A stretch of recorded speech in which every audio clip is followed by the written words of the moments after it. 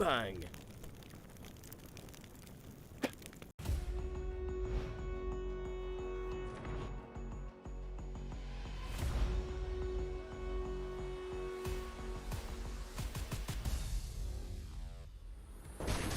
Experience the youth suffering. Legendary! Legendary! Triple kill! Maniac!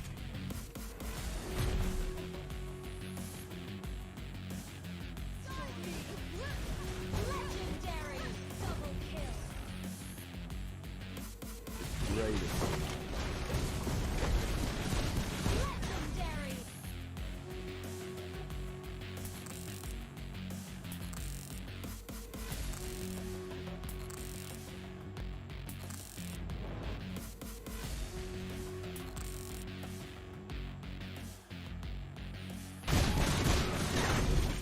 Our turret has been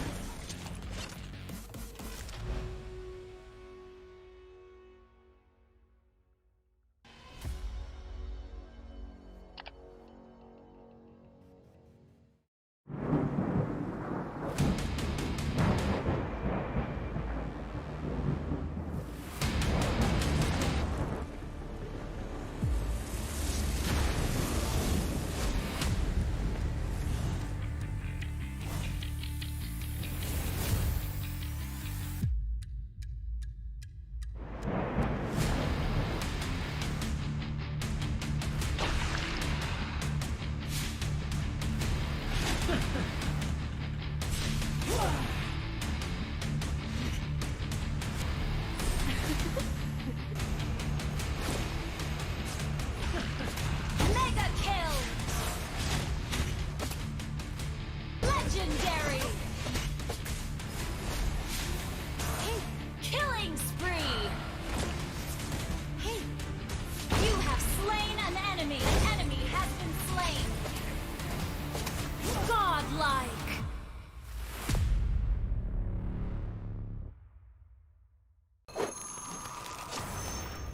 Download for free. Mobile Legends Bang Bang.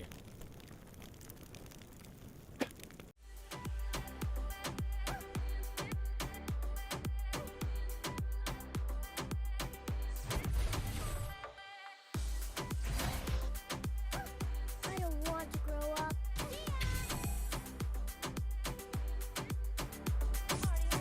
I want to go school. I don't Legendary! Double kill! Legendary!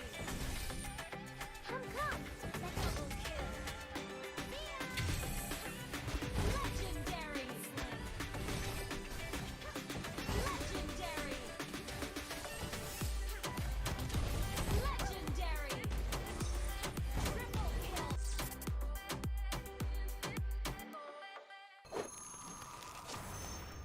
Download for free. Mobile Legends Bang Bang.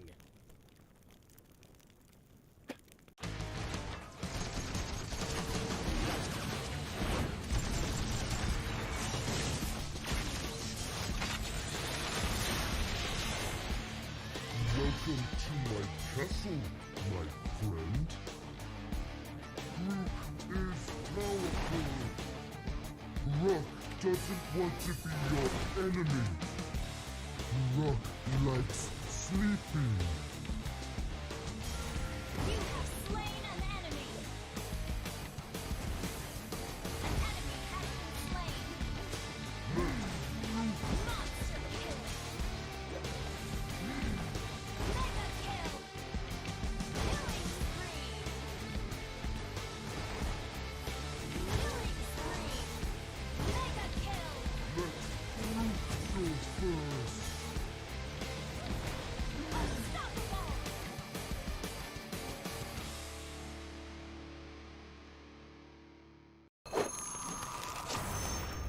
Download for free. Mobile Legends Bang Bang.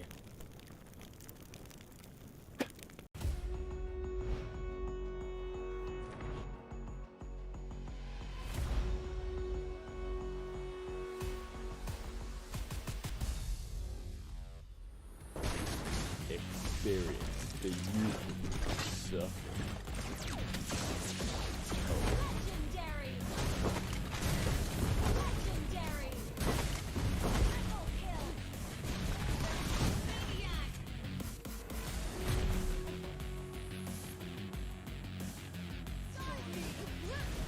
Legendary! Double kill! Greatest.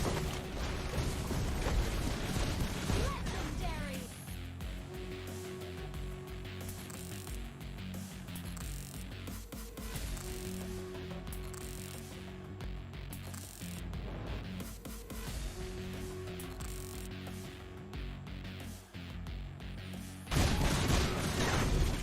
Our turret has been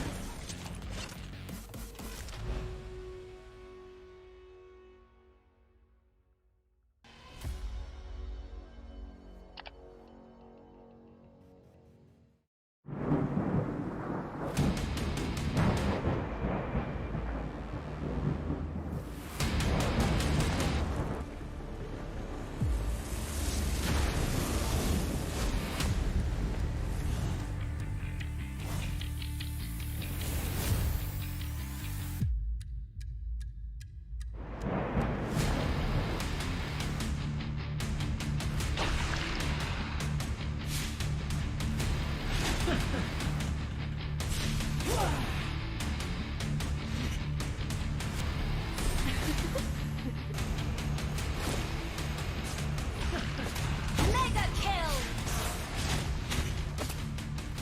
Legendary! Hey, killing spree!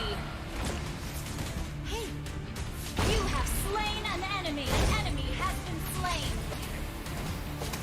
Godlike!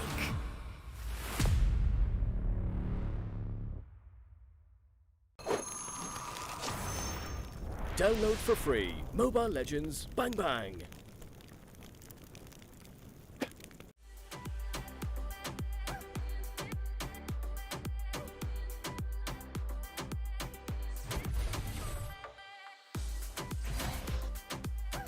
I don't want to grow up.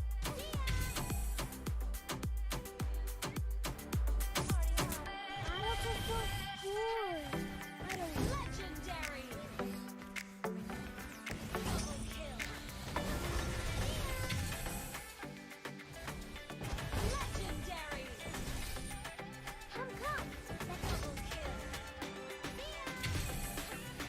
Legendary! Legendary! Legendary! Triple kill!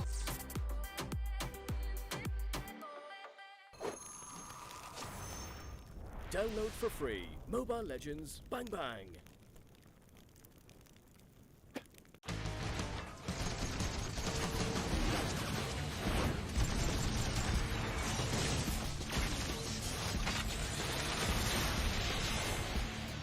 Welcome to my castle, my friend. Rook is powerful. Rook doesn't want to be your enemy. Rook likes sleeping. You have slain an enemy! An enemy has been slain! Monster kill! Mega kill! Killing spree! Killing spree! Mega kill! Let Rook go first. Unstoppable!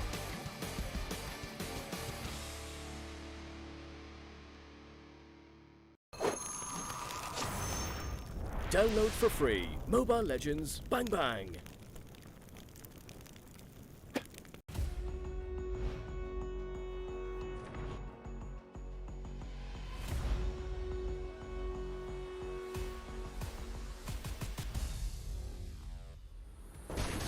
Experience the youthful suffering. Legendary! Legendary! Triple kill! Maniac!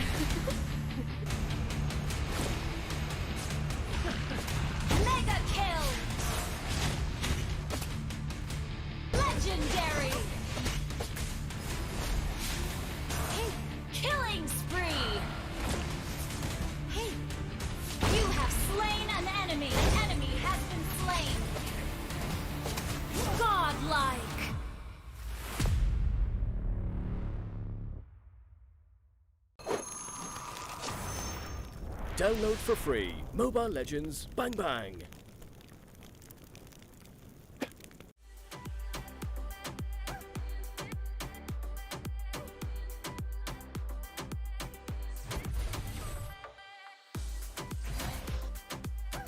I don't want to grow up.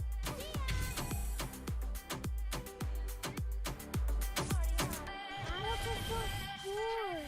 I don't Legendary. Double kill. Legendary. come. Double kill. Legendary. Legendary. Legendary. Triple kill.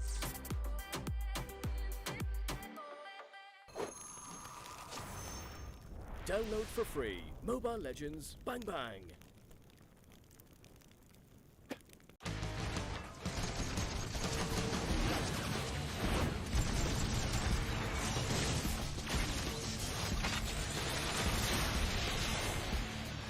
Welcome to my castle, my friend.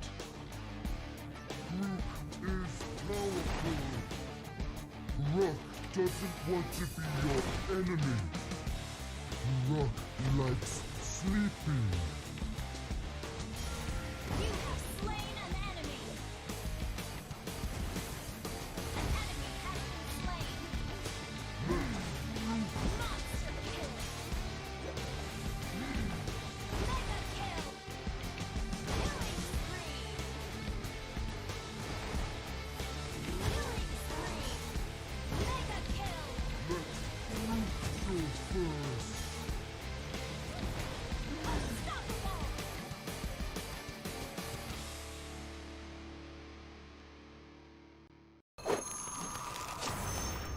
Download for free. Mobile Legends Bang Bang.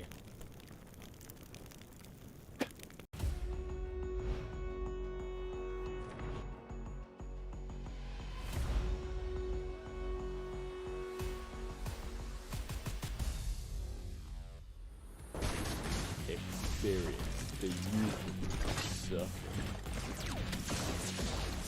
Legendary. Legendary. Triple kill. Maniac.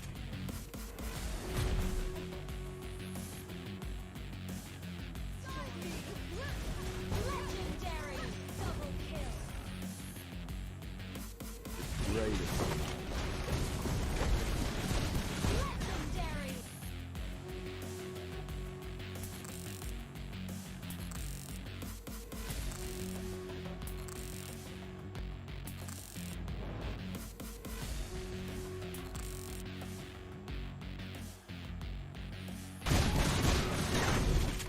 Our turret has been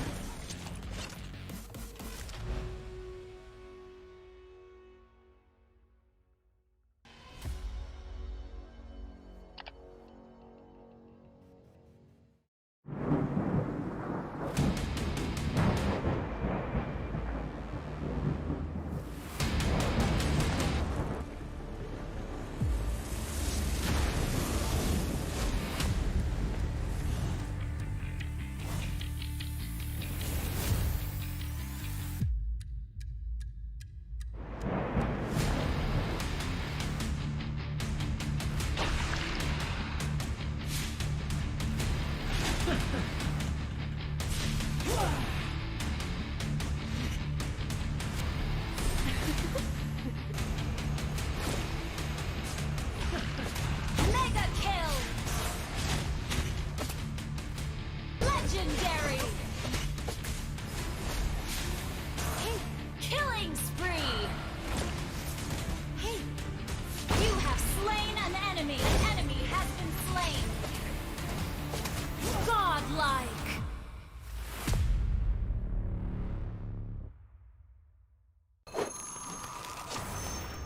Download for free. Mobile Legends Bang Bang.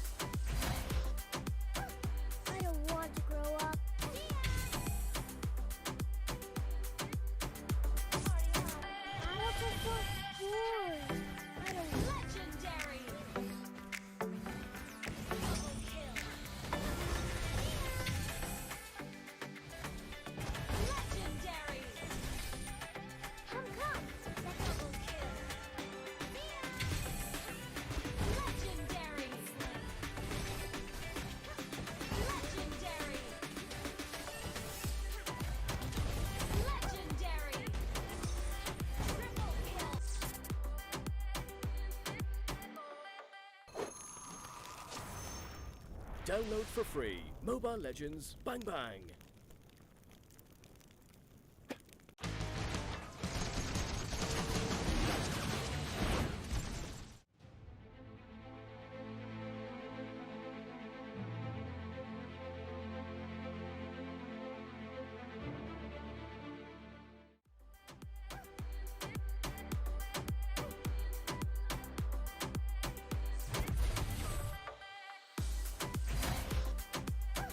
I don't want to grow up.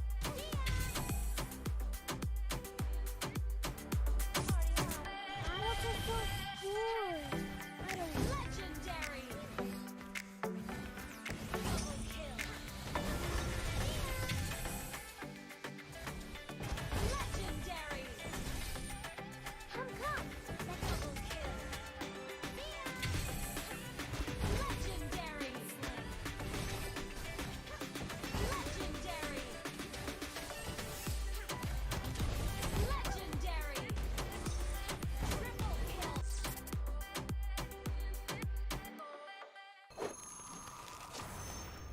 Download for free. Mobile Legends Bang Bang.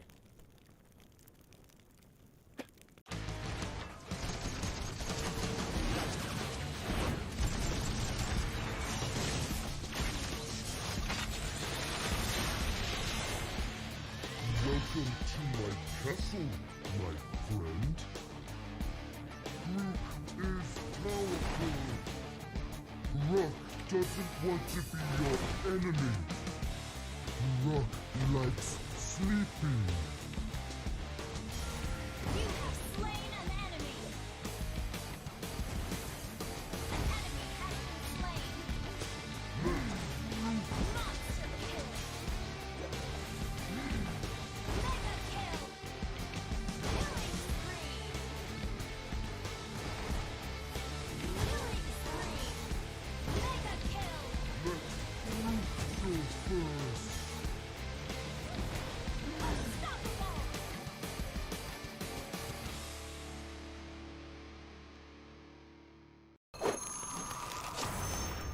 Download for free. Mobile Legends Bang Bang.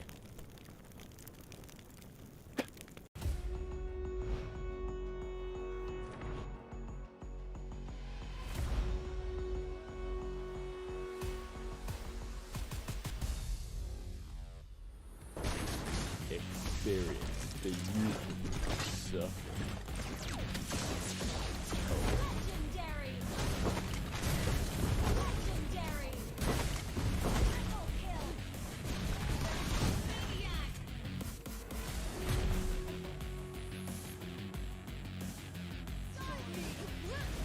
Legendary! Double kill! Greatest. Legendary!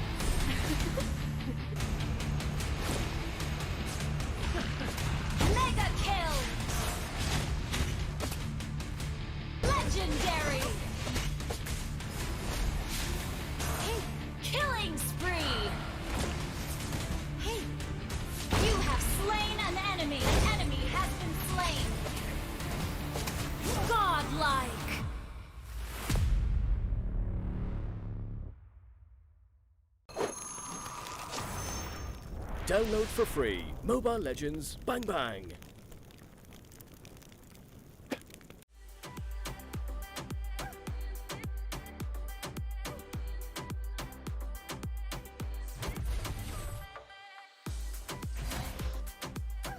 I don't want to grow up.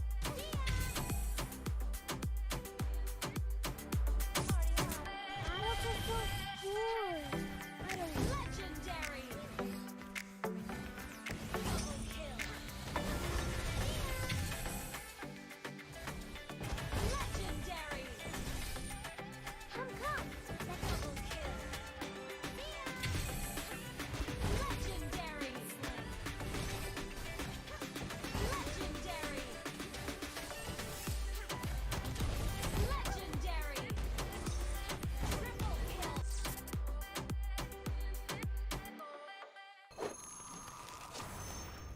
Download for free. Mobile Legends Bang Bang.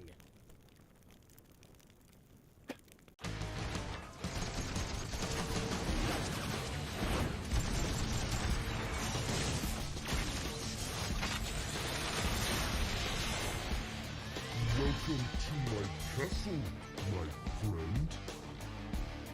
Rook is powerful.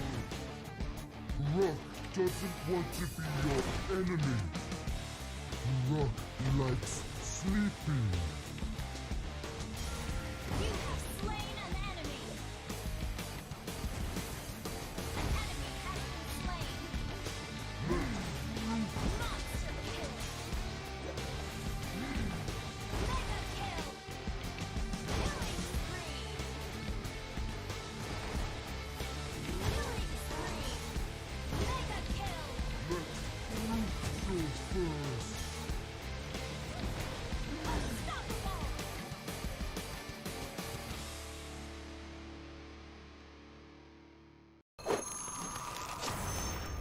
Download for free. Mobile Legends Bang Bang.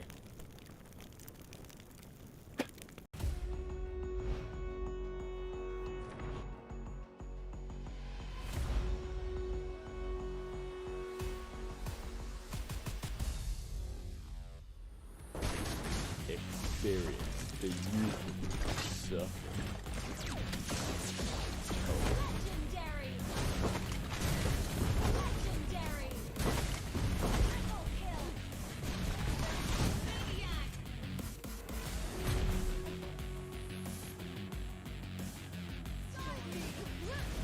Legendary. Double kill. Greatest.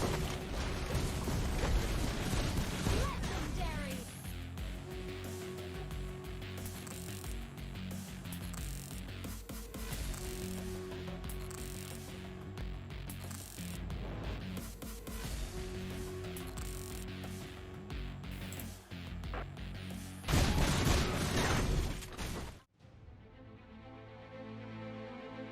So welcome everyone, and this is the Indian Summer Challenge day number 4. Once again, I'm iPrince and I'm joined tonight by the fantastic Levi. How are you doing, my bro? I'm doing fine, bro. How are you? How are you doing? Are you really excited about today's game? Like, the games are today are just top 8 teams, as you can see. Like, the top 8 teams are there. Today's games are just going to be fantastic. And how's the weather at your side? The weather's it's okay. It's cloudy. It's not really sunny, even though it's almost summer already, but it's okay. I mean, coronavirus, you cannot really go around for that far anyway, so I don't mind a little bit of cloudiness in the sky here. How about you, Levi? It rained a lot today. Like, it rained a lot, hailstorm and all. A little bit of- weather is not really good here. But right now, weather is fine, I guess. It's cold, so pretty good weather to watch the matches inside your home. Yeah, So let's just enjoy the matches. of course. And just make sure to get some popcorn, get some snacks, get some food, obviously, because, you know, it's the perfect time to watch Indian Summer Challenge while having the opportunity to receive codes and giveaways that we're giving away in your screen really soon. So just stay here and watch, because we're gonna be having our top 8 teams play today. And for our first match, actually, we're going to be having Darwin's Game versus Lord's Domain. I mean, Darwin's Game probably is one of the what we can say the favorites to win this competition, if I'm not mistaken. But at the same time, I feel like Lord's Domain is going to give them a big challenge tonight. Exactly. This is going to be a really good match. As we can see, both sides are looking pretty good, and they both want to win. This is going to be a round of 3. We just can't say the first round is going to. They are just going to check what they are going to draft, what they are going to pick, and the other 2 rounds will be deciding.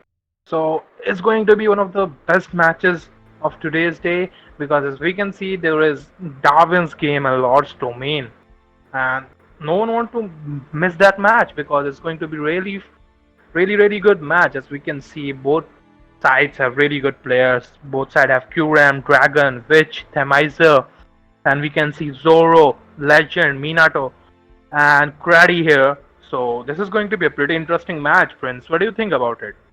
Yeah, I'm so excited. I just can't wait because we're finally gonna be having a best of 3 series now, so you can have the time to experiment a little bit with your composition.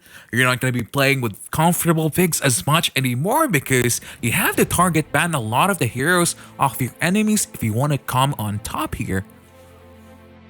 They can just study the first match. They can just study the opponent team. Both are going to do that. In my opinion, both teams are really good on the paper, and we are going to see how both teams are going to execute it. As we all know, it's all about the execution at the end of the day, how they are going to execute it. Both teams have good tanks, both teams have good assassins, both teams have good mid laners and MM players. So it's going to be all about that execution. So let's see which team is going to execute it better. Yeah, yes, indeed. And, I feel like I have my opinions from both of the teams, but, let us know in the chat, who do you support? Are you for the side here of Darwin's Game or for Lord's Domain? Type hashtag DG or type hashtag LSD. LSD sounds pretty good when you say it like that. Yeah, Lord's Domain, LSD, pretty name there. And Darwin's Game is just, they have that name, they have that performance, they have that history to tell how good they are. And LSD is no new team here, as we all have seen. They are performing really good in this tournament. So maybe this is going to be a hard match for Darwin's Game. And draft started here. Yes, indeed. We're finally going to the draft of our very first match for tonight. Levi, what do you think is gonna be banned? I think Claude ban is going to come soon. As we have seen in the most of the matches, Claude was banned. So I think Claude is going to be banned, or I think Selena can be a ban too. Like, we all know how annoying she is. Plus they have Qram there. Your team So is banned. we have seen that Kaja ban coming up. What do you think about this ban, Prince? Yeah, I mean, as I've been explaining for the longest time already, Kaya is one of those heroes nowadays that is very good in this meta. Especially there's a lot of hyper carry heroes being used nowadays because his divine judgment cannot be purified at all anymore. And as I said, Claude ban coming up. We all knew that. And Kufra ban coming up. This is a pretty good ban, I guess, because I guess they will go for that Selena or Diggy pick. And a Natalia ban. What do you think about this Natalia ban? I Do you think think Natalia Diggy ban. would have picked that Natalia?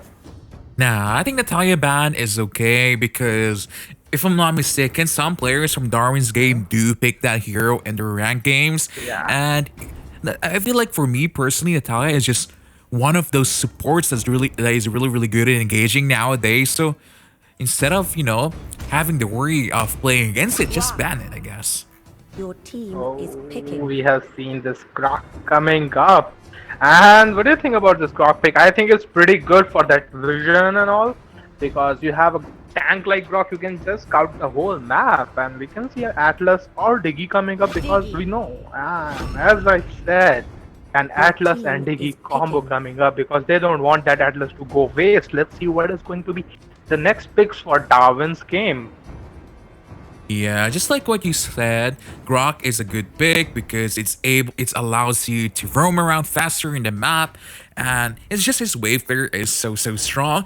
But I can understand why Lord's Domain is picking the Atlas here and the Diggy, but at the same time, I feel like time and time again, Atlas is not as good as what we thought it would Your be. team is picking. But in my opinion, I guess they are going for that combo, like Atlas. Yes. They want that Atlas to get successful. If they would have picked Atlas, they wouldn't have picked DG. Maybe they would have lost that combo. But we can see a Chow coming up, and they have a DG in a pool. Maybe it will be a really good pick. And there is a Granger, as we all know. They have a lot of good Granger players. They have Your Tatsuya, team is Witch, banning. and Themizer there for that Granger. So it's going to be a good pick, and we can see a Jawhead coming up. What do you think about this Jawhead pick here, Prim? I think it's okay. I mean, it's good early game against the Chow. The matchup is okay. If both of the fighters fight 1v1 early game, Jawhead is going to be coming on top.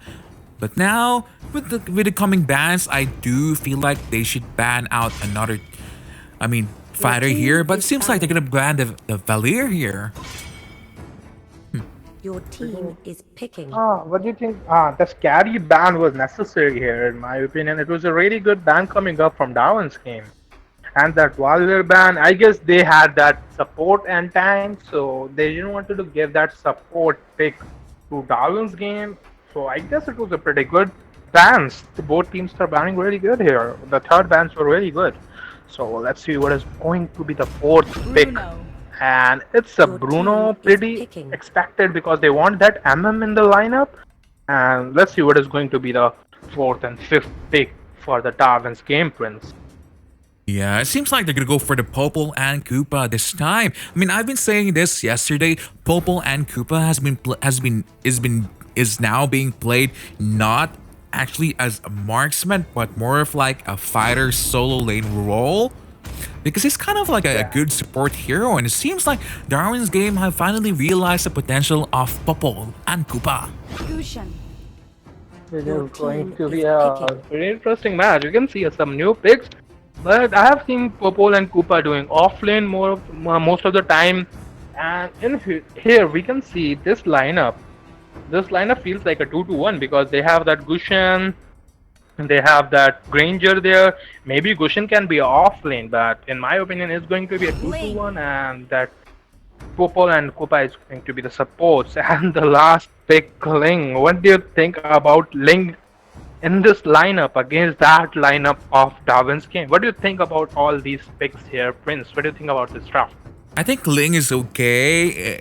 It's able to answer the Granger in the back line together with the Popol and the Koopa without any escaping capabilities, so it's okay.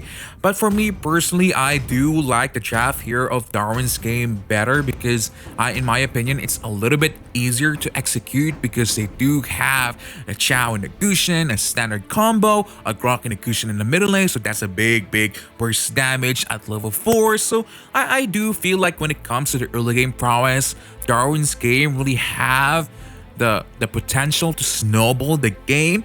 But at the same time, if LSD is able to, survive that early game spike of Darwin's game and feed a lot of kills on the sling, then I think LSD can get a game against them. But I guess that Darwin's game's draft is really good because they have that early game damage, they have that late game damage, but it's all about that execution. So let's see how both teams are going to execute this draft. So you can see both teams are going to go for that 2-2-1 rotation. So let's see. And as you can see here now, Witch and the Grok just here, trying to look for an early level 4, but the Diggy Zoro used Flame Shot already. He might fall down here, but wow, that is such an early action coming from the side of Darwin's game here. It seems like Diggy was a little too forward, but let us introduce our teams. For the side here of Darwin's game, we have Dragon for this Grok, Demizer for this Chow, Tetsuya for this Granger, Kyurem for this Popol and Koopa, and Witch for this Gushen. Yeah, let's see what is going to happen here. Which was in the bush at that time when the DB was getting damaged. So if Witch was there, it would have been a first blood for Gushin. What do you think about that mistake? I mean, it wasn't really a mistake on their part because I do feel like they had vision that Jawhead was in the bottom lane there.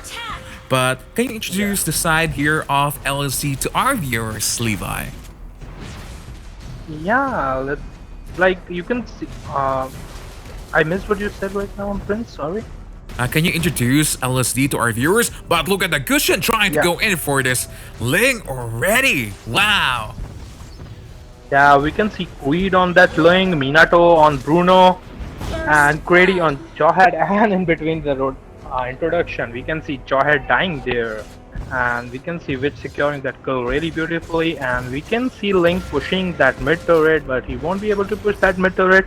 And are they going to take that bot turret? Do you think this is going to be a mirror rotation? I don't think so. They won't be able to push that top turret. Let's see what is going to happen here. And Chow got that kill on Bruno. That was so good gameplay by Themizer. And we can still see Atlas struggling here. They want that kill of that Chow, and are they going to get it? No, Chow escaped, I don't think but so. Bomb is still... Yeah. I mean, as you can see here in the bottom lane, it's Bubble and Koopa. Actually, he's one of those heroes that is actually very good in securing objectives like the turret because he does have the pet, the Koopa, and the Bubble attacking at the same time. And as you can see here, Chow actually able to manage get a kill in the top lane even though it's a 2v1 situation. So that is a very good performance coming from Themizer there. Yeah, he just went in and logged that Bruno. As we can see, Bruno doesn't have that Purify, and he was level 4, so he just kicked and he got that kill right there on the Bruno. And we can see Themizer is a really good Chow, so he didn't miss that chance. So let's see what is going to happen in the mid. And I thought this is going to be engaged there, but Witch just backed off. That was a really good decision because Jawhead and Diggy was still there.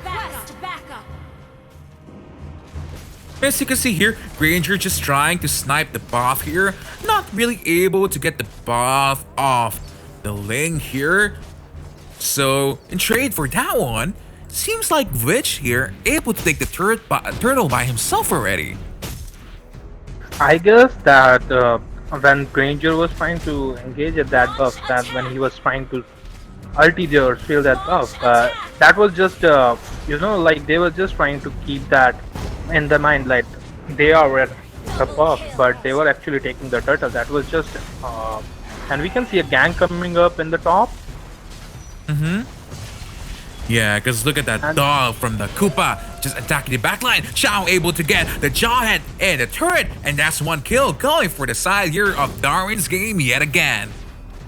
Wow, it seems like Darwin's game is here to make business as usual because they're not wasting any time. They're getting kills left, right, and center. That's 8-0 now to our kill score, and they're looking for more objectives. Now, Gushin trying to get the bottom lane here. Darwin's game is literally all over the map right now with that Papo and Koopa support.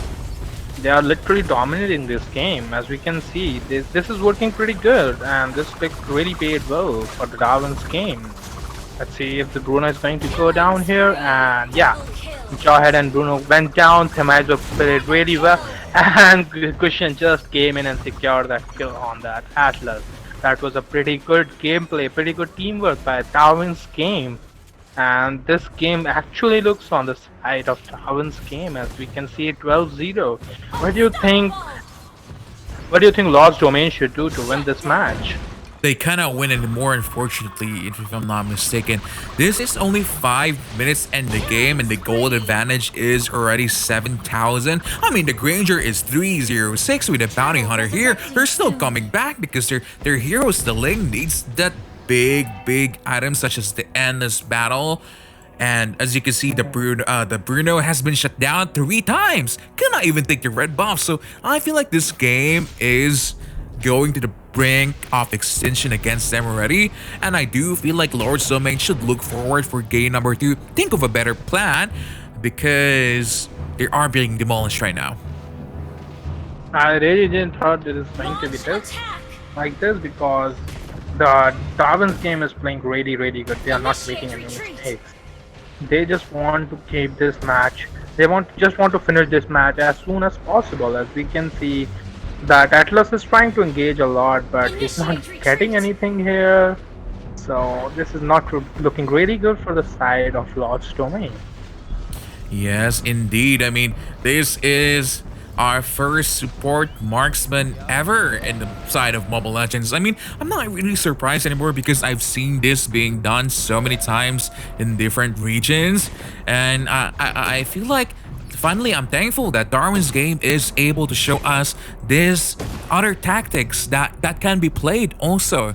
Because sometimes you have to borrow from other regions, Yeah, I was really not expecting this coming up from Darwin's game. It was a pretty good strategy coming up from Darwin's game, and you think this is going to be a gank in the mid? And yes, Kushin got that kill on that Atlas, and Ranger secured that king on the Ling, and we can see Koopa engaging on that Bruno. And Kushan went in, but this is not going to get. He's gonna be Which is not probably going to dying get here, but at the killed. same time, he's gonna be surviving with a sliver of HP, which being the only person that died, unfortunately. It could have been a clean sweep with 0 kills given on LSC, but it's okay. I mean, they're Yeah. dominating this first game, and they really are here to show the rest of the teams that's gonna be playing later. Darwin's game is #1. Darwin's game is just showing that why they are number one team in the tournament, as we all can see. And Atlas engages, and Grok is going to die here, I guess. Pretty Yeah, sure his Grok is immortality going was to gonna be die falling here. down. Look at the wild charge. Oh, a lot of damage being burst. Oh Used my with a cushion, with a chow, and with that jig in the wave. The Draco triple kill now. Double kill. That was such a good engage by Witch and Themizer. They saw their Grok is going to die. They were like, we are not going to let it waste. Your immortality is over. You have some HP. We are going to dive in, and we are going to get those kills on that Bruno, on that Ling, on that Atlas. They wanted that kills, and they just secured that King's kills really beautifully. And we can see Ling have that endless battle coming. And so maybe if he gets some farm, this is going to be an interesting game. But I guess comeback is still on because Atlas is there. We can see some engages Impossible, coming my up from bro. Atlas. Because if you think about it, Link is only Yeah. level 9, while this Granger is already level 13. When it comes to the level difference, actually the skills affect how much damage you do to the enemies depending on your level also. And if you think about it, Link won't be able to burst down this Granger with the turtle buff also. So I like from what I've been saying, I feel like what LSD really needs to do now is probably just calm their minds, look forward for game number 2, think about maybe banning out this Popple and Koopa because it's being first pick in a lot of different regions also. I mean, Zoro now being forced to use that reverse times journey here. Ooh, and another Death Sonata from the Granger trying to just secure this inhibitor turret in the top lane. Amazon is playing really good in this match. We have seen a lot of engages there coming up, and we can see getting one more kill. And this is going to be a game over, I guess. Only Jahad is alive. I guess this is game over. This is going to be a game over for Lost Domain. And DG played really, really well. We saw Witch Gushan and support Popol and Koopa. It was something new coming up in the tournament, IST Indian Summer Challenge, and this was a pretty good match. What do you think about it? What did went wrong for the sides of Lord Domain, Prince?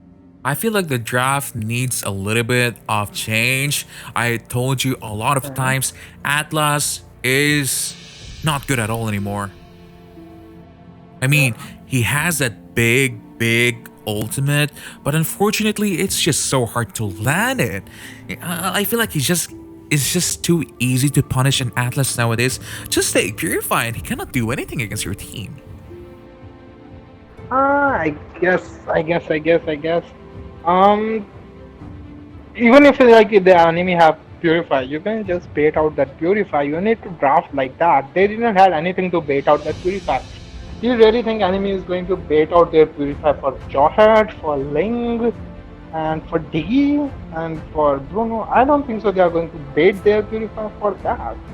So I guess they would have expect something to better that if they wanted those engages coming up from Atlas.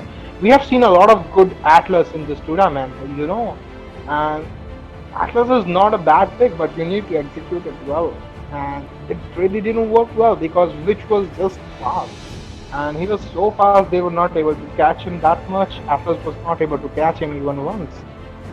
So let's see what is going to happen in the round 2.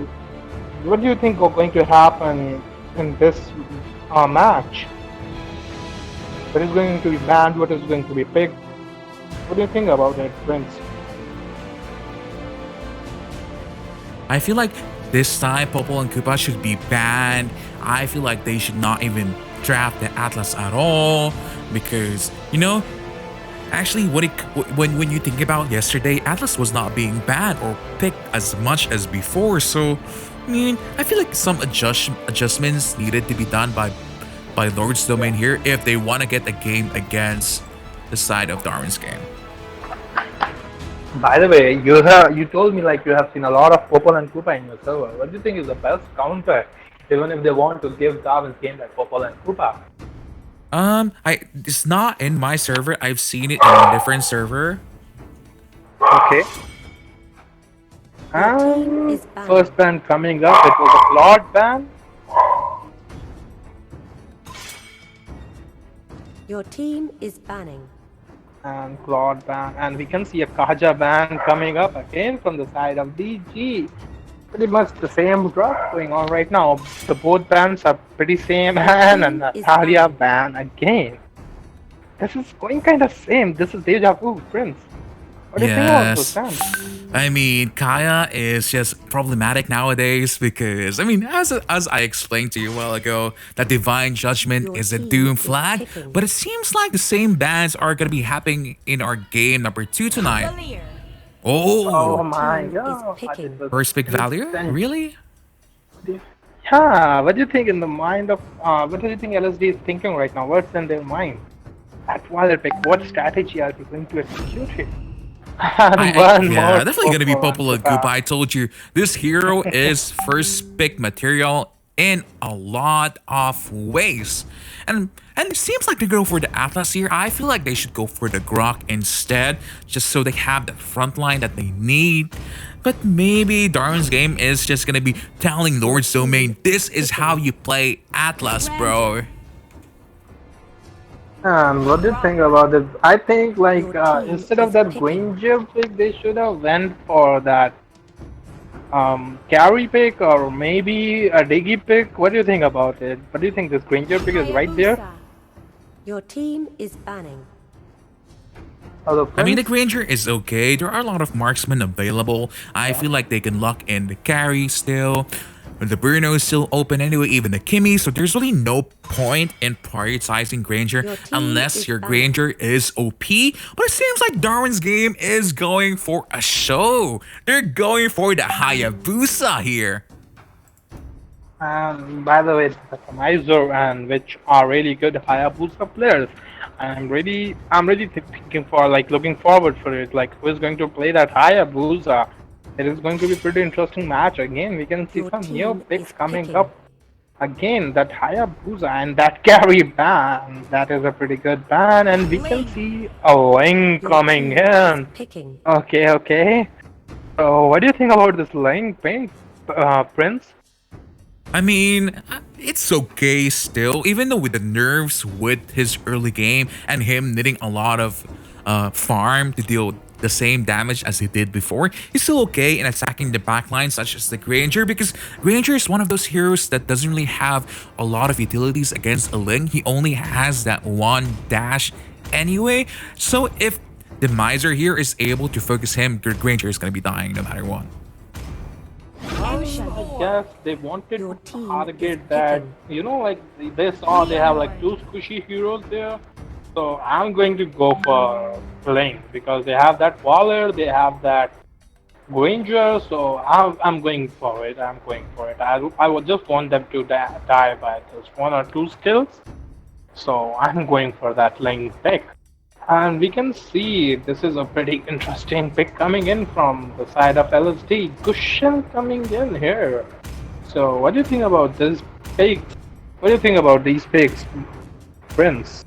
I mean, for me personally, I do feel like, the side gear of Darwin's game is just here to have fun for now because of the last performance that they showed. They already know that they are the better team, but at the same time, maybe just this slight overconfidence can get you knocking out your throne because the draft of LSD is pretty solid. They have the burst damage coming from the Croc and the cushion. Even though I don't like the cushion pick a lot nowadays because there's a lot of CC available, it's still okay, it still works. But when it comes to draft, I like the draft of LSD better, but I feel like Darwin's game has this game again in the bag if they're able to manage to feed the Tetsuya. And we can see Valor on Zoro, Minator on Granger, the Legend on Croc, and Crady on Expert, and Creed on Cushion, and Kuram on Purple, and Dragon on Atlas, Thamizer on Haya, Tetsuya on Ling. He is India 1 Ling, so this is going to be a pretty interesting match. And Witch on Leomord.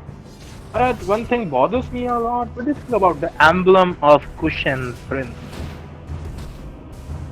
I mean, to be honest, I've seen a lot of questionable stuff already from a lot of tournaments, and having an assassin emblem, maybe it's just a misclick, Because sometimes when you're nervous, you accidentally click on the wrong button. So I do feel that is exactly what happened for the side of Creed here. But look at this Viraga armor from the Xborg gone already.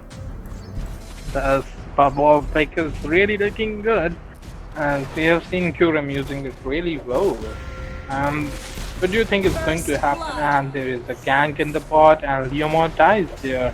Ranger got one kill. Let's see what is going to happen at the top lane. And I got the kill on that export, and Cushion got kill on Purple. And let's see if they will be able to catch that Cushion, and how will be to execute it.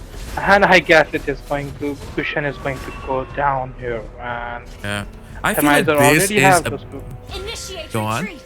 Continue. Like, I feel like this is a big statement that Darwin's game is saying to the rest of the Indian community.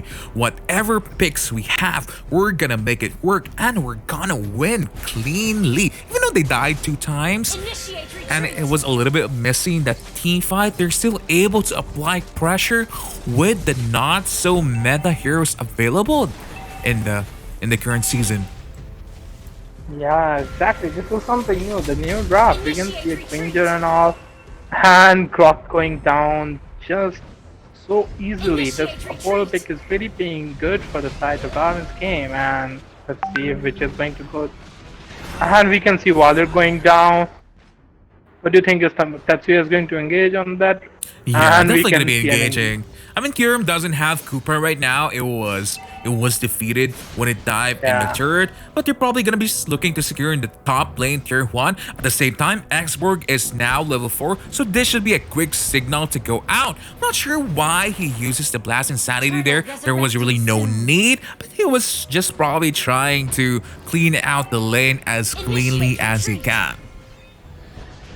Yeah, we can see Cushion dying here easily by the hands of Ling.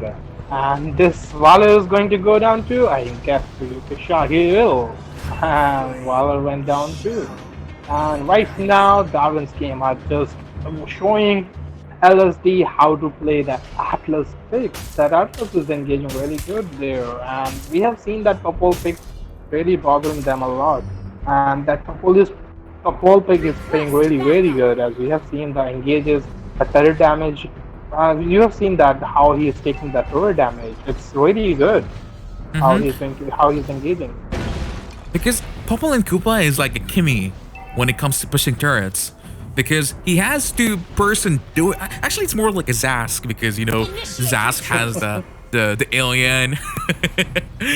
But look at this, another kill coming from the side of Darwin's game. I'm not so sure what Lord's Domain can do anymore because this is 4,000 gold advantage, but they can burst these heroes down, and Merido is looking for it. That's still not being used. Oh, Kuram is gonna be falling down. No, He hesitated Oh and my missed a kill goodness. right there. Killing What an spree. ulti by Atlas. That was a really GG ulti. He got those Initiate 3 retreat. of them so easily. And do you think Tatsuya is going to die here? No, he survives. They didn't want to chase that Tatsuya. Did you see that? Oh, No let's see. damage from Tetsuya here. He attacked the tank, which was 1 Initiate HP, retreat. almost Yeah. didn't die. Initiate retreat. This is how badly nerfed Ling is. Still viable, still playable, but at the same time, not as bursty as he was before. As you can list, Darwin's game is just diving every single turret, but looking for more kills. Oh, Gushin has been stopped, immobilized by Kyurem here. Initiate retreat. And that is a Oh my. 2-for-1 exchange in favor of Darwin's game yet again. That purple pick is playing really good for the Darwin team. We have seen so many good engages by that purple. That turret, have you seen that stun in the turret? It was so good, and Link just coming and securing those kills. It's playing really well for the Darwin's game. I'm really excited to see more of the purple gameplay in this tournament.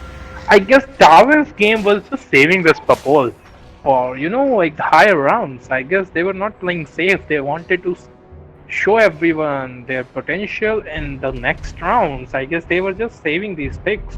What do you think about it, Prince? Yeah, there's a lot of picks to be saved because there's a lot of meta heroes in other regions also. I mean, in the Europe region, Kimi is actually one of the first picks nowadays, above a lot of marksmen. But Link going in yet again. Minato is in trouble. He's going to be falling down with Kyurem here. Atlas able to get 2 people here with the fatal links, and that is a big combo wombo happening. But at the same time, there's still burst damage coming from Creed, and that is a 2-for-1 exchange in favor of Darwin's game. But Gushin might be falling down here because he overextended. Turtle resurrecting soon. This is not a really good gameplay coming up from that cushion. I don't know what he was trying to do there. Double The kill. thing was, Ling was all there. He had that dash. He dodged those daggers. Ling just engaged. You saw how the engage started. The Ling just came in 1v5, and he was like, "I'm going to get it." And he was taking the turtle alone, and Ling got that kill on Granger, and the gang just started there. So let's see. That purple pick is also good for that vision, as we have seen that traps of purple is giving good vision to Darwin's game. So let's see. We're going to engage here. Oh my Wow, goodness, look at the really. combo bombo from the Atlas Fatal Links. This is how you play Atlas, boys and girls, and that's a maniac for this Link. That was a picture perfect engage coming from the side of Darwin's game, really ending this game with a bang. But I feel like this might not be the end yet because the Valor is going to be coming up, but they are going to be forcing this one out. They do have the I guess this is Hayabusa and the fine. Ling here, and this is a clean 2-0 in favor of Darwin's game.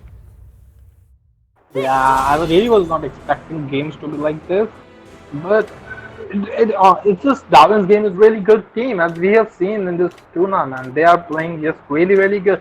They showed in this match, like, you can give us anything and we are going to rule this tournament. And we have seen them picking that Hayabusa, Leomod, and they came up with that purple pick. We were all thinking they just want to play on the safe side. They just don't want to pick that new picks, or we can say like the picks they are not comfortable with. But as we have seen in this match, they just went for that purple, and it worked so well for the Darwin's game. Those engages, those turns coming up from the purple of his trap, they played really, really well for the side of Darwin's game. What do you think went wrong for the side of Lord Domain?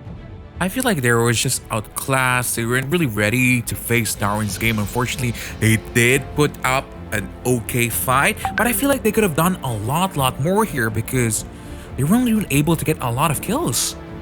If I'm not mistaken, they only get 5 kills in total. And that was also because Darwin's game was diving into the turret and Valor was stunning them. It was because of those mistakes, I guess. Yes, indeed. But that is our game number 2, going for the side of Darwin's game.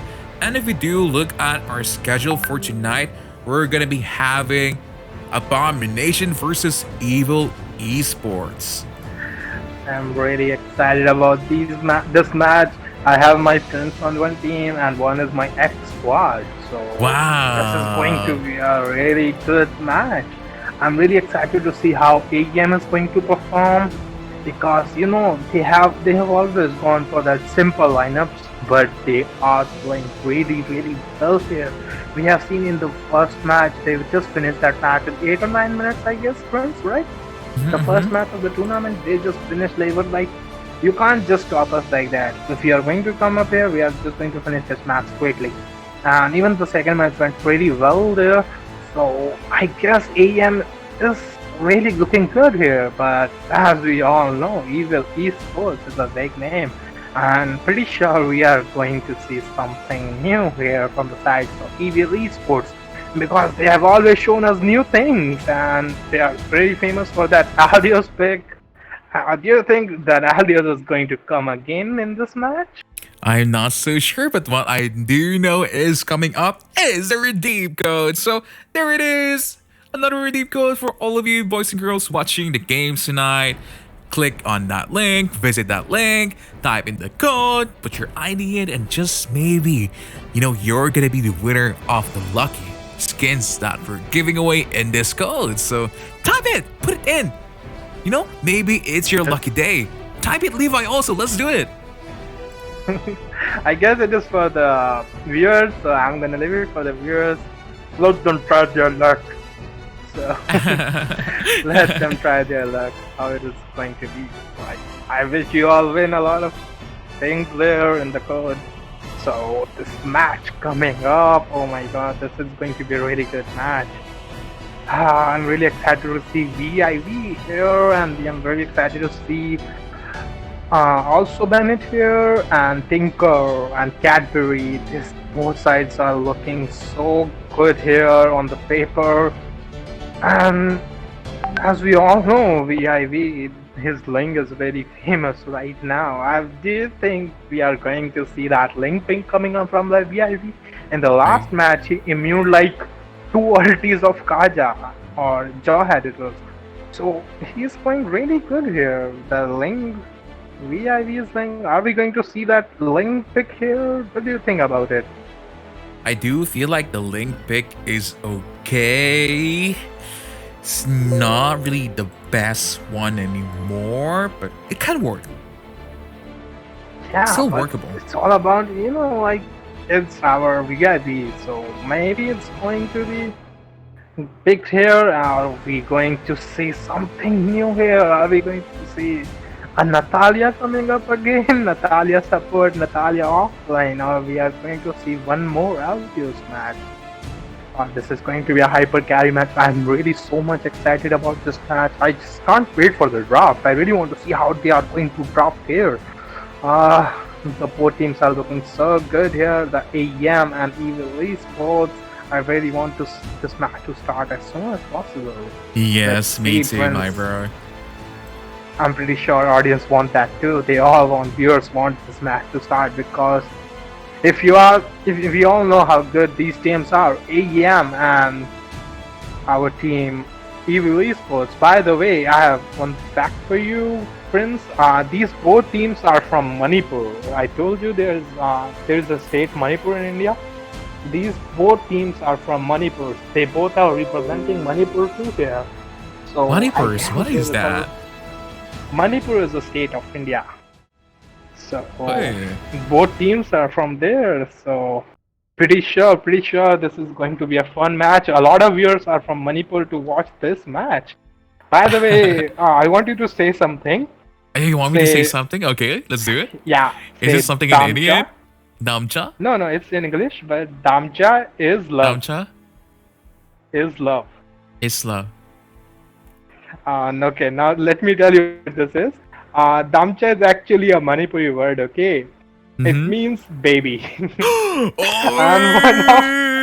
One of our my god, what are you making me try to say? Yes, Damcha. I wanted you to say it. One of our player names from Evil Side is Damcha. So, Damcha? so you know what? Yeah, his name is Baby on Manipuri. Okay, baby in Oh, Manipuri. yeah. Wow. Yes. So, So Damche is going to come up soon, and I hope he sees this. I'm kind of That excited is a now seeing Downchill, my bro. I mean, that sounds really cool. He's like calling me baby. Hey, hi, baby. Uh-oh, ooh, not allowed to do that. Like everyone will be like, hey Damcho, come here, rotate here, and he will be like, okay baby, I am coming right here, and we can see Damcha here. So, by the way, So, hi again. And yeah. this is the Indian Summer Challenge. Once again, I'm one of your favorite casters, iPrince, and tonight we have the fantastic, the illuminating Levi. How are you doing, my bro? And just give me a background music too when you introduce me, like dun, dun. That will be a really cool thing to do. Like, yeah, my fantastic co-caster Levi, and the background music stuff. Dun, dun, dun, dun, dun. That will be really good. And we can see both teams are coming up. So, in your opinion, what do you think is going to be the ban and picks for the both sides? Like both teams are really good. Both teams picked a lot of heroes. Like we have seen Ling, Aldios, and Grok. What do you think is going to be a ban and picks for the both sides here? I feel like Abomination here, if I'm not mistaken, they're the team that always draft the Aldous, or is it Evil Esports? It is Evil Esports. Yeah, I feel like they're gonna be sticking on that one, even though I don't agree with it at all. They make it work. They really make it work. They're like saying, "Freak all those marksmen out there. We don't want any of them. We just have our own One Punch Man. Yeah. Boom, boom, pow." And it's just We have seen all. Go on. Continue. We have seen only Evil Esports executing that really well. We haven't seen any other squad executing that Aldios that well in the hypercarrier. Do you agree with that? Yes, indeed. I mean, it's just gonna be so, what do you call this? So exciting to see this different type of heroes being brought out here by Evil Esports. They're saying, we're gonna defy the meta. We're gonna make our own signature hero. And their signature hero is the M1 hero, Aldous. Yeah, they're like they're trying to announce the world. Like, we are here and we are going to make the meta. We are not the ones who are going to follow any meta. We are the ones who are making the meta. So you need to follow this. We are giving you something. We are giving you something you can copy or you can use in your ranked games. So we are the one who is showing you this meta. So do this, try this, see us doing this, how we are executing it. And they are doing it really, really, really well. Yes, indeed, my both bro. teams are ready here. So game will start in any minute. I just can't wait for the draft, Prince. I can't wait for the draft. Let's see what is going to be the picks and bans here. I cannot wait also, my bro. I'm so excited. I just can't hide it. I know that it's gonna be Abomination and Evil Esports. I tried. I'm really But sorry if I Levi- start screaming in between the match. I'm really excited about this match. Levi, I really, yeah. I heard that you have a rap for our viewers tonight. A rap. Yeah. I really don't want to rap right now, or they will start running away. If I heard like you're going to sing us a song, Prince. I heard like you wanted to sing a lot, like a romantic song for Damcha here. So, are you going to sing that song for Damcha? Damcha? I Yeah, found a that's really- love for Damcha. God. That was pretty good. Let's see. I'm very excited. Let's see what is on. What is going to be the first on here? What phase? What's it? Yeah, I'm very excited Yeah. also. Seriously, so exciting to see both teams. Let's see. Selena band. What do you think about this band, Twins? I mean, Selena is one of those heroes that is bursty, so there's a good Selena against Abomination, and seems like the sides are a little bit different, if I'm not mistaken. And I'm not sure if we're gonna be continuing with this one. Maybe you can have a word with our producers also. Oh, but just see the bans, that link coming up from the side of AEM. I told you, like, VIE is playing really good link, so AEM thought it's better to ban it. Let's see what is going to be the second ban, and it's Kufra. Pretty good ban. What do you think about these bans, friends? I think the bands are okay, not really the most, meta picks available in the current lineup. But at the same time, Grok is open, they can lock it in. If they want a hyper carry Claude, Evil Esports can also do that. I think like the ban of that Atlas was pretty good coming up from that AM side, because we have seen Evil Esports executing that Atlas really well. They show it like Atlas is really OP in their hands. It is a really OP pick. So let's see what is going to be the first pick, as we all expected this, right? The Grok pick coming up, as I told you. This is going to be 100%. this was 100% pick. They never missed that Grok. So let's see what is going to be the picks for AEM. Valier. I mean, Valor is okay. I still really don't agree with it. I feel like there's really a lot more better picks now in the table. Valor has fallen off the meta Indian region. Pick the tanks. Pick the fighters. Carry. Seems like they're gonna go here for the Your carry team instead. is picking. Pretty good pick coming up from the side of AEM, that carry pick. I think the Claude was open, so do you really think that was a good pick? Yeah, I mean, you can see that Claude. this is gonna be a very, very problematic situation for Abomination here, because this Claude is gonna be hyper carried, hyper funneled every single gold and jungle, and everything that you can think of is gonna go to him. And it seems like the fighter answer for Evil Esports Your here team is the Jawhead. picking. What do you think about this Jahan pick? I think it was a pretty good pick to take out that Valor or carry. Pretty good pick to take out those heroes. So, what do you think about this Jahan pick? I think the Jawhead is okay. Really, really strong fighter early game. A lot of damage potential and a lot of pick-off potential, because you can actually play him like a Kaya. You flicker ult with Ejector to pull out a lot of the heroes in the backline. So it does work. But I do like the pick of Hylos here from the side of Abomination. It slows down the Grok, so he cannot bully the backline heroes that they're going to be having. For the bans here, I'm probably looking for them to ban out support mages here, or even the fighters again, like the Chow. How about you? What do you think they should be banning out here? I think they are going to go for that Xborg on Natalia ban. Oh, Xborg Natalia on is Natalia good. ban.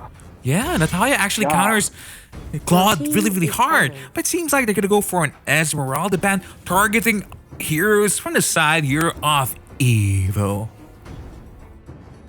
I guess that Hylos pick won't play that well for the side of AM. I am totally against that pick, because as we all know, as soon as Claude is going to get that DHS, it's Your not going to be team that is easy to picking. melt that Hylos, because we all know the passive of DHS. So the Chow ban coming up, you were right about that ban. So Chow ban came in here. So let's see what is going to be the bans.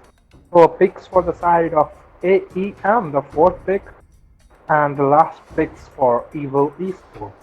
I feel like they should go here for a Kaya or a Sylvana, just so they have that something to stop in the Claude when he does use a Blazing Duet. I don't really agree with this Leomord pick here. I do feel like that there are better fighters out Your there team that can is picking. do a lot more in the situation that they are in. Just pick Sylvana, lock in that Claude. If you don't want to pick Sylvana, pick the Kaya. Just divine judgment him away from your team every single team fight.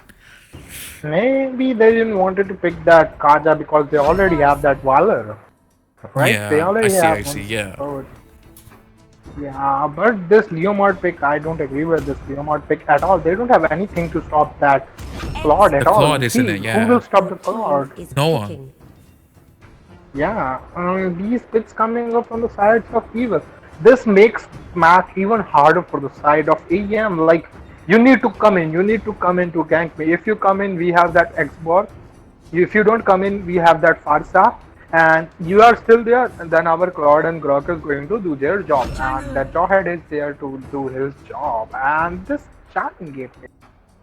So, I don't think No. this is a very good draw from the AEM side. They wouldn't have anything to counter that clause. And we all have seen VIV hyper carrying. He is pretty good with the hyper carry. See what's in the mind of AEM. Let's see who executes it better. So, let's go No. into the match, friends. Of course. I mean, when you look at the draft here, this is seeming like an evil esports game because the composition is much more balanced. They have the Grok and the Farsa. It's just a very, very good combo. And there's a Claw that is also another burst damage late game and mid game. And if you look at the lineup of Abomination here, they don't really have any answer for the Claw. And their mage is Changu. Why Changu? I If that thought was this was me. going to be a hype. Yeah, What? I thought it was going to be a hyper carry game, but that Welcome Changate to is Mobile very Legends. suspicious here. But the thing is, like, they have that, you know, like, I don't think this is a really good game for the side of All AEM. troops They deployed. don't have anything to stop. They are going for 1-2 against the funnel. So let's see what is in the mind, and we can see one more thing here. Prince, the Jawhead is not the fighter here. We can see the Brock is being the offlaner and Jawhead is being the support, and we can see an engage here on the Hylos. He's gonna die. No, he's not gonna die because Farsa doesn't have the stun here. And even the Claude was just farming there, clearing the lane. He's thinking about the objectives here. Like, he just wants to do those objectives. He doesn't want to do much. He just wants to take his buffs and all. And we can see, like, I think this off lane was a pretty good decision here because we all can see that carry and Valor in the lane. And if it was a Jawhead there, they would have dominated the lane. But here, Grok can just go in and clear easily. Yeah, yes, indeed. I've seen a lot of weird stuff that you can say in my region because sometimes they do play the Hylos and the Grok side lane, even a Nana side lane. So I've seen a lot of stuff already, but at the same time, Grok side lane does work because he does have good wave clear, and at the same time, he does also have a good escaping mechanism with the wild charge. But it seems like Evil Damsha is having a problem here, but they're in the middle lane. First blood against the Hylos. I think he was just trying to clear those lanes there. He was not trying to give that turret to them. Initiate retreat. So let's see what is happening here. We can see Claw already has that CD reduction boots here, and we can see him farming up. It is going to be a hard match for the side of AEM if Claude gets the farm. What do you think about it, Prince? I just feel like their draft won't really able to handle this farming Claude funneled with everything in the map in the mid game of this game. And as you can see here, Holocene is cutting the lane again because, you know, only one kill, but there's already a 1,000 deficit against Abomination here. Yeah, I can see that. Like, we have seen a lot of good gameplays coming up from side of Evil eSports. They try to cut those lanes. They have that drop for the vision and cutting the lanes. He doesn't want that AEM to do the mirror rotation. He wants to cut those lanes. He doesn't want them to push, as we can see. He is going to clear those lanes. He doesn't want them to push. They want that turret advantage. Let's see if Bob will go and clear the lane. I don't think so. Nah, he can't, unfortunately. Farsa comes in. They don't want AM to push that turret. See that Farsa just cleared the lane and they are going to take that mid turret, I guess. but I don't think they will be able to take that turret. So I think they are going to head for the turtle and the top lane. So let's see if the Evil eSports is trying to break the mirror rotation here. And I guess it Yeah. was a pretty good. It is pretty good. Like you are trying to break the mirror rotation, as we have seen. Like every team is going to try to push their bot or top, and the other team is going to do the same. So they are just trying to break the meta here. They don't want them to like. I'm not going to let you push the lane here. So just stay here, and I'm also coming up there. So we won't let them push the turrets, and it is working pretty well. As we have seen that Claude also farming up. They are just trying to hold the turrets. They want that Claude to farm up, and good engage coming off far side. It was a really good engage. She stunned, and those ultis coming in, and Changi was literally zero there, and she was not able to do much. She just retreated, and Hylos was also low, and we can see a turtle here, Prince. Yeah, I mean, Chango really cannot do anything in his team fight. I do feel like they should have locked in a better mage here. I really believe that a Lunox would have really worked out in their favor because they do have high loss in their side. And Lunox high loss combination at the start of the game is really, really strong because there's a lot of burst damage. But at the same time, Claude able to get the Chango in the back. And the next one is going to be the Valier. That's a 2-0 in favor for the side here of Evil eSports. The stuns coming up from Farsa, that is so good that Kamu is doing his job. He is showing like why he is one of the best Farsa players right now in Indian server. He's showing why he's so good. The stuns coming out like right on time, and the ulti coming out right on time, and we can see Xbox dying there, but Xbox kills that Leomord 2 in the mid, and are they going to get some more kills here? The Claude will come in the tank, I guess. And he will try to secure some kills here, but AM backed off as soon as they saw that not coming. So let's see what are they going to do here. They already lost too many turrets here, and Evil eSports is just trying to contain all the lanes.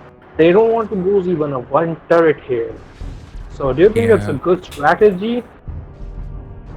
I really feel like what Evil eSports is doing here is just basically because of the draft and the composition that they do have. I mean, they've been gifted Grok and Claude together. What can the side of Abomination do here? Nothing. The moment the Claude gets a lot more items here, once he does get the golden staff, he's gonna be unstoppable because even the Hylos stun is not gonna do any work. No one really is gonna stop him.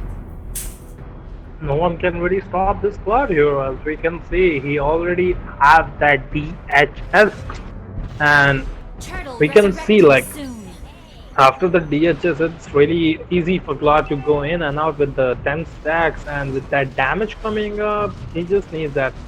And we can see Jawhead trying to engage any moment he wants to engage. That Jawhead is doing pretty good job here. So let's see what is going to happen here. I think the team Abomination should have done a better draft here. But Evil eSports, it's not all about the draft here, Prince, in my opinion. The execution. You saw how Farsa came in the top as soon as the Abomination was there. They didn't let them push that turret. It was their plan, it was their rotation. They wanted them to not get anything from the gangs, and we can see VIV trying to poke the Changi and Valor here, but let's see what is going to happen here. Yeah, it seems like they really just can't do anything anymore. I mean, look at the Farsa, just boom boom pounding everyone in the face. That's one kill for the Claude. I don't know what they can do because even though there's a meteor shower that's gonna be able to clear out a lot of the minion waves and probably the Lord that's gonna be marching down their lane soon, it's just the damage from the back line from Kamui here, just annihilating even the tanks. Need that something to stop that Farsa when she's there. She's not scared at all. As you can see, what is happening here. The Farsa uses her first skill, stuns the enemy with the basic attack and ulti. And this is like, they can't do anything. Like, they have that Leomord, they want that Leomord, they took that Leomord so he can climb on that Farsa. But Farsa is already dealing so much damage from the start of the game, they are not able to come back from it. So I guess it paid pretty well for that Evil side. Yeah, it's really just about the draft here, my bro. I mean, even if they do manage to extend this game a little bit, they don't really have a lot of those heroes that can engage really well from their side of Abomination here. They don't have the Chow, they don't have the Kaya, they don't have the Croc, they don't have the Lolita. You know, those kind of tanks that can make miracles happen. Because Hylos is a tank, so tanky, but you know, he just stands there. But now, Export goes in with the last Insanity. Crocodile Charge. That Blazing Duet is just killing everyone. But at the same time, Django returning a damage. And the Farsa also. Yeah, that was a pretty good engage coming up on the side of Evil eSports, but also Django did a pretty good job here taking out the Damcha. Your Damcha pins. So let's see what is going to happen here. I guess this is already a game on the side of AEM. This doesn't look good for AEM at all. As you can see, the Claude already have those core items. He has that Golden Staff, the Endless Battle, Demon Hunter. And this Farsa is playing so good here.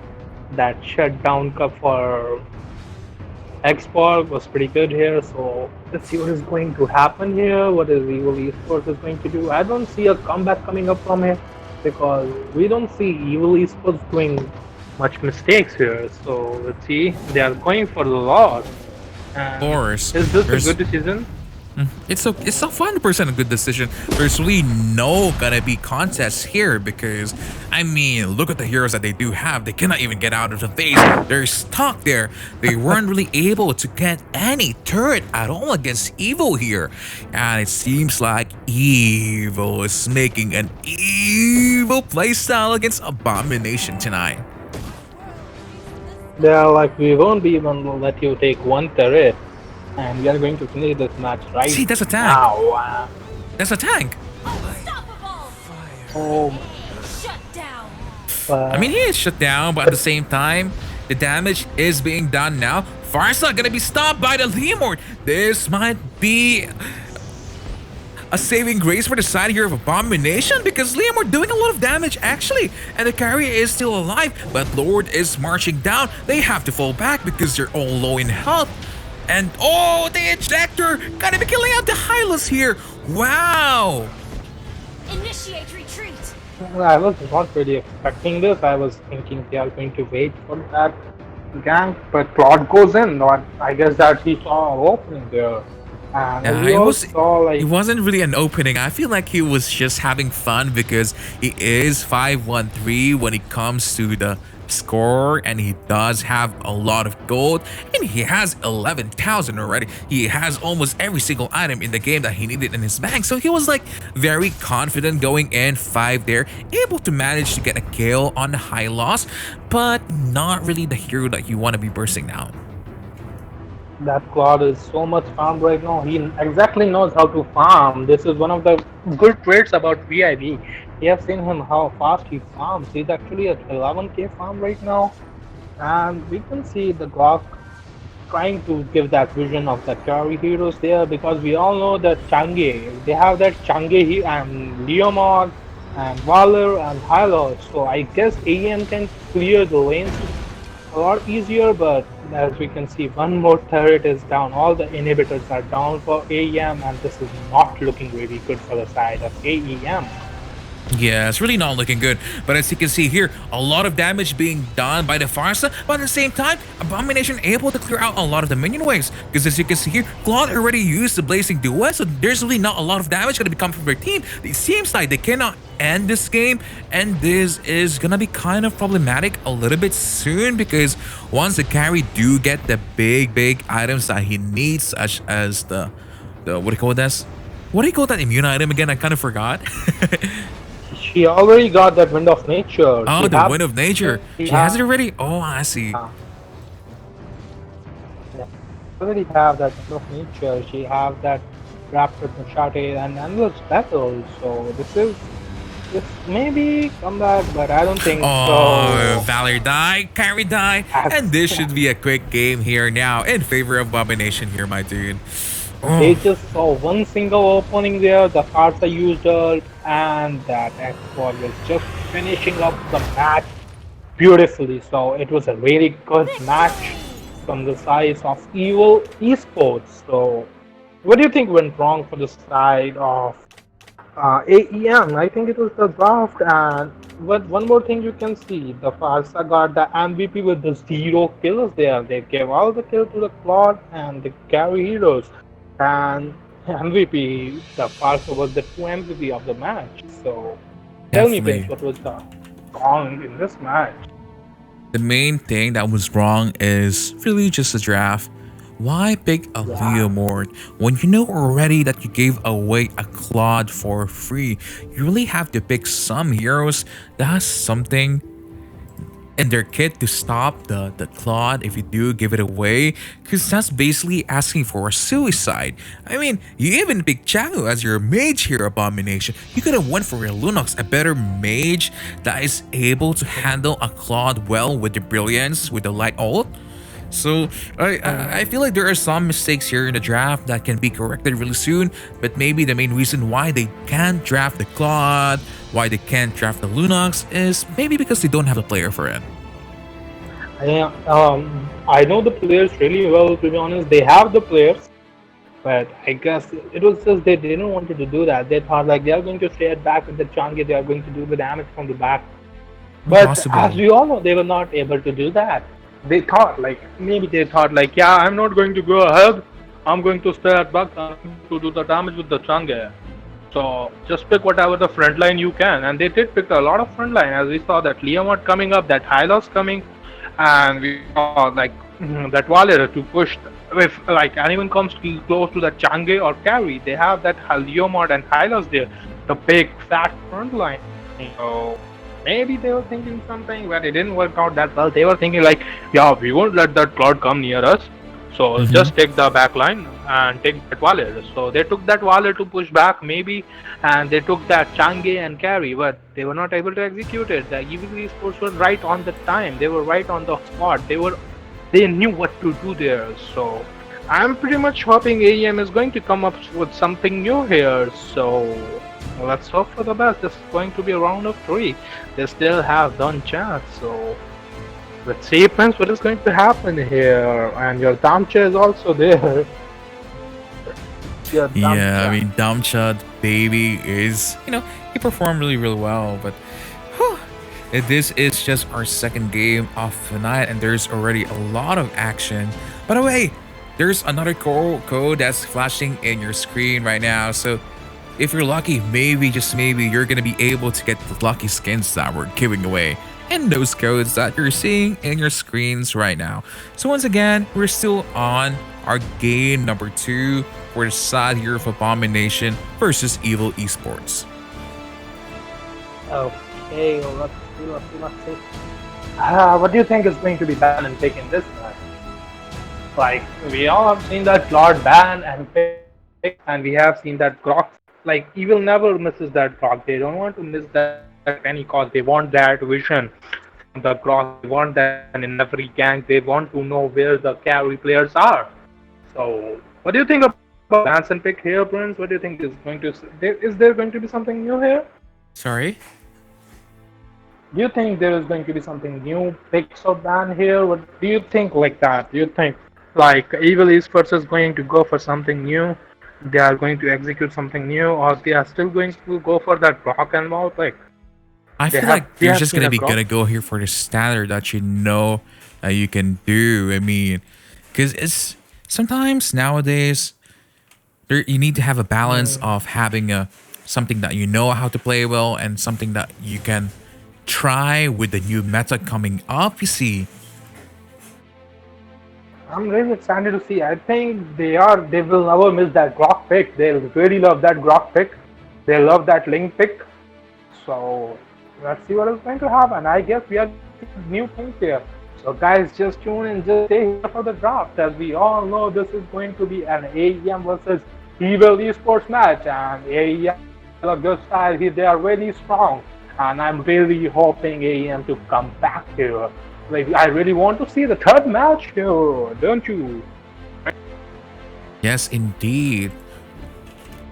So let's see what is going to happen now. Let's see. What is going to Yes. happen here? You should cheer for. No, you should cheer for your baby. Sing one more song for Damcha. Damcha, what? Oh. Oh. Nope, we're not. Yeah, you should cheer for your baby. Nah. You should sing one more song for your baby.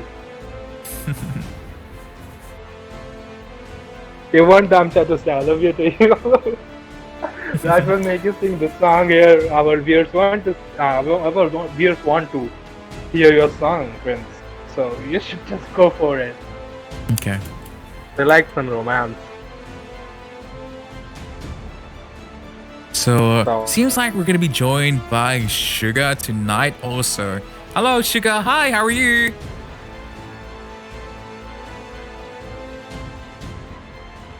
Hello, guys. Hello. Hello. Hi. How are you doing tonight? I'm doing well. I've not long finished work, so I'm just trying to chill out a little bit. Oh, I'm glad that you're able to rest nowadays, because we are gonna be having, if I'm not mistaken, Abomination versus Evil eSports Suga. So this is Suga, everyone, and we're gonna be casting with her for the next few games that we're gonna be having. I'm excited. I'm looking forward to it. So can you check if you can see my Discord live, Suga? Yes, I think I can see it. So everyone is currently in the lobby right now, right? Okay. Yeah, I'm up to date. Okay. I've not done it this way before, so this is new for me.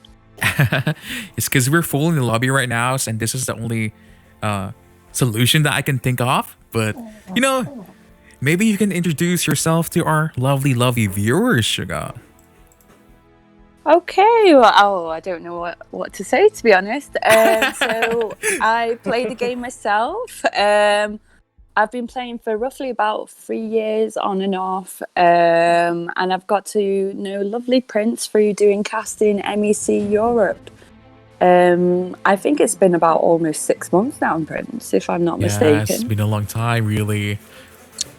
Very long time, and I always enjoy casting with you, so I was very, very pleased to hear that I could join you guys.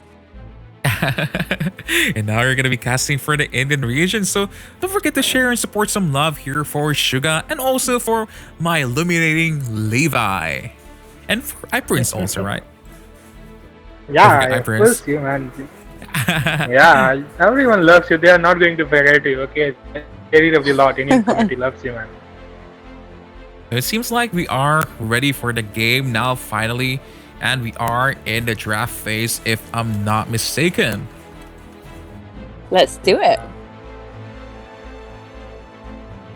Just give me couple of seconds so I can add some changes in the stream that you're gonna be seeing tonight. But as you can see here, finally here we are in the draft phase of the game. So what do you think is going to be banned here? I think it is going to be a Claude ban here. What do you think about it, Suga? Your team is Atlas banning. ban. I think that's a good ban, to be honest, because he has a lot of CC. I think that's a good start. I think that was a pretty good ban because we all know, Prince, we all know Evil eSports play that Atlas really well. We have seen them executing that really well. So maybe AIM just trying to take that precaution. But we have seen them playing Claude, Rock, and that Link pick. So maybe they would have banned that. So let's see what is going to be the second ban. First ban for the Evil side. And it's a Selena. What do you think about this ban, Prince? I feel like Selena ban is okay. Not really the best for now because I do feel like the other tanks such as the Grok, even the Popol and Koopa, the Claw can be more of a problematic pick nowadays. Because, you know, we saw last game with Darwin's game how they played that support Popol and Koopa and it was killing everyone. Yeah, do you think it is going to be a Popol and Koopa match, Suga? Do you think it is going to be a Popol or Koopa match? Your team is yeah, I believe so. I mean, Ling ban was a pretty good ban. I'm guessing that they're looking to go for a carry, maybe first pick. Yes, Okay, Your for team ban. is picking. the same bans again. What is your opinion about it, Prince? I mean, it's okay. I do feel like there's the opportunity for them to pick out the Claude once again from the side of the Evil Esports, unless Abomination do take it out. Seems like they're gonna go for the Grok this time, taking out that bully in the middle lane. And Evil Esports probably gonna be locking the Claude here, and a fighter such as the Jawhead or the Chow, or even Hylos. A high loss I would be a think- good pick. Yeah, I think Hylos is going to be good pick here because they have that Grog there to bully that Grog. They are going to go for that Hylos pick. So let's see. Claude. Oh, double ADC. Okay, I was not Wow. expecting that. Oh I my think they're god. just thinking, I'm going to take all the ADCs so you don't get a chance to even consider taking one. Mind you, they do have Bruno still available, and late Gotcha. game, Bruno can be Your very team dangerous, is as picking. we've all seen previously. Yeah, but in my opinion, they are going to go for. Prince, what do you think is going to be the offlane? The Claude is going to be the offlane, or that carry is going to be offlane, or they are going to go for that 1-2 pick? In my opinion, they are going for the carry offlane pick. So, what do you think? To be honest, it's so hard to predict what they're gonna be doing because that is a Claude and a carry on the same side. I mean, They're Claude both probably- going to be very hungry for farm, for sure. Yes, indeed. Your team is Sugar, banned. what do you think is going to be the offlane? Claude or carry? Your team Hello, is Sugar? banning. Oh, I think Claude hyper carry would be a better idea and have carry on the side off lane. Because as you can see, Claude can escape from gank and he's a lot faster than carry. I think it'd be better if he would go mid lane. I'm not used to this kind of draft, so this is all new to me. This is really new. Yeah, this is the Definitely first very time that we're creative seeing like draft. this. That's why I'm kind of Yeah. confused because they like who's gonna be tanking that lineup that they do have here. Kato Kaka, Kato Your Gacha, teams really? are picking. By the way, I have a fact for you here, Prince and Sugar. The Okay. Rich Matcha is Global 1 Gato Kacha. So, we will get to see a good gameplay of Gato Kacha here. So, let's see what is going to be the last two picks for the side of AEM. Oh, I'm very excited to see what he has to show. By the way, Prince, I missed one thing. I'm so excited Alcatraz. also. But it seems like the side here of Abomination going for the Jawhead here and a Lancelot. Your team is picking. I cannot think predict this the drafts Lancelot was a anymore good here. I think Lancelot was definitely a good pick to pick off all the ADCs. And to be honest, the Evil team don't really have the stun to stop Lancelot. I don't think they're going to be very well protected, in all honesty. Uranus. Assassin was definitely a good pick to have, especially against two marksmen. We'll get to see what is going to happen right here. The picks are looking really good here, to be honest, from the both sides. As we can see, Carry, Claude. So, what do you think? What do you think, Prince and Sugar? Whom do you support? Like, who is going to win the match? Whose draft is better? So, tell me. I I'll mean, let you go first, Prince. I'm just gonna be saying here, I like the draft here of Abomination a little bit better, but at the same time, I do realize that a lot of the heroes are short range, and there's a Farsa there, and a Claude, and a Carry. So I feel like if the side of Abomination here is unable to capitalize on the early game that they do have, they're gonna be losing to Evil Esports 100% with that double marksman and Farsa from the backline. Yeah, I mean, Sugar? once they reach late game, it's definitely going to go towards the advantage is going to go towards the Evil squad. Welcome to Mobile Legends. I guess that Farsa is 5 disconnected. seconds till There's the some enemy kind of. reaches the battlefield. Okay, they Smash asked for the them. pause here. As we all know, there is one pause in the tournament, 20 seconds, so there is a technical issue here. The Farsa is AFK. So, Prince. I mean, it is a technical issue. I'm not so sure if we're going to be restarting the lobby. But once again, this is the Indian Summer Challenge, and I'm joined tonight by the amazing, by the sophisticated Sugar. The sexy Sugar. Thank you. I'm blushing now. I don't know what to say. All troops deployed. And we started. Yeah, so it seems like we are now back in the game again. And oh, we're not back in the game again. Yeah. Their one member is AFK. They have a technical issue here. So maybe I guess we need to wait here or restart here. What do you think about it, Twin? I guess we can wait it out for like a minute and see if maybe he's disconnected and might be able to join the game back. Yes, indeed. Yeah. So, you know, Sugar, match. everyone is asking from the chat, where are you from? Oh, okay. We'll have a guess. Everyone is saying you sound a little British. Is that true? Yes, that's true. I live in England. I live in the same place as you, Prince. Even though I think it's safe to say me and you have got both very different accents. You know, a lot of people from the chat have been saying you don't sound like you're British, Prince. You know? I gotta agree with him. I don't think you do sound. You sound more American, I'd say, than British. Really? I see. I Yeah. see. Yeah, I will agree with that, Prince. You really sound American more than British. I'll take that as a compliment, but you know, we're just waiting for the Farsa to make sure that his game is, you know, back to full speed, because it's gonna be unfortunate to in having a 4v5 situation. Yeah.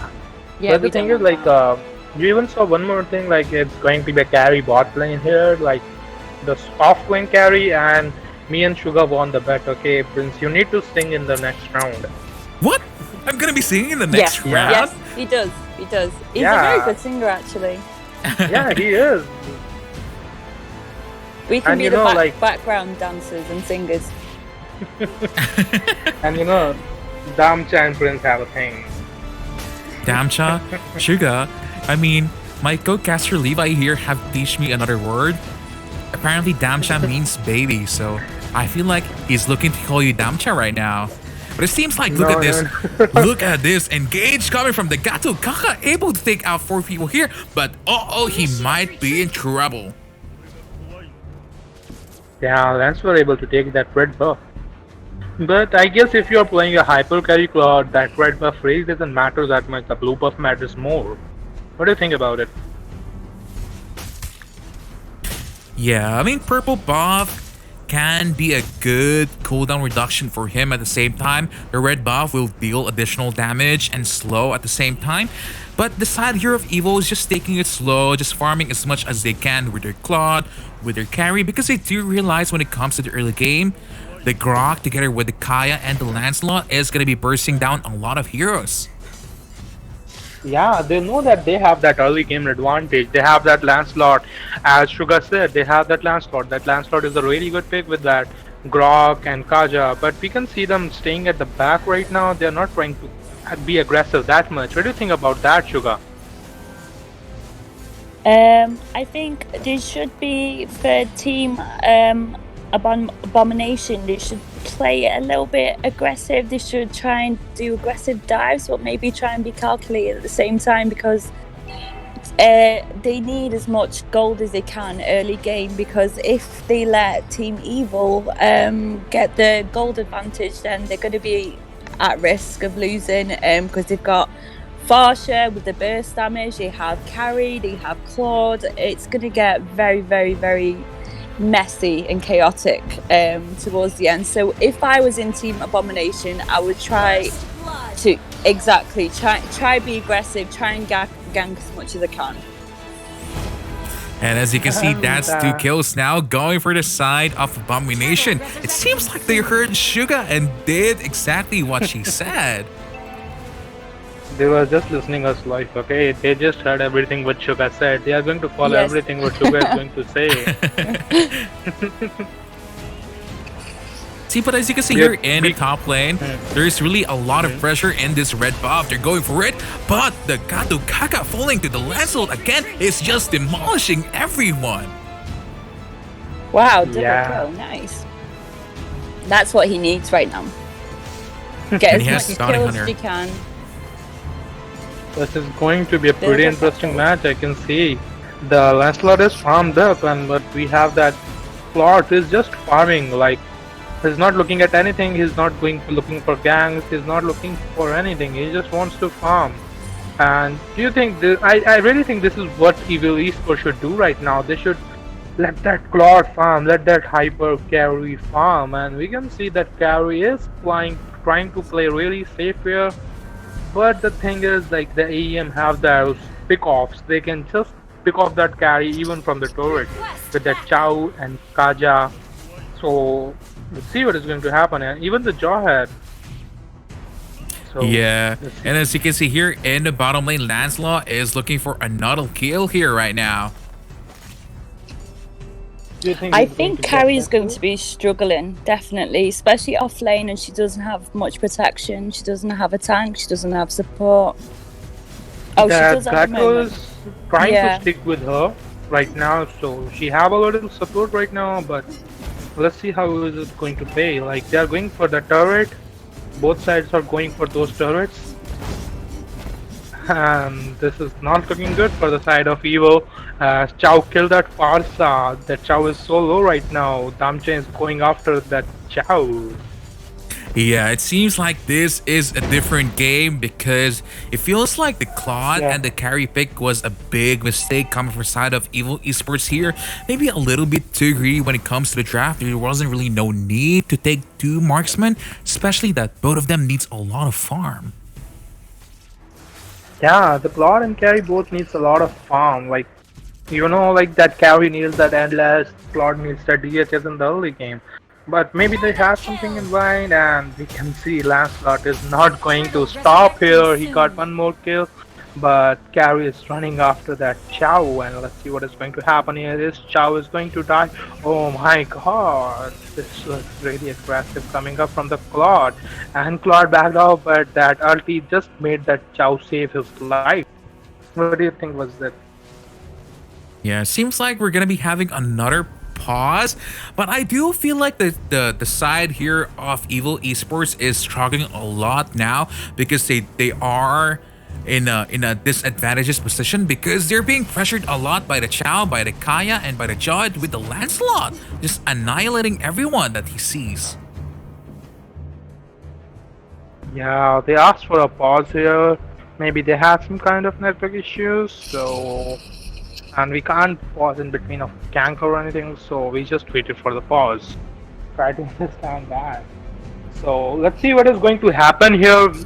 Prince and Suga, what do you think like the Evil Esports should do? They have like three turtles down here, and the side of AEM is kind of farmed up. You just can't take that AEM that lightly, and they have shown that like.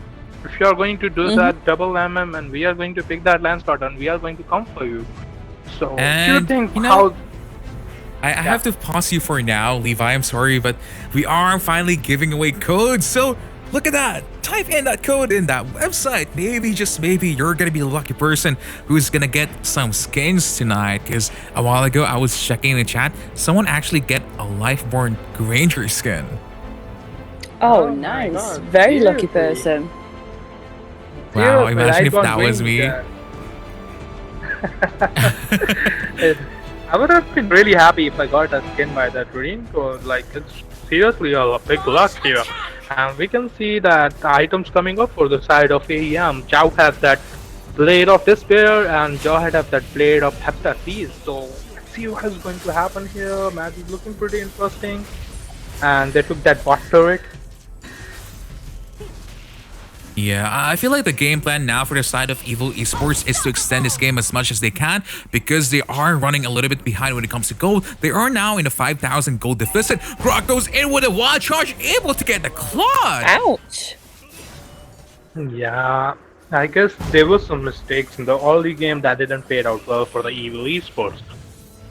And let's see, the carry is going to get the kill on that Lancelot and Chow, and I don't think so. She just backed off. She's trying to play the safe game. They don't want to extend this game to the extent where they can't win. They are just trying to hold the game right now. They want to win this game. So let's see who Yes, is going to. definitely. Yeah, they want to win They this need game. to push hard. But you know, what is the game plan now here from the side here of Evil Esports Sugar? What do you think they need to do? Because look at that, they're just being dived by a lot of the heroes coming from the side here of Abomination. I guess they should try to play the safe game here because they have that carrion clock, they have that experience. So let's see what is going to happen here. What do you think, Sugar? Ouch, Lance. I think he overextended slightly just then. But yeah, overall, so far,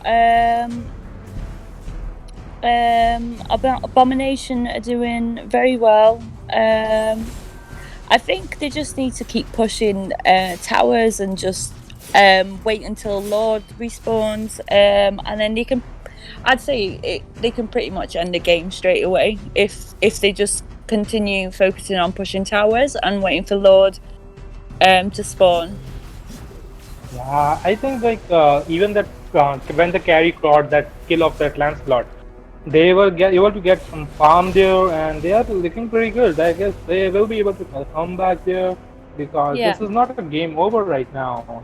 As we all know, there is one Claude and carry in the team, so it's not a game over at all. So what do you think about it, Prince? What do you think that Evil Esports will do here?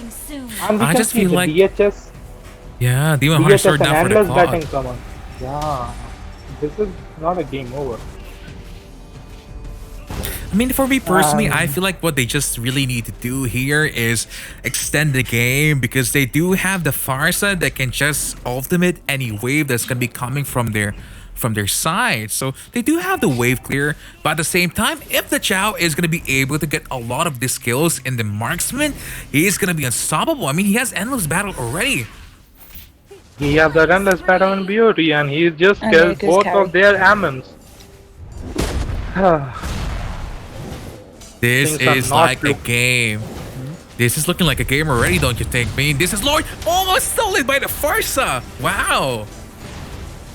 This is. I mean, if looking it was very- worth a try. I mean, if she did manage to get it, that would extend the game in 2-minute mark, isn't it? So it is really a worth of a try, just like what Suga said. Yeah. These things are looking pretty good for the side of AEM right now. I guess this is not. I guess. Whoa. Do you think they are going to get snifter? But as you can see, Chow here is just getting the red buff for now. We're looking to end this game with a Lord. And I'm not so sure if I'm having some difficulty or issues with Discord, but I cannot hear my casters for now. So as you can see, Lord is now marching here in the top lane. They're looking to end it. Yeah. Abomination looking to end strong here. I mean, Sugar, can you hear me? I can barely hear you, but I can. Can you Yeah, hear me? I'm having some difficulties with it. Yeah, there was one bug there, so Yeah. we are back here and we can see a gank in the bot lane. I guess they won't be able to take the inhibitors as Lord is down, but let's see what is going to happen here because maybe they will split with the top lane and they will try to take the bot lane from there. And mid lane minions are also there. So do you think Kaja is going to pick off some here, Prince and Sugar?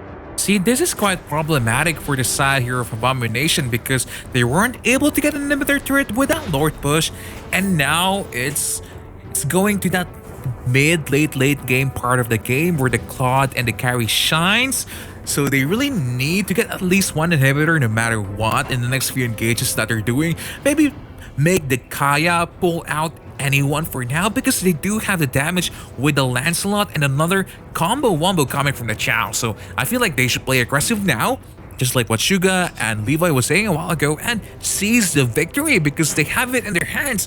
Don't let it slip out. And there is one more good news, like we have the Golden Storm staff up for the Claude and Carrie. They both have Golden Staffs too right now.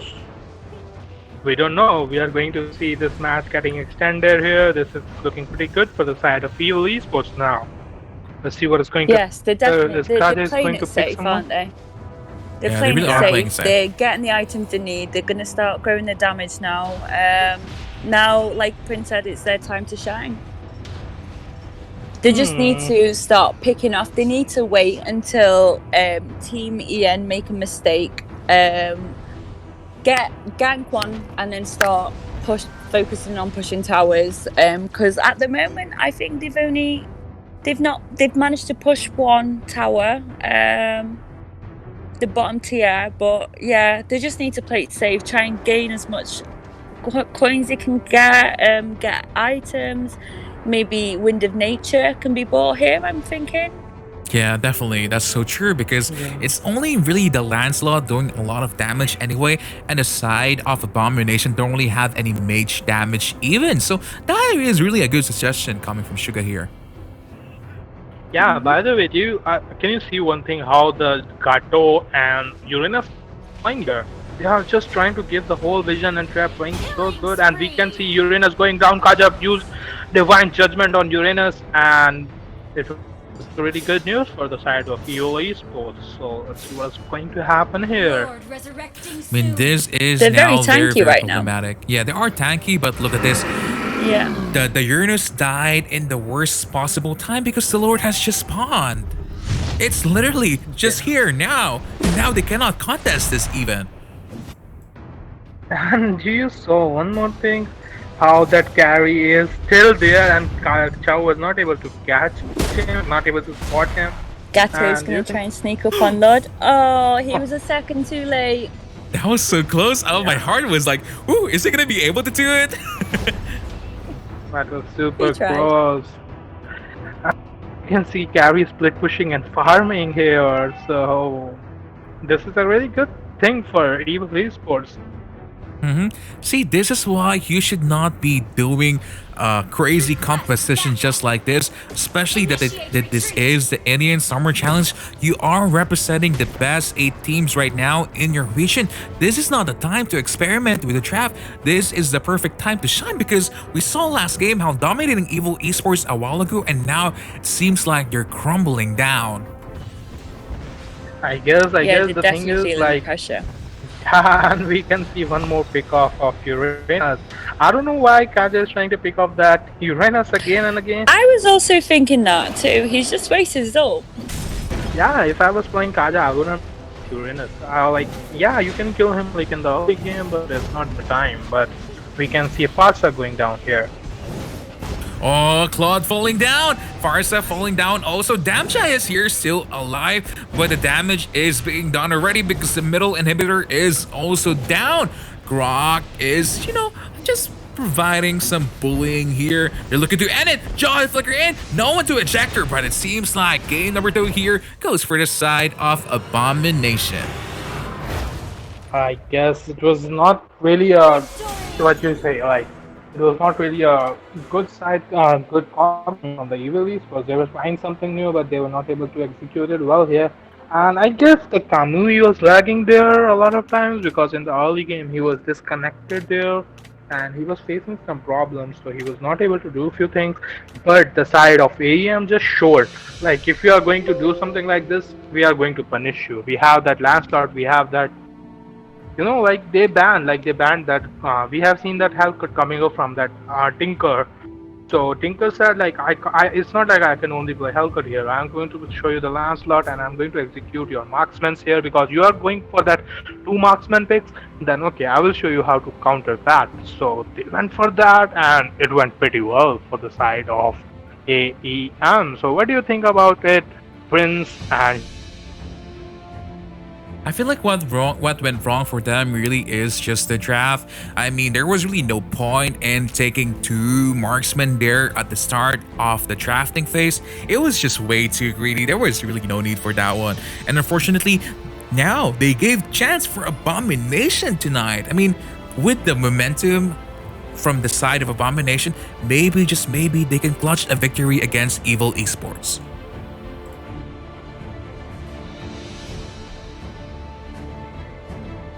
So once again, this is the Indian Summer Challenge. I'm one of your casters, Prince, with Sexy Sugar here and the Illuminating Levi. Hi everyone! Hi everyone. So I mean, I heard a while ago that, you know, whenever we have a new caster, we're gonna be asking them to rap. Do you have a rap song tonight, Sugar? Sorry, Prince, I can't hear you very well. What I call this? I heard that whenever we do have a new caster, we're gonna be having a rap song. So A rap song? yes. Is that so? I think I've got a feeling you just made that roll up just for me. Maybe. I mean, a while ago, Levi here tried his best singing, but you know, we just had fun. Oh, I can hear you now. Can you hear me now? Better. Perfectly Sorry, fine. my quality wasn't very good before when I was watching live. So I'll stop the live there for now and add the actual live stream there for you. Give me 1 second. Okay. Hello, can you hear me, Prince? Yes, I can hear you. I can hear you. perfectly fine. Would you like? Yeah. Okay, I've logged in again. By the way, Prince, you lost that bet, okay? You lost that bet, okay? I'm going to sing a song for Namcha. Namcha, really? Yeah, you're going to sing that song for Namcha. Me and Sugar said that Carrie is going to be off lane, and Carrie was the off lane. So, and you said it is not going to be the off lane. So you lost that draw. You lost that bet. So you are going to sing a song for our viewers. What song is it I gonna second be? that. Yeah, sing any song, baby. Baby, baby, baby, oh. Not the song you were expecting here. Yeah, so by the the way, you stream need is to like- rap what- here, Sugar. At the moment, what's the currently very popular song in India? Who's a famous artist in India? Tell me more about your culture. Who is the most? Yeah, sing a song. Who is the most sing famous singer?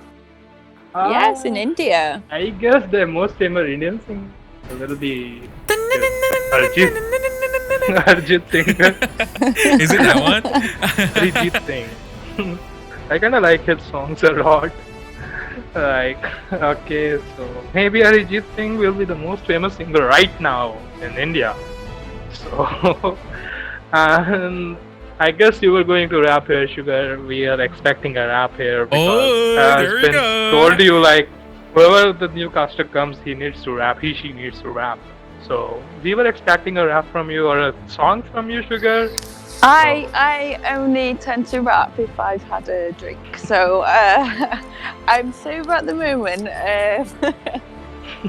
I don't really know what can I rap. What would you like me to rap? I'll do a little quick rap if you want. Oh my god. Go on. Prince is I'm not going to shy. accompany you on that. Okay, whatever you're going to do, just tell the Prince and he's going to accompany you on that. Okay. Okay, So Prince, you take the lead and I'll follow. Prince, go Just for it. gonna stand down here. You know that song? Oh, wait. Yeah, but I The- don't know the lyrics to that. Oh, how about the In New York? You know that one? There's a rap to that song. Yeah. Yeah. Oh no. As I walk through the valley of wait. As I walk through the valley of shadow of death, I take a look at my life and realise there's nothing left. Because I've been blasting and laughing so long that even my mama thinks that my mind is gone. That's from Coolio's Gangster's Paradise by Coolio. Wow. Clap. Yeah, we are going to clap here. 3 claps. 1, 2, claps. 3. That was pretty good. Okay. Hi, I'm sorry, I disconnected. 1 second. You didn't hear me clap. That's really sad. I'm sad. Oh, Okay. I'm sorry. I'm sorry. No, Well, just thank you kidding. for the Just kidding. clap. Yeah, And we can see the lineup is ready. seems like our teams are ready. Are you ready for our game number 3? Yeah, I'm really excited to see the draft again. Is Evil is going to do something crazy again? Going to do something again? What do you think about it? What is going to be the ban? What is going to be the picks here? Prince and Sugar. I feel like when it comes to the bans, it should be standard for now. I mean, we see Selena being banned by these teams a lot, so I feel like it's not going to be changing anytime soon. Kufra probably going to be banned yet again, and I feel like this is the perfect time to not troll anymore, Evil Esports, because your tournament life is on the line here. But we all know how good Evil Esports is, so I guess AEM just proved themselves. They are like, okay, you are going to throw something at us. We're not going to be the one who is going to be at the back seat. We are the one who is going to just climb on you, and we are going to win that match. So let's see what is going to be the drafts of both teams. We got to see a different drafts in every match, and it's going to be the time for the first ban. The first ban is coming up from the Evil Esports. So let's see what is going to be the first ban here, Sugar and Prince. I think it's safe to say they're not going to make the same mistake and pick 2 ADC this time. And just Your team focus on is banning the strongest ADC instead of taking 2 just for themselves to cancel out the other team getting an ADC. Yes, indeed, because as you can see here now, Kufra being banned for side of is Evil banned. Esports, and the Ling ban is still okay. He's been nerfed quite a lot, so I do feel like the marksman is now more problematic than him. Your And as I team told you a is while banned. ago, they do like banning the Selena here, so she's gonna be banned 100%. Yeah, they really don't like Selena, do they? They don't like the Kufra very much, we can see that. Maybe this is a target ban against Abomination. That's why, you know, Abomination is put Cadbury. into a pinch, unable to play their comfort heroes. Yeah, Cadbury is good players, so maybe that reason they're banning that Selena pick. And I'm pretty sure AVM is doing the target ban on VIV. They don't want VIV to have that link at all. And team same is ban picking. coming up from the both sides. We didn't got to see anything new here from the ban. I know, right? We're having deja vu right now. Yeah, It's the same thing. picks again. Yeah, same first pick. And this was like this, my. the first game also, Sugar, actually. It just happened right now, just few seconds ago. Yeah, it did. Kaja. Oh, Kaya. Oh, The bird hero I is think alive. The pick of king. yeah. Yeah, they want that pickups coming up from that Kaja. They really liked. I think they like that Kaja pick in the match, but he was just going for that. Cho. You know, Double Uranus. pick off. Your team is picking. Oh, I was hoping a high loss pick for Team EN. I wasn't expecting 2. Yeah, I wasn't expecting on that one, also, especially that Claude is also open. But I feel like this is a perfect time for Evil Esports to block and the Claude once again, because we saw on game number 1 how well Viv played the Claude. If that was him, right? It was Viv. Yeah, it was Viv is their hyper carry player. Oh my is goodness! I was really not expecting this pick, but Me see. neither. Yeah, but see that Aurora pick is really good in my opinion. Why? Why? Because the thing is like they have those pickoffs, they have that Kaja, they have that Chow. Karura is going to stay at back. She's going to freeze the Chow and that Kaja, and they have all the vision with that crop. They have all the vision. They are going to get like you have a crop. You are whatever you want, like wherever you want to see. Grok is going to give that vision, and Aurora is there at the back team to is freeze banned. that pickoff. And we can see a Claude coming up from the side of AEM. What do you think about it, Sugar? Your team is banning. I think Claude is a good pick. Maybe even for hyper carry. He just needs to be well protected by something more sustainable than Gatto, Your I'd team say. is picking. I know Gatto is one of their favorite picks, but yeah. I think it's a good draft at the moment for the team of side of EM. Yeah. What do you Maybe think they you could play go with with- the? Because look at that. Why did they pick Aurora when they can pick the Claude for themselves? They played it amazingly last time. Hanzo. And Evil eSports is saying, I don't care about anything. I'm going to show you how to play these new picks. I am going to show the Indian server how I am going to pick that Hanzo. This is the first time Hanzo got picked in ISC, so I'm really excited to see how they are going to do this. And we have Asma Your going to team coming is up. picking. And this is just going to get interesting and interesting. As we all know, they have those pickoffs, they have that Chow, they have that Kaja. And Hanzo is not going to come up from the front. He's not going to like, yeah, if you are going to pick my pick up, then pick my soul. I'm not going to let you pick up my body. He's like that. He's saying like, yeah, I'm going to go with my soul. I'm not going to go at the front. And if you're going to catch me at the back, and you are going to miss the gang. So pretty good objective coming up from both sides, I guess. Pretty good draft. I guess it's a good draft. What do you think about it, Prince and Prince? Oh and- my god. I mean, this is Sugar. the ISC here. This is the perfect opportunity to be showing your skills and your gameplays. This is not the place to try new drafts and compositions such as an Aurora and a Hanzo pick here. I'm not so sure what Evil Esports is doing here because they're not Darwin's game. Darwin's game lineup, even though the Darwin's game lineup was a little weird, they know how to play the draft really well. They know exactly the perfect heroes to position and like they just know how to do that composition. But now I'm kind of questioning what are they trying to do here. Aurora with a Hanzo, really? Yeah, What do you think? Aurora does not have Purify either against Chu, which isn't going to go down too well. She's just going to get picked off so easily. This is really shocking, but it's all about the execution. Would you like to introduce definitely. our viewers with the players here, Sugar? Sorry, say that again. Would you like to introduce our viewers with the players here, Sugar? This is going to be fun trying to pronounce half the names. That's fine. Okay, which side of the team would you like me to introduce? Evil, do the Welcome evil. to Mobile Legends. Evil, right? Just bear. I Yeah. can't really see the names that well, to be honest. Okay. My screen is so small right now. I'm so sorry okay. for that one. It's okay. Okay. Prince, do you want to take over from me? For the side here of Evil, we have Damcha for this Esmeralda, Kamui for this Aurora, Rish Maka for this Jawhead, Viv for this Hanzo, and Holocene for this G-Rock. Do you think they are going to go for that buff invade here with that Hanzo? No, I don't think so. They just try to secure their buffs with that Hanzo.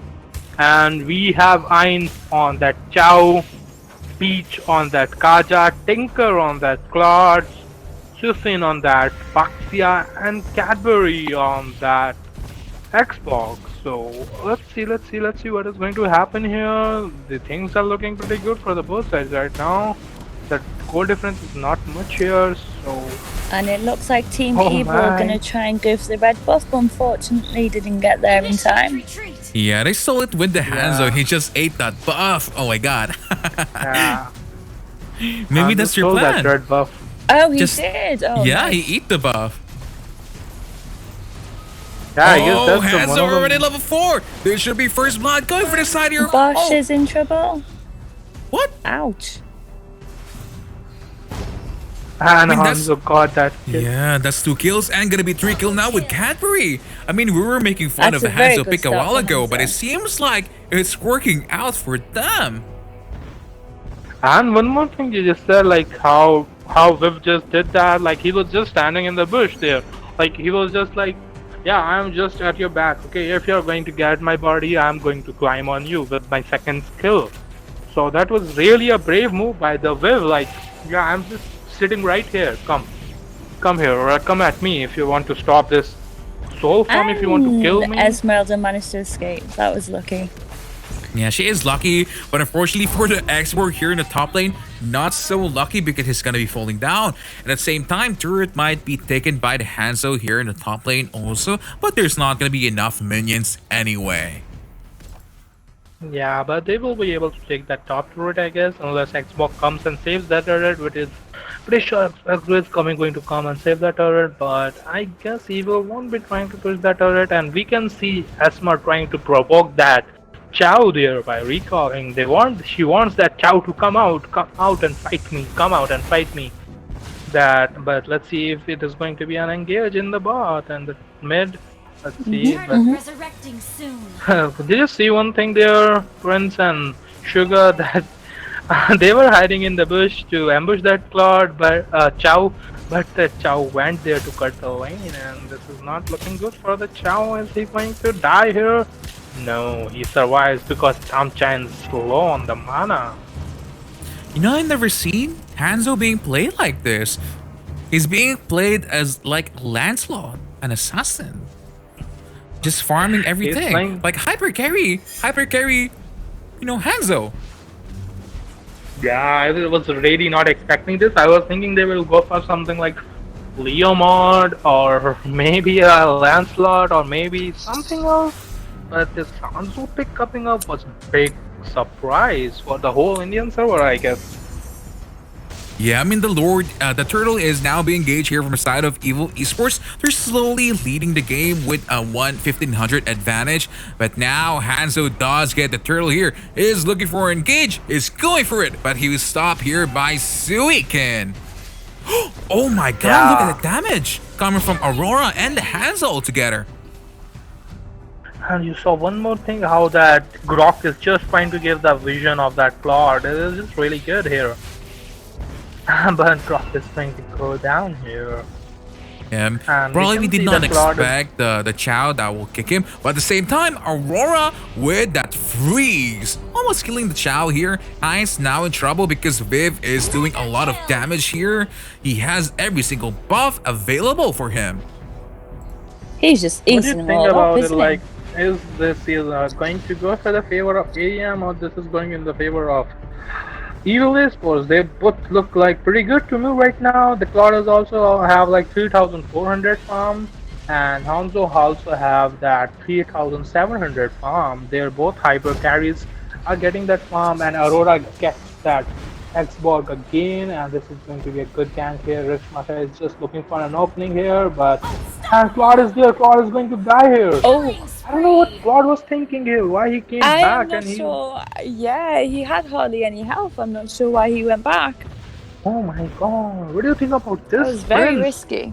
I just feel like Team Abomination is just making a lot of mistakes here, unfortunately, because if you do think about it, their composition is a pick-off heavy with the Kaya and with the Chow, but you know, it's the other way around. It's the Hanzo that's picking them off instead. That Hanzo is really playing really good here, as we can see. I mean, I didn't expect it to be this effective. I mean, I've seen Aldous, I've seen Hanzo, what more? What more are we gonna be seeing? I don't even know. I guess we are going to see we have seen a lot of heroes coming in meta in MPL, but we have never seen a Sun coming up in the MPL. So do you think Evil Esports will come up with the Sun next match? I don't know. They can do anything here. The execution is really good, and oh, that is a double kill now here for the Claude, and this is gonna be a free tier 2 turret in the top lane for the side here of Abomination, because here in the bottom lane, as you can see, Xborg is having a lot of difficulty handling the Esmeralda by herself. Yeah, we can even see that they are going to get that turtle here, the Evil Esports, and they got that turtle. Let's see what is going to happen now, because we have seen like the farm difference is just increasing and increasing. The farm difference is 3k right now, and Hanzo and Claude have the same amount of farm. That's really interesting how that Claude is farming up. He's playing really good here. Yeah, but as you can see, Hanzo again able to get a double kill here. With damage from Hanzo. That's crazy. Yeah, it's insane. Yeah, I was not really expecting that, but as I told you earlier, Prince and Sugar, that Hanzo pick is kind of really good because they have that pick off. They went for that pick off. If you want to pick off my soul if you want to, because my body is not coming in the gang. So what are you going to do here? And we can see that Hanzo is working pretty well. So what do you think is going to happen in the late game? Because we all know that Claude is kind of farmed up. So this is going to go for that mid-late game. So what do you think about it? I mean, Claude does have farm. He's on 5,500 gold here. I mean, Hanzo is on 6,600, so he's not that really far off. I mean, they are in the 6,000 gold deficit also. But at the same time, I do feel like if the side here of Abomination extend this game a little bit, which is looking like they aren't unable to do so though. We're not seeing much performance from Esmeralda either, unfortunately. I'm not sure if that one was a good pick to have for the side of Evil. It's proven not to be that many beneficial at the moment. Yeah, because Hanzo's doing most of the work. Yeah, he's just basically annihilating everyone, right? Yes, he's picking them all off one by one. He's saying, I don't need a team. I can do this all by myself. In my opinion, the thing is like that Esmeralda pick is just an insurance. Like in the late game, even if the Hanzo dies here, they're hyper carry and they have the enemies at the low HP. The Esmeralda will able to finish them. Like it's just an insurance in my opinion. And we can see endless battle coming up for Hanzo, and he already have those 3 items: Tractor Machete, Collision Sight, and endless battle. So let's see what is going to happen here, Sugar and Prince. Esmeralda will struggle a little bit without buff, though. I do think if Hanzo does keep taking all the buffs, there's not going to be any point to her. See, the Claude is just being targeted by this Hanzo, and the Claude cannot do anything because the body is not there. Even though he pressed, he probably should have just used a Blazing Duet a little too early just so that he could escape that engage coming from the Hanzo. That was a big mistake, but at the same time, Damcha with the Esmeralda finally falling down here. Oh, Legendary now with the Hanzo is looking for more kills. That's a double kill here. Double kill. Wow, that's 11-0-5. Did you guys see one more good thing? Hey, I want to tell my viewers this, like, how this Jawhead is playing right now. He is just trying to give that location of everyone, like that Rock is giving location. And every time that Jawhead sees someone missing, he goes to the body of that Hanzo. Did you see that? The Chow was trying to come up to the body of Hanzo, but Jawhead was there. He was like, no, you are not going to come here. I'm going to use my ult. And do you think this is going to be, the plot is going to go down? That nope. So that Jawhead is playing exceptionally good. So what do you think about it? That Jawhead's gameplay here. I feel like the Jawhead is okay. I mean, his positioning is very good. For me, I think he's more useful than Esmeralda, to be honest. Yeah, but like they have that Baxia there to cancel the regeneration of Esmeralda, but I guess that Esmeralda is just insurance there. So let's see what's going to happen right here. I mean, it is going to that late game stages. Team Abomination here is 10k behind Evil Esports. That's a lot of gold deficit. This means that a lot of their heroes, such as the Kaya and the Chow, doesn't really have that big items, so they're gonna be a little less tanky against this Hanzo that just demolishes their team right now.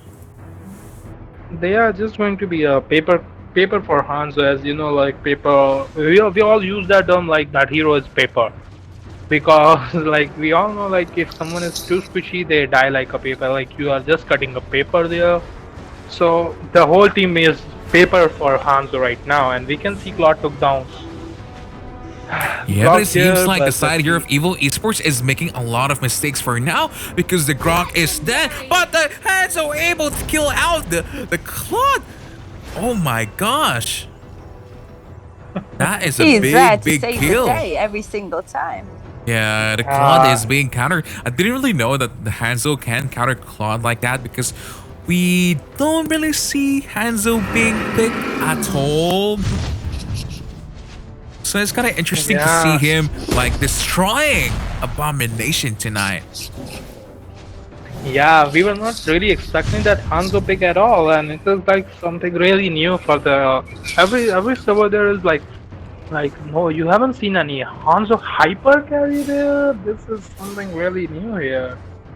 So Yeah, I mean, let's see what. It's just something so new. I mean, I don't know what to expect anymore because Evil Esports had played Algius last week 2 times. So, I mean, this is gonna be the Lord marching down in the middle in here. Do you think that the side here from Abomination can defend this, or is it gonna be game over for them? I feel like this is going to be a game over for the side of Abomination. As I told you, like they all are just papers, and Kaja is using ulti on the soul of Hanzo to avoid Claude dying. Like they don't want Claude to die. They all are just paper for the Hanzo right now. Hanzo is like, okay, you can come in any minute, and I'm going to kill you all. But at the same time, they do have the damage here, but the Claude is being targeted. So going to be falling down here. Oh, but the Chow able to get the body of the Hassel. It's a shutdown here. And this might be a turnaround the Abomination is looking for. Because the Claude blazing through it has not been used. Kamui falling down. Jawhead falling down also. That is a 3-for-2 exchange in favor of the side here of Abomination. That is not looking good for the side of Evil Esports, but they still have that farm, they still have that insurance of Esma.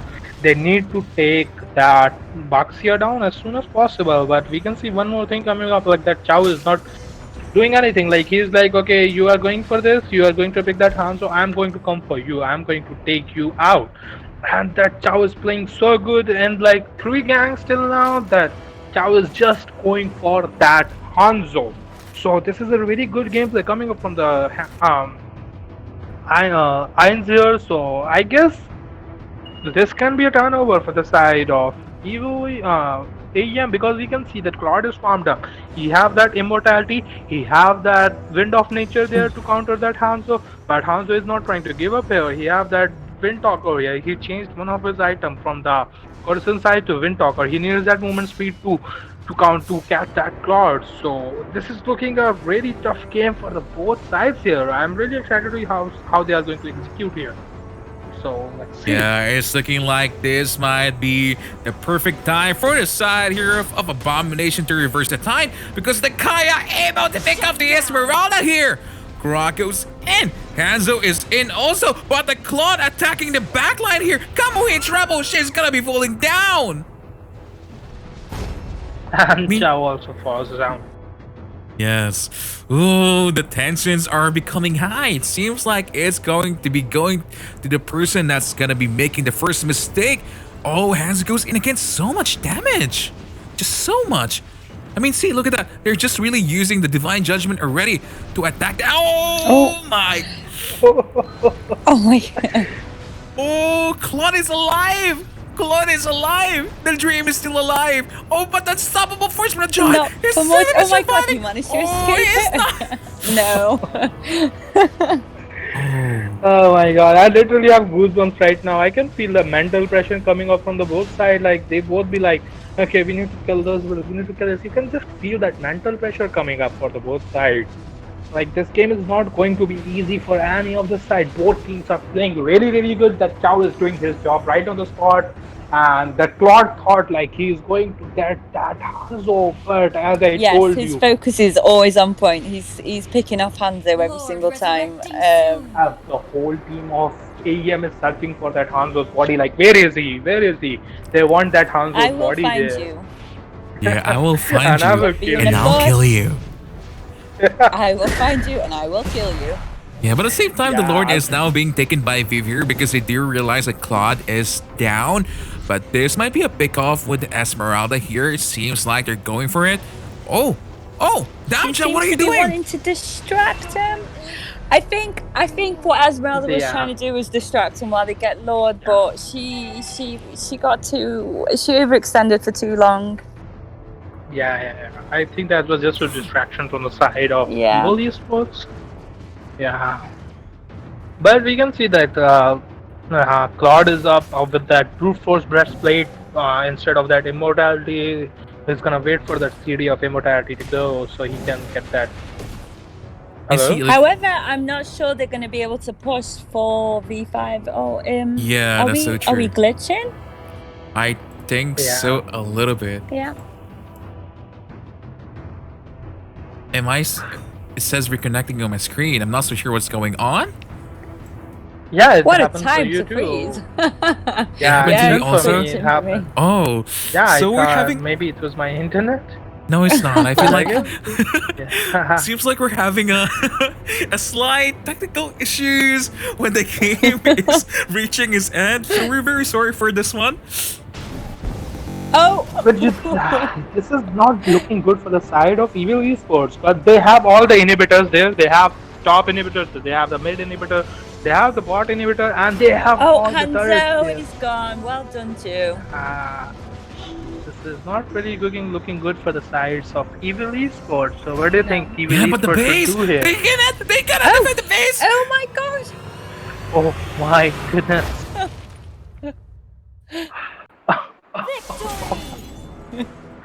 1 minute of silence, please.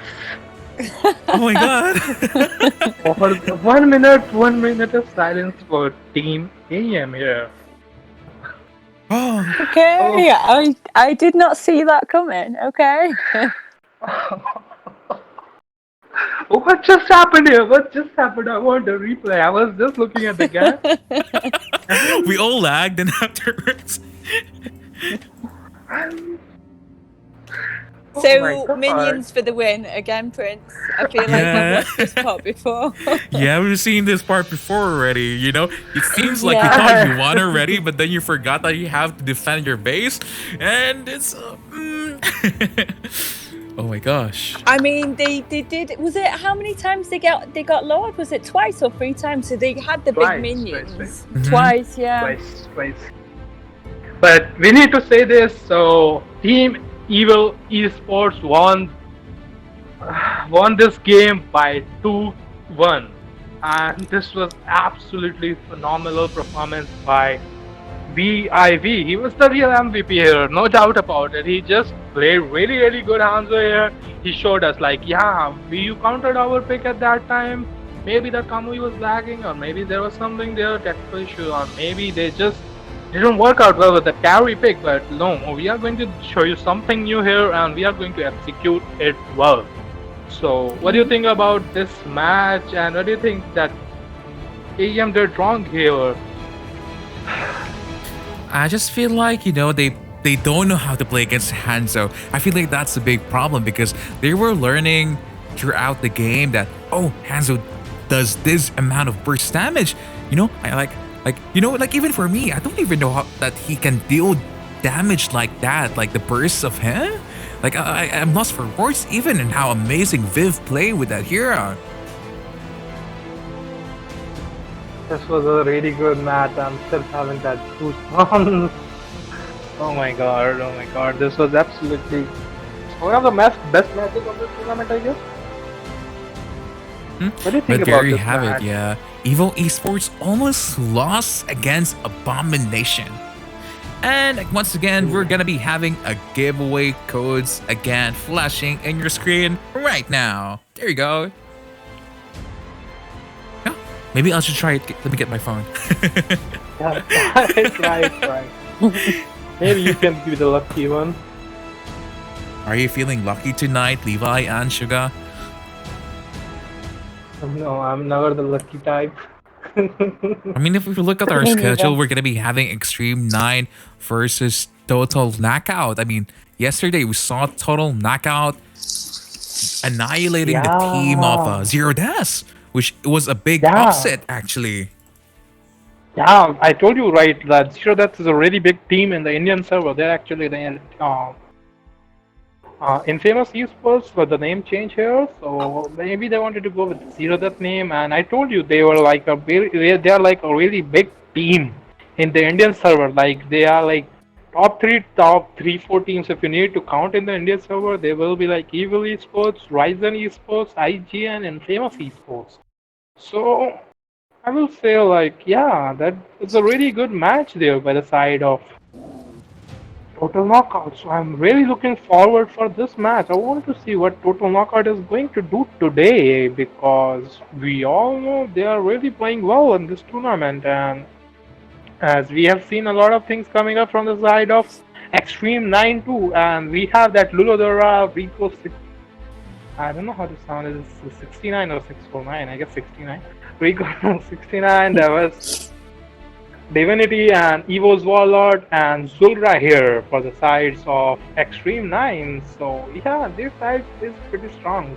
And for the side of TKO, we saw like yesterday they had that Carnifex on that Xborg, and they had Yina, and they had that MM only. So and that Katakuri. So their side also looks pretty strong here. So let's see what is going to happen here. Who is going to win the match? This is a round of 3, so both teams have those chances. So let's see. I'm kind of excited with Xtreme 9 and match of Total Knockout. I'm kind of sad that the side here of Neville is going to be gone, unfortunately. But, you know, we're going to be seeing a lot more games soon, so. Yeah. Yes, definitely. Looking forward to it. Yeah, we just can't miss those matches because, like, we all know how good PKO is playing. So it will be a really good match coming up from the both sides. So can you invite me again, please? What do you call this? Actually, I left the lobby too, or I got kicked, I guess. I don't know. So I'll just ask MK to invite us. Yeah. If MK can invite us in the lobby, please. If there's a spot for Sugar also, that will be amazing. Yeah. So once again, this is the Indian Summer Challenge. I'm iPrince, and I have my best casters here tonight with me. Hello, everyone. Hello. Yeah, Hello. pretty sure Sugar blushed on that, and you know you can make guys blush too here, you know, Prince. So apparently Just we a have joke. another code that we're giving away below. I feel like we're generous because we've given away 3 codes already in just a matter of 5 minutes. Wow. And Yeah, there you go. just try your Flashing luck. on your screen. Let's see who's going to be the lucky one. I hope someone else win a skin too there with those codes. You should try too, you should try your luck, Prince. You're a lucky guy. Yeah. I mean, who knows? Maybe I'm gonna be the winner of the legendary Leslie skin. That is kind of big assumption here, but okay. But okay, let's hope for the best. Definitely. I mean, maybe I'm just gonna be trying Hanzo now with my team because that hyper carry Hanzo was, That was way too smooth.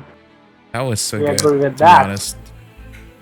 Yeah, that was seriously good. I was really not expecting that pick there. Like, it was really a shocking pick. We haven't seen any Hanzo there, right?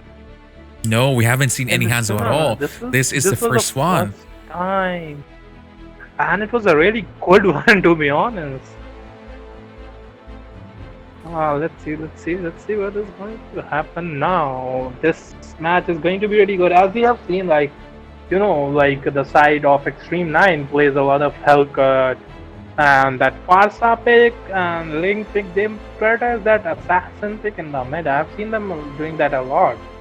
And what do you think about that assassin pick in the meta right now? Like, what do you think in this tournament? If they should go for that pick against that Total Knockout? And I've seen Total Knockout playing that Kimmy pick a lot. So let's see what is going to happen here. What are your views on these teams, Prince and Sugar? No, I'm kind of surprised actually that not a lot of teams are picking Natalia because she's one of the better assassin supports initiating / damage dealers available in the game right now. That silence and the turret is just so annoying because it's like a Kaya ultimate, you know? But the difference is it does a lot more damage instead. So I do feel like our teams should probably add Natalia in their arsenal and probably copy Darwin's game with the Popple and Koopa support lane. I think we are going to see a Natalia pick here because we have seen a lot of assassin picks coming from Xtreme 9. What do you think about the picks here? What are going to be the picks? What are going to be the priority here? Sugar. Sorry, can you repeat that? What do you think is going to be the priority picks and bans and drafts here in this match by the PKO and the Xtreme 9, Sugar? I'm a big fan of Bruno myself, so I'd quite like to see Bruno out in action. Also, with assassins, like Prince was saying, Natalia is a very good assassin to have off lane, just to pick off any of the carry heroes. And in terms of tanks, I think Grok, Hylos should be prioritized. Because they're very tanky heroes and you can dominate the game, early game, and you can invade buffs, so they're always good to have as your first 2 tank picks. I'm not sure really. I'm not, with the teams coming up, I'm not sure what their comfort picks are, but it'd be interesting to see. I'm really excited to see something new here. Maybe a Natalia coming on. Yeah. I mean, we did see something new with Hanzo and Aura. That was a very creative draft, and I wasn't expecting him to win, in all honesty. So that was very interesting to see. It worked really well, and like you said, it's to do with the execution, not so much to do with the draft pick sometimes. And that turned out to be the case. But I can smell something new here. I can smell in one of the match we are going to see something new. You smell something? I can smell it. Wow. I smell like one of the team is going to try something new. I can just feel it. I can feel it. Like, we are going to see something new here. Okay? Which team? I'm hoping so. On which team, yeah? Both teams are pretty good, and I think maybe the Natalia pick will come up from the total knockout side. Okay, most probably, because I have seen them trying Natalia pick a lot, okay? So in the ranked games, I have seen them picking on Natalia and Kimmy a lot, and pretty sure Kimmy is one of the favorite heroes of Prince. So we hope fighting Kimmy. Yeah. So we hope to see that Kimmy pick in this match, pretty sure, and we will see that Kimmy pick. I am sure of it. Kimmy is Prince's favourite hero of all time. His favourite pew pew mage, as he always likes to say. Indeed, because he just pew pew, like I pew pew you to victory. Pew pew, yeah, pew pew. That's her line, right? Pew pew pew. Yeah. She's a very good hero. Yeah, she's a really good hero. She can damage your frontline heroes from the back, and she can just that magic damage coming up from that marksman is really good, and it hurts a lot if you're playing a tank like a Grok. Definitely. Like if you're in the early game it hurts so much. Like you are playing a Grok, or like if you're playing a Hylos, it's fine. Okay, you just scratched me. It's fine. But when you are playing tanks like like Grok, Kaja, Akai, and like you are not able to reach that Kimmy, and she's just poking you, and you are just trying to with your first kill, and you are just come near me, and you're just not able to catch that Kimmy. So it's just her damage hurts so much in the early game. So pretty good. We can say pretty good hero there. I think we'll see. We are going to see a Kimmy pick here and a Natalia pick, but I don't know about that Popol and Koopa pick. So let's see what is going to happen here. Prince really want to see that Popol and Koopa pick. I know. I want the Popol and Koopa pick in my team. I'm gonna be trying that one out tonight because really I've seen that from multiple teams in different regions also, and I'm kind of excited in applying that when I play my ranked games or when I play classic, because you're gonna be annoyed. How is this Popol Koopa being played as a support here? Popol and Koopa is going to get a nerf in the next patch, by the way. Oh, yeah. One news for you. Yeah. But the thing is, yeah, till then you can just use him like as a support. So let's see what is going to Yeah, happen I have here. seen people use him as support. I'm still new to the hero, so I'm not very familiar with his combinations and his skills, but I've played tank versus Kopo, and let me just say he's very, very annoying with his stuns. So he can be played as a support. I have seen him as a support hero. I'm not sure if that's what people meant to do, but he's a tricky one to play. But if he can work out his combinations and his timings right, then he can be very beneficial to the team. Definitely. When we saw with the Darwin's game style, it was really, really cool to see that, to be honest, because they're using the Popple and Koopa to slow down the heroes in the turret with the Thunderbelt, so they cannot move around as much anymore. Plus, add in that thingy, you know, the trap, the Selena trap. Is that what you call it? So they're slowed and they cannot move. We call it trap. Yeah. So it's like, it's interesting to see Marksman being played as support now, because this is the first one that we're seeing like that, because maybe he's not meant to be a marksman. He can be like, you know, a summoner, like a Popple Kuma mage. Yeah. But that build's working pretty well here. Like, we have seen that his skills are pretty good for that marksman, the support build, and we have seen the Selena and Hellcut bans coming up. What do you think about these bans? I'm not sure anymore, but it seems like we are finally in the game for now, and Selena Hellcourt being the first bans here. I guess in my opinion, like, they are the target bans, okay? Like, we all know, like, in the last match against the Zero Deaths, only played a really good Selena, okay? And so that's why they banned that Selena. And Hellcut is also main pick of that Xtreme 9, so they banned that Hellcut. Ling, I guess this was just a target ban coming up from the side of Xtreme 9. Esmeralda was a target ban also, because it's not a very popular ban to see. But the thing is that we have seen Xtreme 9 picking that Esma and Hellcut a lot. Okay, so maybe they want to stabilize that. And what do you think about this first pick, Carry? I mean, I personally think Carry's a very good pick. Yeah, good pick, but I feel like because, you know, Claude is still open here, could have been a different hero if I'm not mistaken. But maybe, just maybe, Total Knockout don't know how to play Claude also. So they're gonna go here for the Kufra and probably a Grok question mark?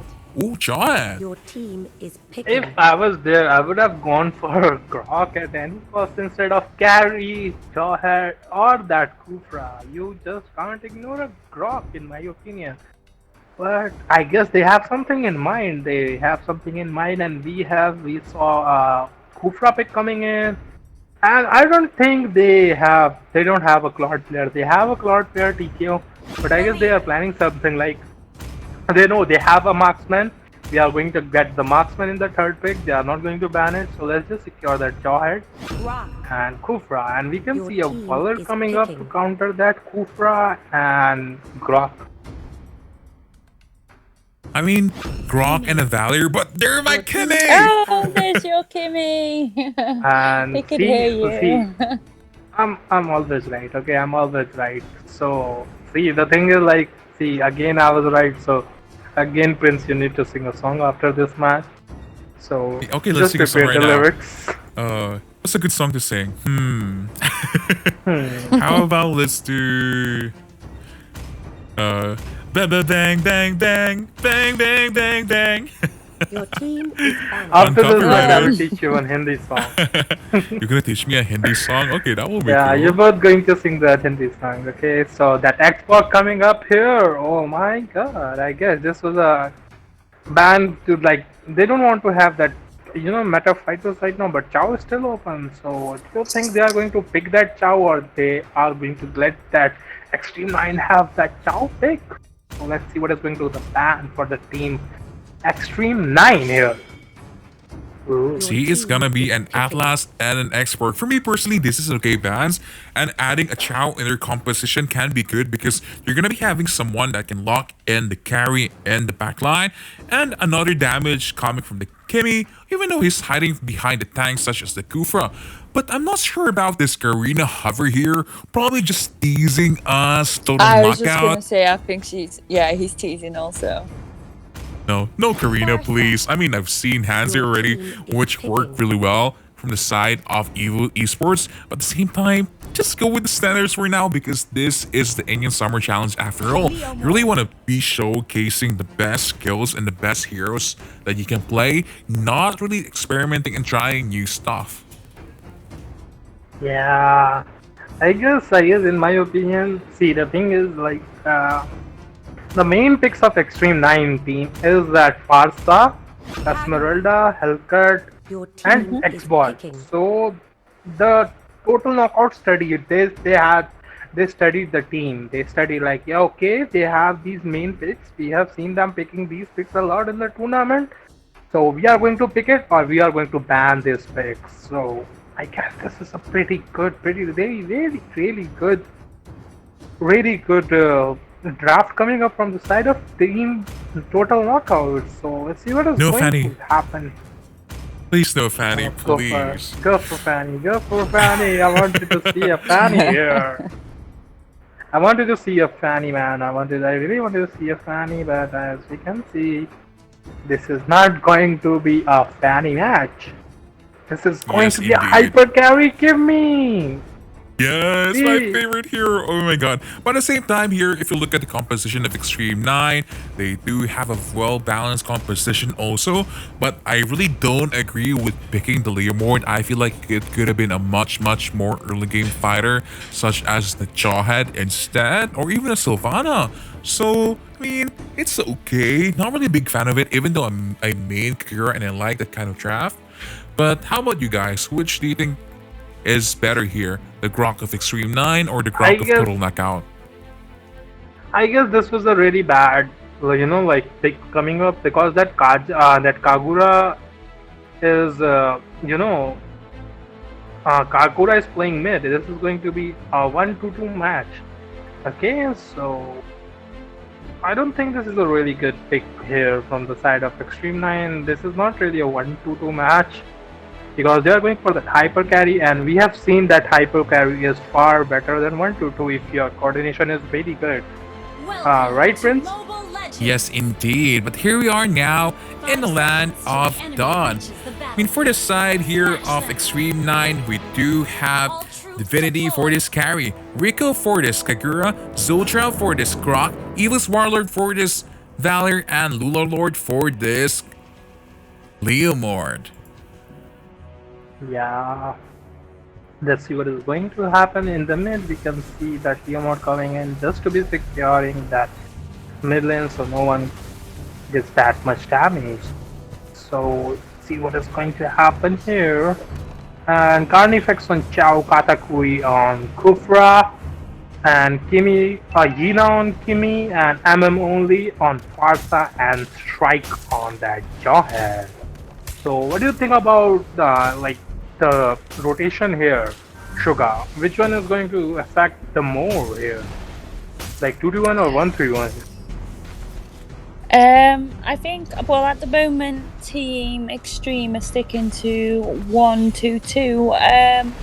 It depends on Total Knockout because they could play very aggressive early game, but at the same time, they do have Grok. He's a very good tank hero for early game to help to invade, so I'm not sure. They're just Team Total Knockout seems to be focusing on pushing, which is absolutely fine. Maybe they can work towards on picking off heroes. I'm not sure. We'll just see where it goes from here. Yeah, as you can see here, both teams are playing a mirror matchup right now. Team Total Knockout get the top lane, while the side here of Xtreme 9 is gonna get the bottom lane here. But Farsa now here, walking on a dangerous path, able to stun the carry there. But at the same time, not gonna be really new engages because the Farsa is not yet level 4. And Shuka, can you introduce the team here of Total Knockout? I just did happens like Carnifex on Chow, Katakuri on Kufra, Yina on Kimi, MM only on Farsa, and Jawhead, Spike on the Jawhead. So as you can see here, another turret gonna be taken out by Total Knockout very soon. They're looking to get this bottom lane here, but Jawhead is in trouble. The Valor doing a lot of damage there.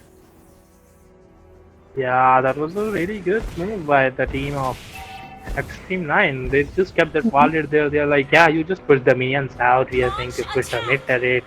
But they were not able to get that mid turret. So, do you think this move was really good for the team of Xtreme 9 here, Suga? Sorry?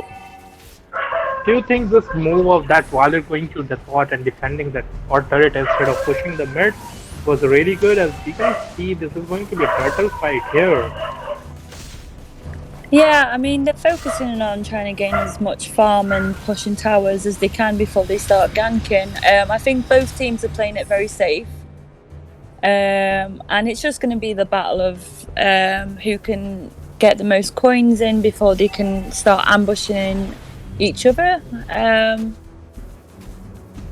I think with Kimi and Farsha being on Total Knockout, they could try and be a little bit more aggressive early game.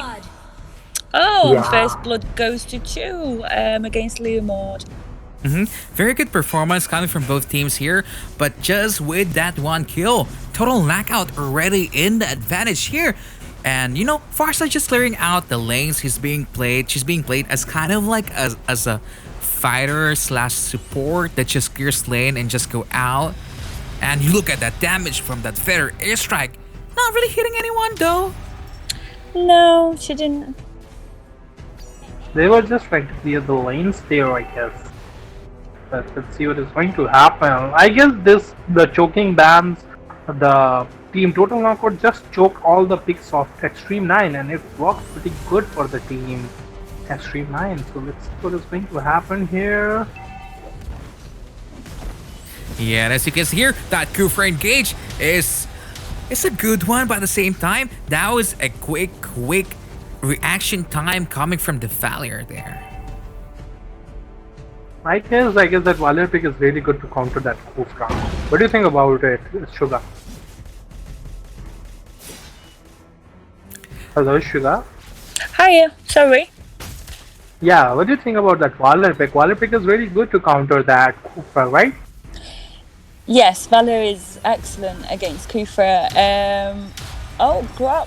Oh, he managed to escape by 1 HP. Yeah, the maximum charge from the Kimi is though. Go on.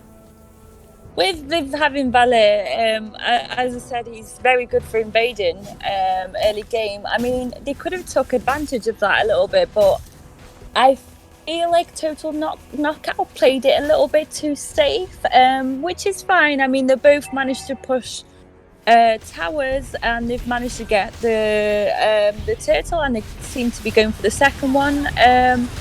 Oh wow, Yeah, that was such an amazing engage coming from both sides here, but it seems like Xtreme 9 is going for the top here because a lot of the heroes from Total Knockout are low. Kimi is still alive, maximum charge is now being used. Leomord going to be falling down with this shot. Wow. The turtle went to Leomord, but he died, unfortunately. Ooh. And even that Chow escaped at literally 0 HP there. Yeah, that was such really a good engage coming from Xtreme 9. It was a shame that they weren't really able to capitalize on the opportunities that their tanks have created for them. But at the same time, it's not the end of the world yet. I mean, the skill score is 1-3 and they're only 1,000 gold lead behind anyway. So it's not the end of the world. They can get back in this game really soon also. They have that Kagura there, so like even if it goes to the late game and Kimi is there, that Kagura can just one shot that Kimi. Prince, you're a Kagura main. I have seen that in your profile, so you pretty much know that, right? Kagura can just one-shot Kimi with her ult in the Yes, late yes, yes, game that's if so it true. goes that late. Like late game, what I do against the Kimi is just I don't even show myself in the map, and I'll just hide, looking behind, and just burst her down because your umbrella Yin Yang overturn deals so much burst damage, but the Valor making a mistake here in the Wow. top lane. They are getting shown in map a lot. There is a lot of mistake coming up from the side of Xtreme 9 here. So, Sugar, what do you think Xtreme 9 should do here? As we have seen that match is going on the side of total knockout here. So, Sugar, what is your opinion about this thing here? Like, what should Xtreme 9 should do here to win this match? I think the extreme, the rotation seems to be a little bit off. They're not. It doesn't feel like they're communicating too well as a team, and they're getting picked off one by total knockout, and that's their downfall at the moment. And they seem to not be focused on the carry heroes, such as Kimi, Farsha. Farsha has a lot of damage, as you can see every time she uses all the HP. Oh wow! Okay, Kagura knocked out Farsha. About time we've seen this now. I think now they can go back to focus on farming. They need to pick off Kimi. In all honesty, Kimi is going to be very dangerous late game, and at the moment she's farming as much as she can. See, look at the And as you damage can see already. the damage. Did you see the damage from her ultimate? That's crazy. Insane. It's just going to get worse and worse. Because she's already being funneled every single thing. I mean, even if it's attack, even if it's a marksman, even if it's like a fighter, she's gonna be melting any one of those heroes because she does have the red buff, she does have the purple buff, and also the turtle buff right now. So I feel like this is the perfect opportunity for the side of Total Knockout to look for team fights here. And Chao is in a good position for now. I think the thing is like even the side of Evo's Warlord still have that chance because their carry have that endless battle, and their Kagura got that lightning version. So like we all play Kagura here. So See, look at the we all damage from know the even- Kimi, almost Yeah. killing the carry by herself.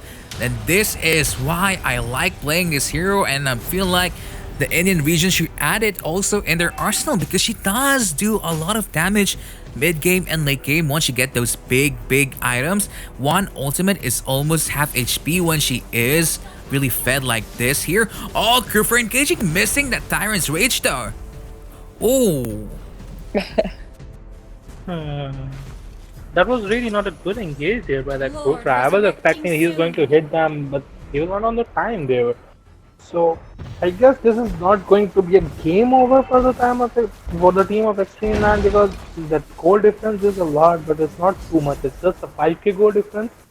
But they have that Kagura to shut down that Kimi. That if just that Kagura just needs one moment to kill that Kimi, to shut down that Kimi, because we all know it will just take one ulti, one press to kill that Kimi. So let's not lose hope. The fans of Xtreme 9 just keep on just keep watching this match. It is going to be I an mean, interesting one. Kimi is farming like Yeah. crazy right now, and her positioning is very well. She's always behind Kufa, she's behind Farsha. She's going to be very hard to get hold of, and she's collecting all the items, and then she's going to be like, okay, I'm here now. She I'm going to already take you have all the- out.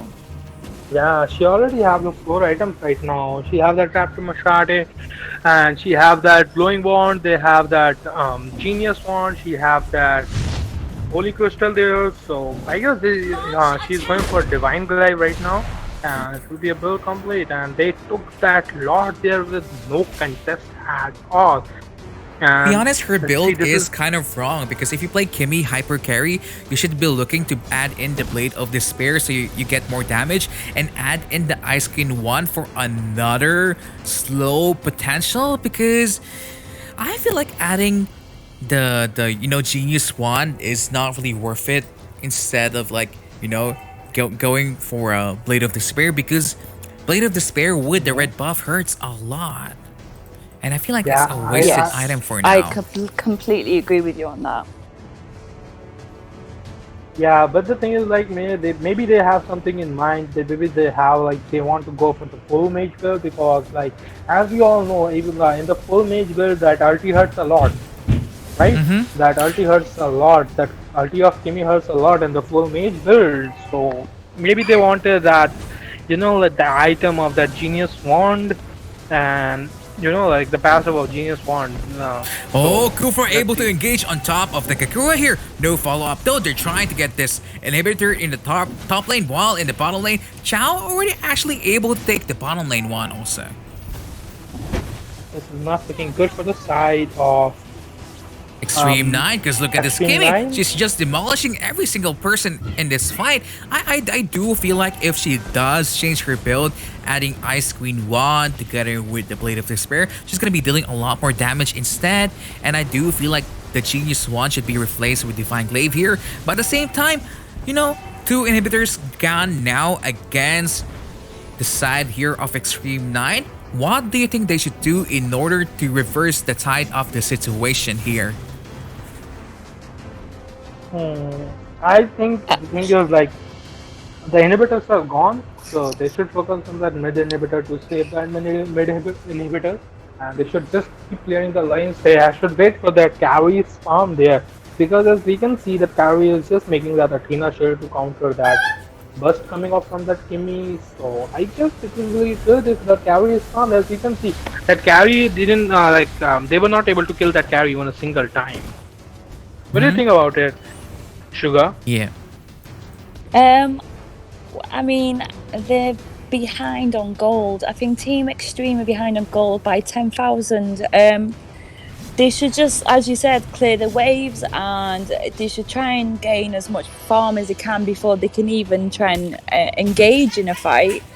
And maybe having some patience is probably the best thing they can do, and just wait until Team Total Knockout make a mistake, and then they can hopefully try and push. I mean, they've not been able to push many towers, as I can see. They pushed bottom tower. Yeah, so it will be very hard for them to make a comeback, but they just need to play it safe for now.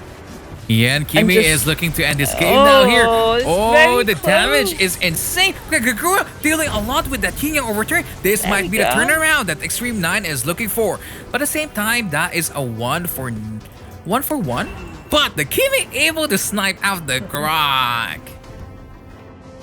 This is not really dangerous for the side of Xtreme 9 at all, because as we can see, things are really going towards the side of PKO here as the Kimmy is farming up. She's really farmed up a lot, and she have all those items she needs. She went for the last item, Untitled Chapter, in here, so let's see what is going to happen here.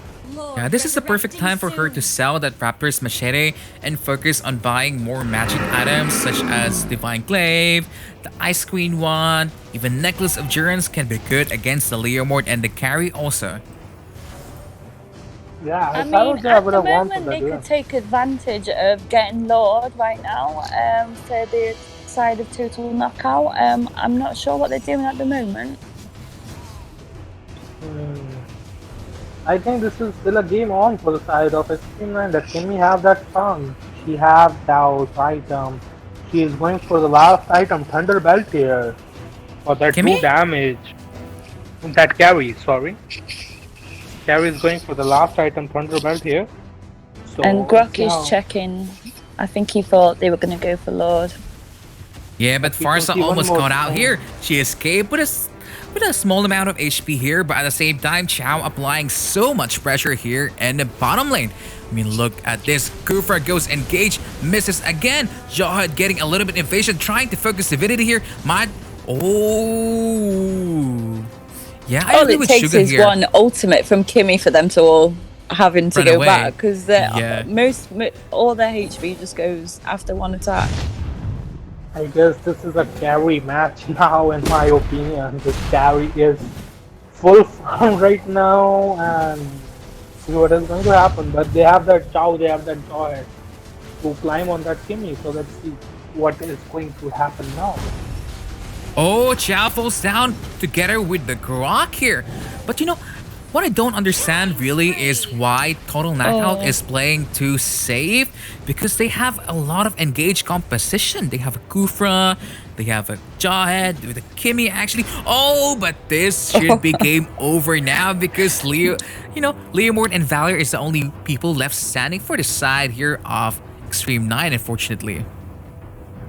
I'm liking the sneaky attack from Pasha. She was just patiently waiting in the bush for Kagura. That She was was just a like, really hello. bad positioning Boom. by Kimmy there in the last gank there, as we all saw now. Like, that was seriously bad positioning. I think they could have finished this match. They Yeah, I'm a little yeah. confused because look, the Grok cannot defend all these minion waves. 100% a finish. Not so sure why they want to do the Lord here instead of doing a clean victory, because the longer the match takes, the more items this carry is going to be having in her bag. So not really the ideal play coming from Total Knockout. I understand that they do want to finish this game with a bang, but at the same time, unless you hear that victory scream, you haven't won. So this might be a comeback potential for Divinity here with his carry.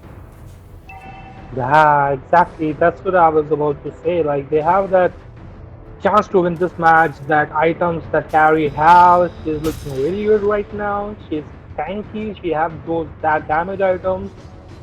So let's see if Carrie will be able to carry this match. So let's see what is going to happen here. Yeah, but it's indeed the Farsa has placed the throne already. Jawhead looking for engage with Ejector, but the Farsa almost falling down. He falls down with the burn of Valir. This is not looking good for the side of PTO. But they have that Lord tanking for them. So let's see what is going to happen right here. Kimmy being engaged by the Leomord here. But Leomord forgetting that Kimmy does more damage than him. Yeah. But at the same time, I feel like that was the intention of the side of Xtreme 9. They want to zone out the Kimmy so that they can defend the Lord as cleanly as they can here. Yeah, pretty sure it was pretty sure that what Leomord wanted there. Leomord wanted to keep that Kimmy busy so they can just clear out the Lord and keep that immortality down of the tanks, because you can see that immortality of Kufra is down there, and they got the kills on that Chow there. So it is looking pretty good for the side of Team Xtreme 9 because they have that carry, and we all know how much carry hurts.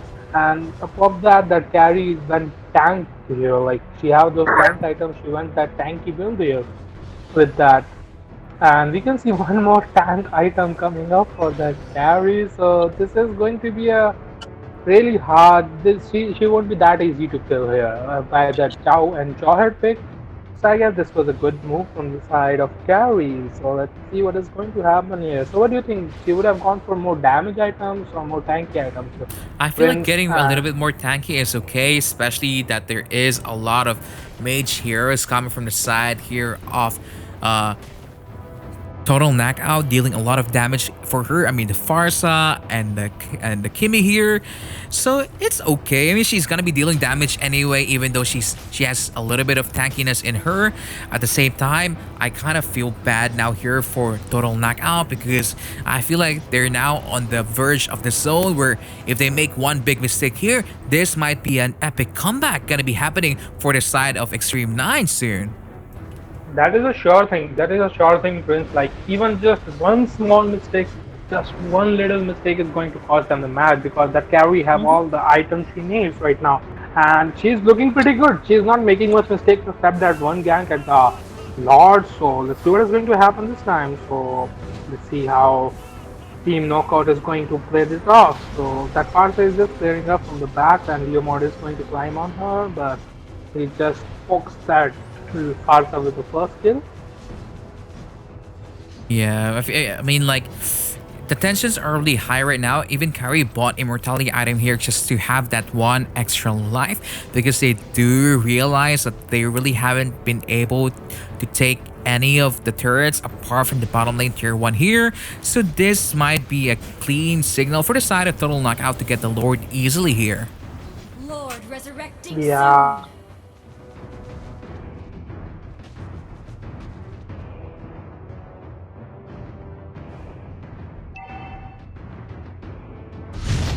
I mean, the Lord is now finally started here by the Kimmy.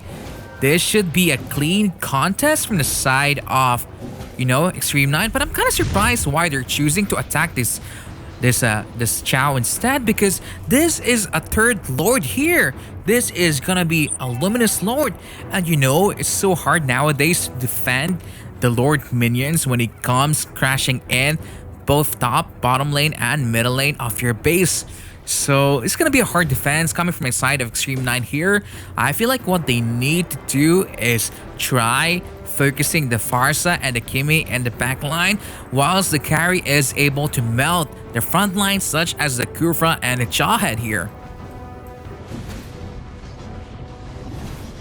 And as you can see, Lord is now here marching in the middle lane, probably gonna be gone soon. Look at the Kufra being able to be on top of the Valor and the Kakura there, and this should be game going for the side here of Total Knockout. That was a very nice ultimate from Kufra as well, might just add. Hello? Yeah. So that was a very, very good performance from Total Knockout, but I do feel like they're not playing clean at all. There were so many times that they could have ended that game multiple times. They choose not to do so, and they even almost lost the game for it. So, And even yesterday you saw like there were some mistakes like being Total Knockout. Maybe it will cost them a lot in the next rounds. What do you think about it, Prince? I do think so, because there's a lot of teams here in the ISC, the Engine Summer Challenge, that plays a lot more objective base, looking to get the turrets, the inhibitors, the Lord. I mean, they did show us that they can do that with the Kimmy, but when it comes to that middle game and late game, the end game playstyle of Total Knockout is a little questionable. I think that Total Knockout makes a lot of mistakes in their game. Like even yesterday, like they were able to dominate the whole game, as we saw, right? They were dominating the whole game, and they were chasing out the Uranus instead of finishing the match, right? So even in the today's match, they were controlling the whole match, and at the end, they were making mistakes. And Carry was formed. I guess Carry made some mistakes right there. So let's see what's going to happen. Maybe if that Carry won't make that mistake again, maybe Xtreme 9 is going to win this match. So who do you support here, Prince? Who do you think is going to win this match? And what do you think is going to come up next here? As I told you, that Kimmy pick is going to come up. So let's bet like one pick on the both sides, like except that Grok and Kufra pick. Let's bet on one pick what is going to come up in this match. Yeah, so before we go Prince? for game number 2 here, we're going to be flashing the next redeem code in your screen right now. There you go. Don't forget to type that in that website, and maybe, just maybe, you're going to be the lucky person that's going to be receiving some gifts, some rewards, and skins in the game. Okay. So by the way, Prince, you need to sing one song for the viewers. A song? Yeah. Oh my gosh. Yeah. Havana. Do you know that one? Yeah. Am I allowed to do that? Aren't we gonna get copyrighted? You should sing for the viewers. Just sing one song for the viewers. Yeah, hey viewers, if you have any song request for the Prince, just type it #Prince and the song's name there. And we will just check out after this match, after the second match. So if you have any song request, just ask Prince. Yeah. So #Prince and the song name. So keep an eye on that, Prince. You need to choose one song out of them. Viewers are going to request one song from you. So keep that in mind. Definitely. Be ready. Like, send some your love in the comment section. Hashtag Xtreme9 or hashtag Total Knockout also. Yeah. So Sugar, Mm-hmm. what do you think is going to be a new pick or new ban coming up? Do you think it is going to be there? But see, I think like Total Knockout is going to go for that target bans there because we have seen like Extreme 9 playing particular heroes a lot, like that Hellcat and that Farsa, that Esmeralda. So I think they are going to go for that. So let's see what is going to be the ban and picks for the side of Total Knockout and Team Extreme 9. I Your can team also is banned. smell a possible Kimmy ban coming up also. Yeah, I can smell it from the ban. And Your it is team there. is banning. Your nose work really well here, Sugar. On the spot. So as I said, like they are going to go for that Hellcat ban because they want to target ban that Extreme 9. So maybe an Esmeralda ban coming up again, or maybe a Farsa ban. Maybe let's see. What do you think about it, Prince? Esmeralda, Your you team called is it. banning. Yeah, see, I'm always right. I should be like, I'm the one drafting here, okay? You don't know. So I was pretty sure about these bans that because they wanted to target Extreme 9 there. So let's see what is going to be the second ban for the Extreme 9. I guess it is going to be that, yeah, Your I was team expecting is that. I picking. was expecting that. Let's see, let's see. So Selena pick coming up? Do you think Selena will come up for MM only here? Do you think? Do you Yeah, of think? course. And we are going to see a Selena. We are going to see a Selena. We are going to see a Selena. And we are going to see Your a team Selena is here. picking. But the thing is, one more thing. I guess the Team Extreme 9 wanted to open that Selena, wanted to give them the Selena. So they can get that Farsa support because Extreme 9 love that Farsa support a lot. We have seen that in the previous matches. So, and Hylos pick coming up here. So, what do you think about it, Prince and Suga, about this Hylos pick against that Selena? Yeah. I think Hylos is a very good pick because you can always stun Selena whenever she gets close. And Hylos Your is a very team is tanky picking. hero. I personally would Yeah. recommend Hylos in every pick if you can, if Grok is not available. He's Yeah. also good for his Kufra. ult for an easy escape. He's quite good for invading early game. Oh, Kufra, okay. Jarhead. I Your mean, team Valir is is still picking. open, so they could always pick that against Kufra. Pick- I mean, he can't engage if they have a Valir in the opposite team. Yeah, I guess that was the Valir is thing. Like, very, very annoying for pushing back. yeah, it's really hard to engage when there is a Kufra in the opponent, but Mhm. I guess that Jawhead pick is kind of shocking. Oh my Your team is god, banning. we are. See, I told you, I Oh, smell how something new. interesting. I smell new picks in every. And we got to see a Paramis here. And see, I was spot on, so Prince needs to sing the song in the I next was round. personally hoping for them to pick Valir against the Kufra, so I'm not really sure about Faramis. Your team is banning. I guess it's a pretty good pick here from coming up from the side of Extreme 9 because they have that opponent have that Selena. But like yes, Promise is on the spot. He can be a good offlane and support. But I guess this is going to be a 1-3-1 rotation from the side of Extreme 9. It will be a really good thing to see what is going to happen here. I'm really excited to see what is going to be the final picks here for the sides of Extreme 9 and Team Total Lockout. Your team Oh is my god. picking. So they targeted ban again to Extreme 9 with that Xbox. So what do you think this target banning is going good on the favor of Team Total Knockout Sugar? With the target ban export. Yeah, the target ban Xbox, the target ban Esmeralda and Helker, they are just target banning all the picks of Your team is picking. Xtreme 9, so it looks pretty good on the side of Total Knockout. And what do you think about this Change pick too?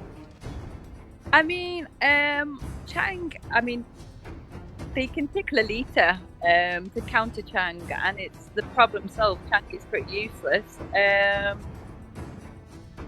I'm not really sure. I'm not really sure how to feel about it. Oh, okay, Fanny. Wow, they're gonna go for a Okay. Fanny pick here. Oh my gosh. Whew. I'm not this really looks- sure, so I'm guessing Selena will be support and Granger might be hyper Hyper. carry. Hyper carry Fanny. and Fanny offlane. No. It would be Yeah. a Fanny offlane, I guess. That's I'm gonna be an pretty sure. offlane Fanny, but imagine Fanny being fed all the buff, the red buff, the blue buff. That's gonna be a Fanny dream right there. Yeah. Oh my god! And we got to see something new again. And see, I told you, Prince and Sugar. I told you, like, my nose is smelling something new here. My nose is smelling new things here, and I see. We will get to see a Faramis here, and we will get to see a Badang here. So let's see what is going to happen. I'm really excited about this match. I'm really excited about this match. I mean, to me personally, I'm not so sure why our teams are picking so weird. I mean, Fanny, Hanzo, Aldous, Changu, Faramis, so many heroes that is not really the best, the most viable heroes in the current meta being played by a lot of these Indian teams, and it just shows that there are diversity when it comes to the hero picks. Sometimes it doesn't matter what kind of hero you have, as long as you play it so well and you are able to execute the skills that is needed, you can get a victory, right? We don't need a meta. We don't need meta. Who meta what? We don't need that. We can just show you our hero, our comfort picks, and we can execute the game without being in the meta. It's absolutely fine. Welcome Yeah. to Mobile Legends. I'm really not sure what is going to happen here about the rotation. That No, this is me going to be a yeah. Oh my goodness, I am not really sure now. Okay. I was expecting something else. This is happening something else. The team Xtreme 9 is making a mistake again. Do you think that Prince and Sugar, see, this is going to be again a match of like okay, no, this is going to be 1-2 versus 1-2. This Fanny is the mid lane here. Wow, a Oh. hyper carry Fanny? Yeah, you were This right. is a 1-2 match. This is not a hyper carry, this is a I'm 1-2-2. just kidding. It just sounds so cool if you say it like that, you see. But it seems like Yeah, Prince is just wishful hyper carry thinking. Fanny. yeah, We haven't seen oh, that. Fanny's gonna be flying there in the bush. She's gonna be trying to get the skill, but cables are missing. Strike! I really don't know what is happening here. I thought like this Fanny is going to be offlane. Okay, now this looks like what I imagined. This Fanny is not going for the mid. This Fanny went Oh, for look the at that top abyssal lane. arrow though. You cannot see that one. It's almost transparent. That pay to win skin needs to be nerfed. Yeah, I guess they should just like change the color of it. Or Yes, the indeed. arrow and the But as you stuff. can see here, there's a slight gold advantage. Oh my god! They're gonna be stunning with Selena. Fanny flying in. She's missing her cables. What are you doing? But first blood still goes for her. Oh, she's gonna spam it. Double kill now. Double kill. That should have been a maniac. I was That's expecting this. start Thank you. knockout. Because we all know like the early game advantage is at the side on the side of Initiate total retreat. knockout, but as I told you, like this is going to be 1-2 match, but no, that Granger just got help from that Jawhead for the red buff, and this Granger is the hyper carry here, so things are looking pretty good for the side of total knockout here. This is a hyper carry draft again against the 1-2-2, so let's see who is going to be the winner here. and this Change is going to go down. You know, this Fanny is missing a lot of cables, but she's getting the kills.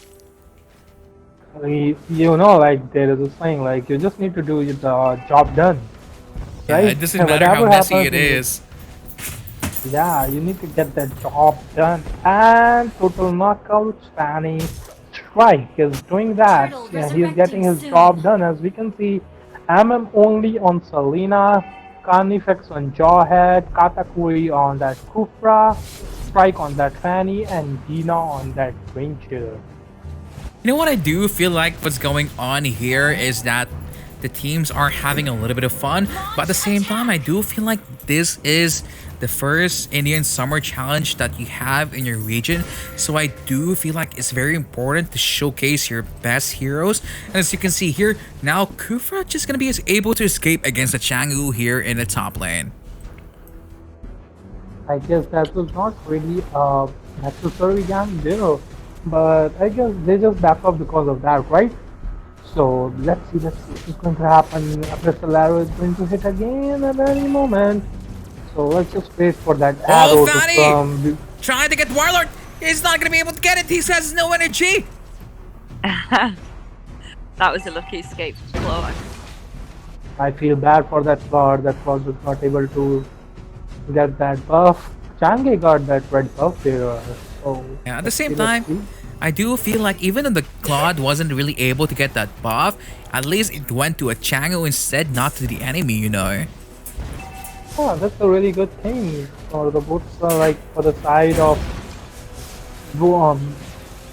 Xtreme 9 here. So let's see what is going to happen here at the top lane. You know, I really, the Fanny is really not playing well, but she's getting the kills, so I really don't know what to say. Sugar, what do you think about this Fanny? Fanny is all over the place, but he's very lucky with the kills, as you say. I'm just a little bit confused by the rotation, in all honesty.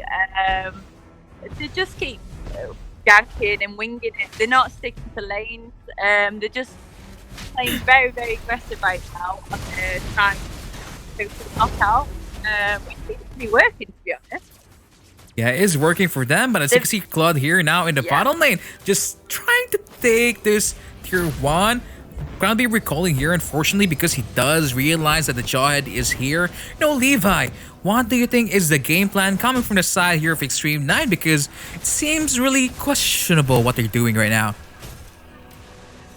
The thing is, like, I don't see any, a game plan. They are not planning anything right now. They are just doing for the simple 1-2 rotation. They just want their MM to get lucky and get farmed.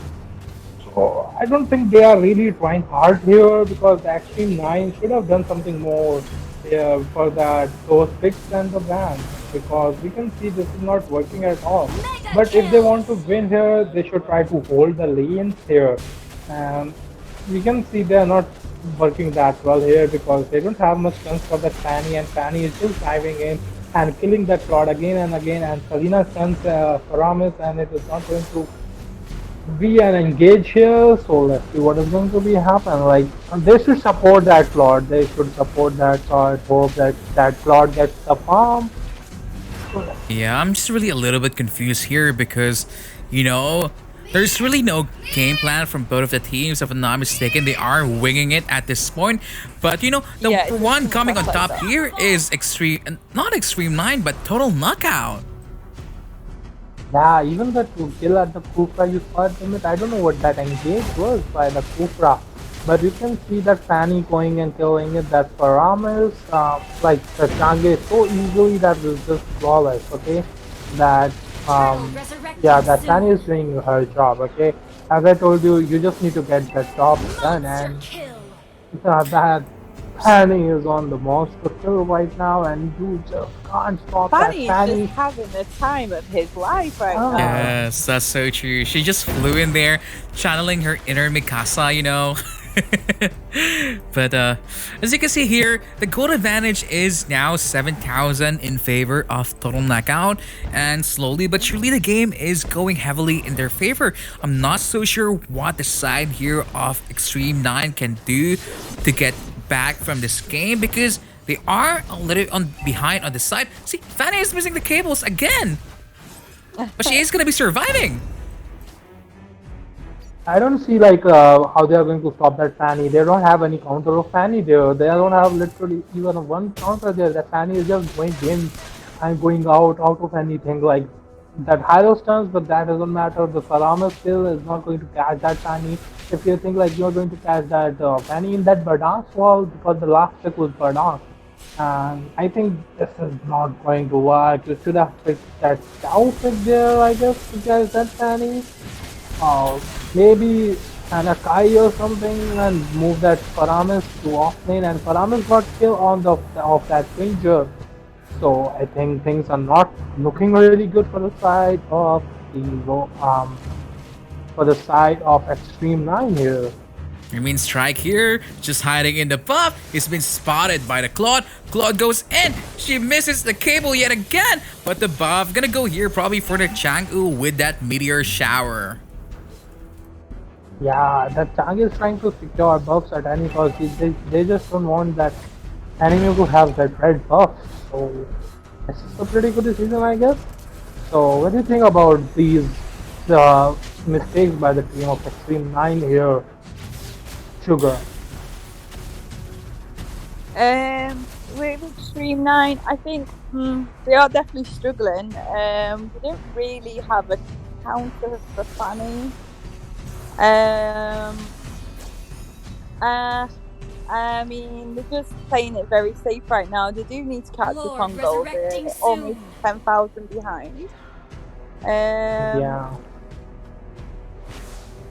I think once they tackle Fanny, they'll be able to engage in ganking a lot more, because Fanny just seems to creep up out of nowhere and kills Claude straight away. He's got his focus on Claude, which is helping on the side of total knockout. And he's gonna go kill Framis? No, Selena. Selena just ran in and killed that Paramis without any problem here. See, this is why I'm a little confused, to be honest, because this Fanny is not playing the best out we can see, but she gets 6 kills. Because there's no counters for Fanny. Yeah, that's true. There really is no counter for her. Even like, I don't know why the last pick was Pardag there. Like, if I was there, I would have told Paramis to go off lane, okay, and I would have picked that Akai there or something like Kaja. I believe Kaja was open, so even Chow was open. If they wanted an off lane, they wanted Paramis to support. So things are not really good at all for the Xtreme 9, but let's see what is going to happen. I don't see a comeback from here, but that Granger is overextending, so I guess he's going to die here, and he dies here by the hands of Is Fanny's time to shine? Savage! Nope! She's gone. He just backed off right there. Claude is so squishy right now. Yeah, he just vanished. You know, the Fanny. You know, give me that your song, give me that your song. But as you can see here now, the Lord really is marching in the middle lane. Abyssal Arrow hitting the Chang'e in the back line, while the Fanny in the top lane able to get this inhibitor turret. Oh, Faramis trying his best. Not so sure why Fanny chooses to go out. I feel like he could have punished Divinity here with this Faramis. And as you can see, Selena's stun actually working now again here. I think this is going to be, you know, like, they don't have much time here, I guess. They are going to finish it fast. Even when they picked the Fanny, I was thinking about one thing, like, Xtreme 9 could have picked something to invade there, right? They could have a chance to pick that Waller or something like that to invade that buff. With that, you know, Hylos and all, they could have invaded the first two, even with the Serena right there. But I guess they were thinking about something else and it didn't went that well. And we can see that the lane pressure by the side of the total knockout is just beautiful. As you can see, all lane suppers, they are just trying to take that bot turret and the mid turret there. So let's see what is going to happen. right. You know what I don't understand is this Claude falls for the Fanny every single time. He has his dash skill. There's a high loss that can stun the Fanny, but I just feel like he's always out of position. That's why the Fanny is able to punish him. Yeah. By the way, like whenever I play Claude, actually, and there's a really good Fanny there, and who got like the early kills there, and down! Spike She's is been going to shut go down! down right here. This is not really a good news for the side of Team Total Knockout, but let's see what is going to happen here because they have that Changier, they have that Paramis, they have that Claude, they have that Bardang, they have that Hylos, they have so many things to clear the lanes. They can clear the lanes whole day there. So let's see what is going to happen in this match. This match is looking pretty interesting now after the kill of that Fanny, because there is still a chance of comeback. What do you think about that, Prince and... Initiate retreat. I mean, there is a chance of comeback because it's going to the late game stage of the game. If you look at the farm, I mean, Claude is not... I mean, he's severely behind, but he's still going to be doing damage because he does have the Demon Hunter Sword together with the Golden Staff already here. Oh, Chango being stunned by the Selena here. Purify is being used, and he has to use the Flicker here. I don't think this is going to go for the side of Xtreme 9 here, because as you can see, they are making a lot of mistakes from the start, and oh my god, the father got stunned, but Selena just kept her patience. He said, no, I'm not going to make any mistakes right now, so just wait, let us finish this match as possible. Lord, And we can resurrecting see soon. that this match is going for the side of going for 15 minutes now, and Claude still doesn't have much items. He just has that 7,000 farm. I don't know what Claude is doing right now, but that Selena is going to engage any minute on a squishy issue as soon as she hits that stun, because we all know that Selena is going to one-shot anyone right now with those items. Yeah, and as you can see, Fanny able to kill out the Claude yet again this time. Wow. He's just bullying Claude, isn't he? Yes, he is. I mean, look at that. This should be a clean game now. Coming from the side of Total Knockout. Now that because Claude is dead. I mean, the Hylos here probably gonna be dying with the Fanny also, but she misses the landing of her cables yet again. Sticker here now has been used. Double kill coming from the creature here, and they're looking for more kills and for more, show off points here. High loss, tanky, surviving a long time here, but unfortunately, he might be able to survive. Nope. I don't know. I feel like the High loss was able to buy a lot of time here. Time chasing high loss. Yeah. I'm really not sure what's going on right now with the games that we're having. I'm so sorry to say that. Yeah, this is not looking good for the side of Xtreme 9. Sorry, Xtreme 9 fans. I guess this is going to be a game over soon. And congratulations, fans of Team Total Knockout. They are going to the semi-finals. Nope, they're not winning yet because, Claude is still alive here. That is the blazing duet of Dew. Nope, not enough damage coming from this champion. Fanny flies from somewhere, killing the Claude yet again. I think this Claude is going to have nightmares about Fanny. Because the Fanny really is not, I don't know what to say, but not really playing that well, but...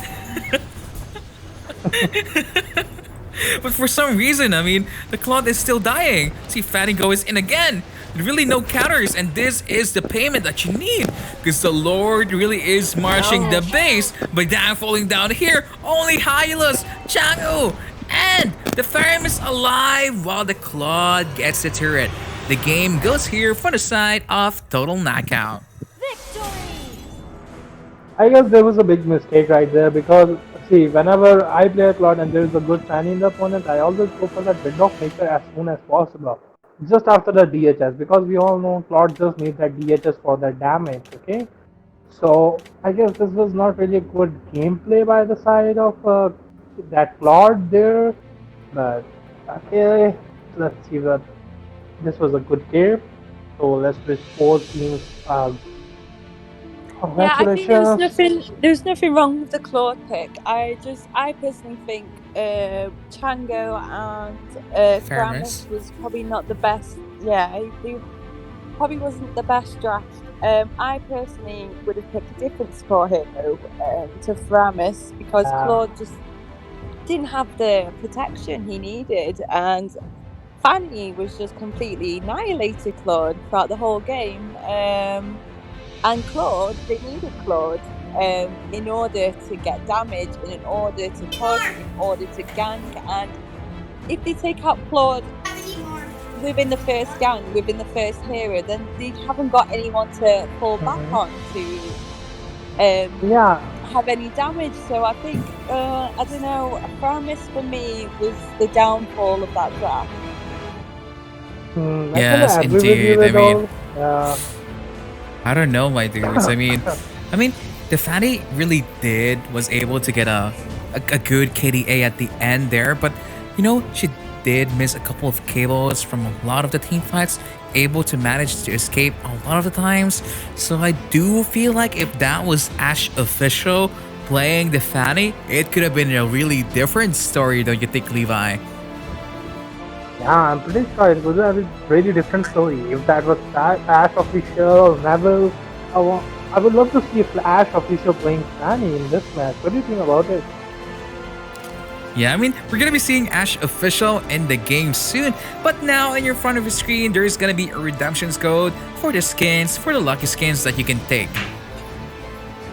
We should do some background music with that redemption code, like drum rolls and all. So they should be more excited about it, right? Yeah, I mean, I do play Fanny myself, and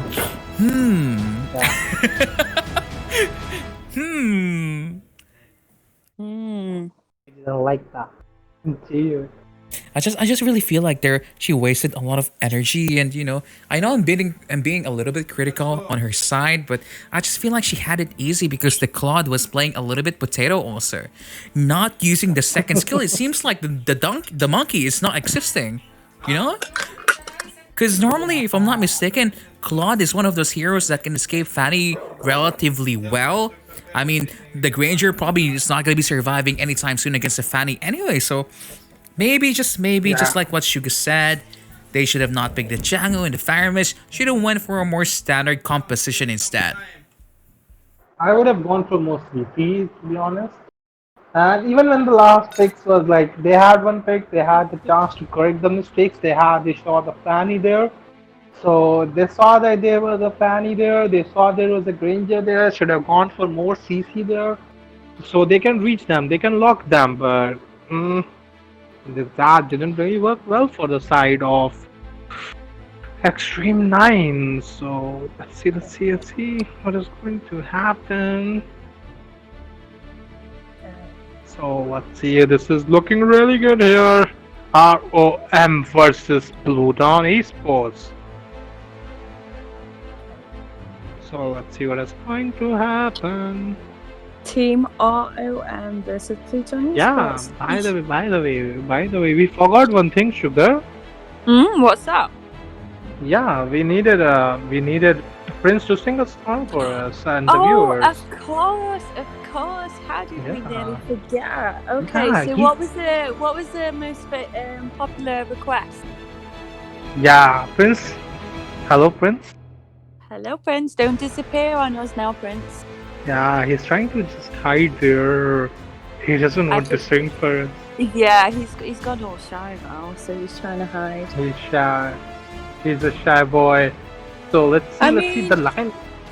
We could do some shout outs in the meantime until Prince comes back. Yeah, let's see. The Tams Gaming. Hello there. Who else have we got? Ashish, Ankit, Leon. Oh, hello guys. I hope you guys got a request for our Princey.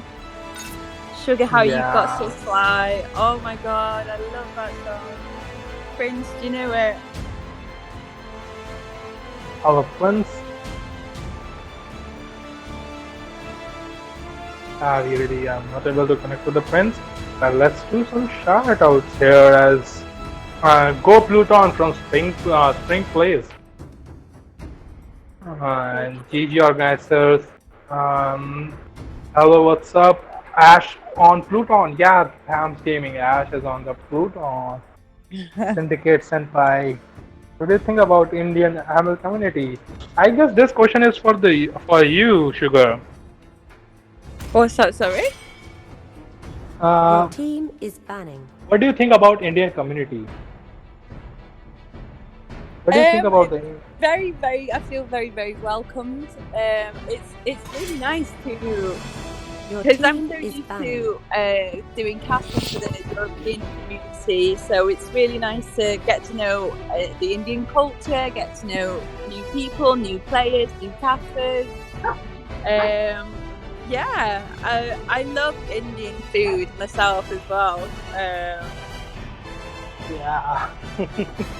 Indian food I'm from England with just Ham's Gaming. I live in a place called Chester. banning. It's between Manchester and Liverpool.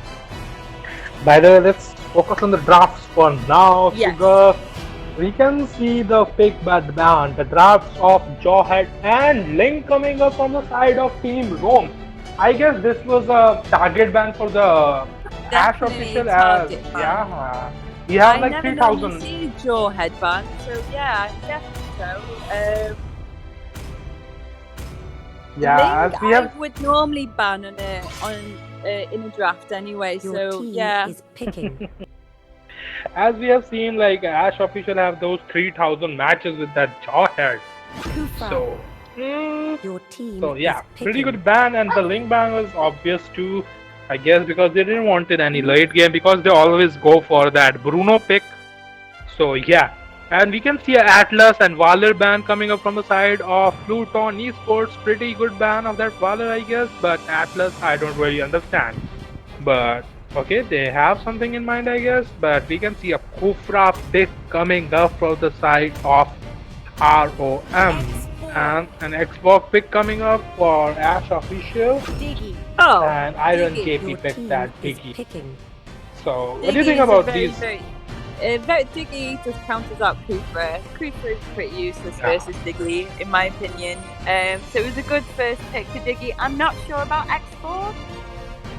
If it was me personally, I would just try and take the tankiest tanks like Pylon, Rock, for prioritizing fighters. Oh, okay, and now we've got Cho on the side of Team ROM. Yeah, I think this is a pretty good ban coming up, pick coming up on the side of ROM. And Martis. Martin, Um, okay. what do you think about this? I have a feeling Team ROM are going to go 1-3-1 hyper carry. Possibly Yeah. Claw. We have seen them hyper carrying Bruno. For the offlane. Yeah, yeah.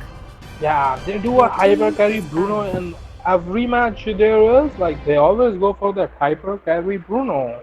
And this Grok pick is really good here because they have that Kufra. Like, they need that Grok to like counter that Kufra, Chow, and Martis.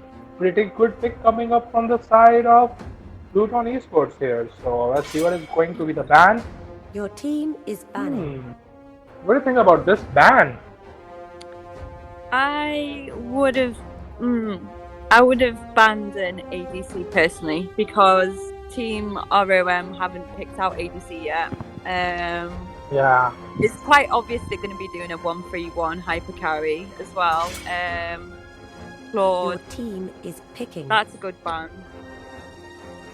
I would have yeah, Claude was a good ban, Your but team is when you look at picking. the side of ROM, they always go for that Bruno. So I guess that Bruno on the nanometer is going to come again. Let's see if that Bruno is going to come. I really But want to see Bruno. I want to see the last match of the day to be Bruno. Bruno's my favourite character. I guess nanometer is going to fulfill your wish. They really like you a lot. So no. Kimmy! Uranus. Don't break her heart like that. Oh, Okay. I So didn't see that coming. Nanometer actually broke your heart there, and he went for that Popol and Koopa pick. I really didn't see that pick coming at all, And I'm they not really haven't. sure about Uranus being picked here because Uranus is very good for a side lane, and he's very good for pushing a lane. He doesn't need to be babysitted. He's not a very good support hero or a tank, essentially. If you can see, like one thing here, like they have like 4 heroes who can offlane. That is Yeah. pretty interesting. Like, okay, the Popol and Koopa is going to be the hyper carry, but who is going to give you that damage? Who is going to give you that damage? Who is the mage of the team? There is no mage here. Are you think like Koopa is going to give you that enough damage in the early game, or that Uranus is going to give you the damage early game? Yeah. Ooh. I'm gonna say Pluton eSports have got the much better draft here. Yeah.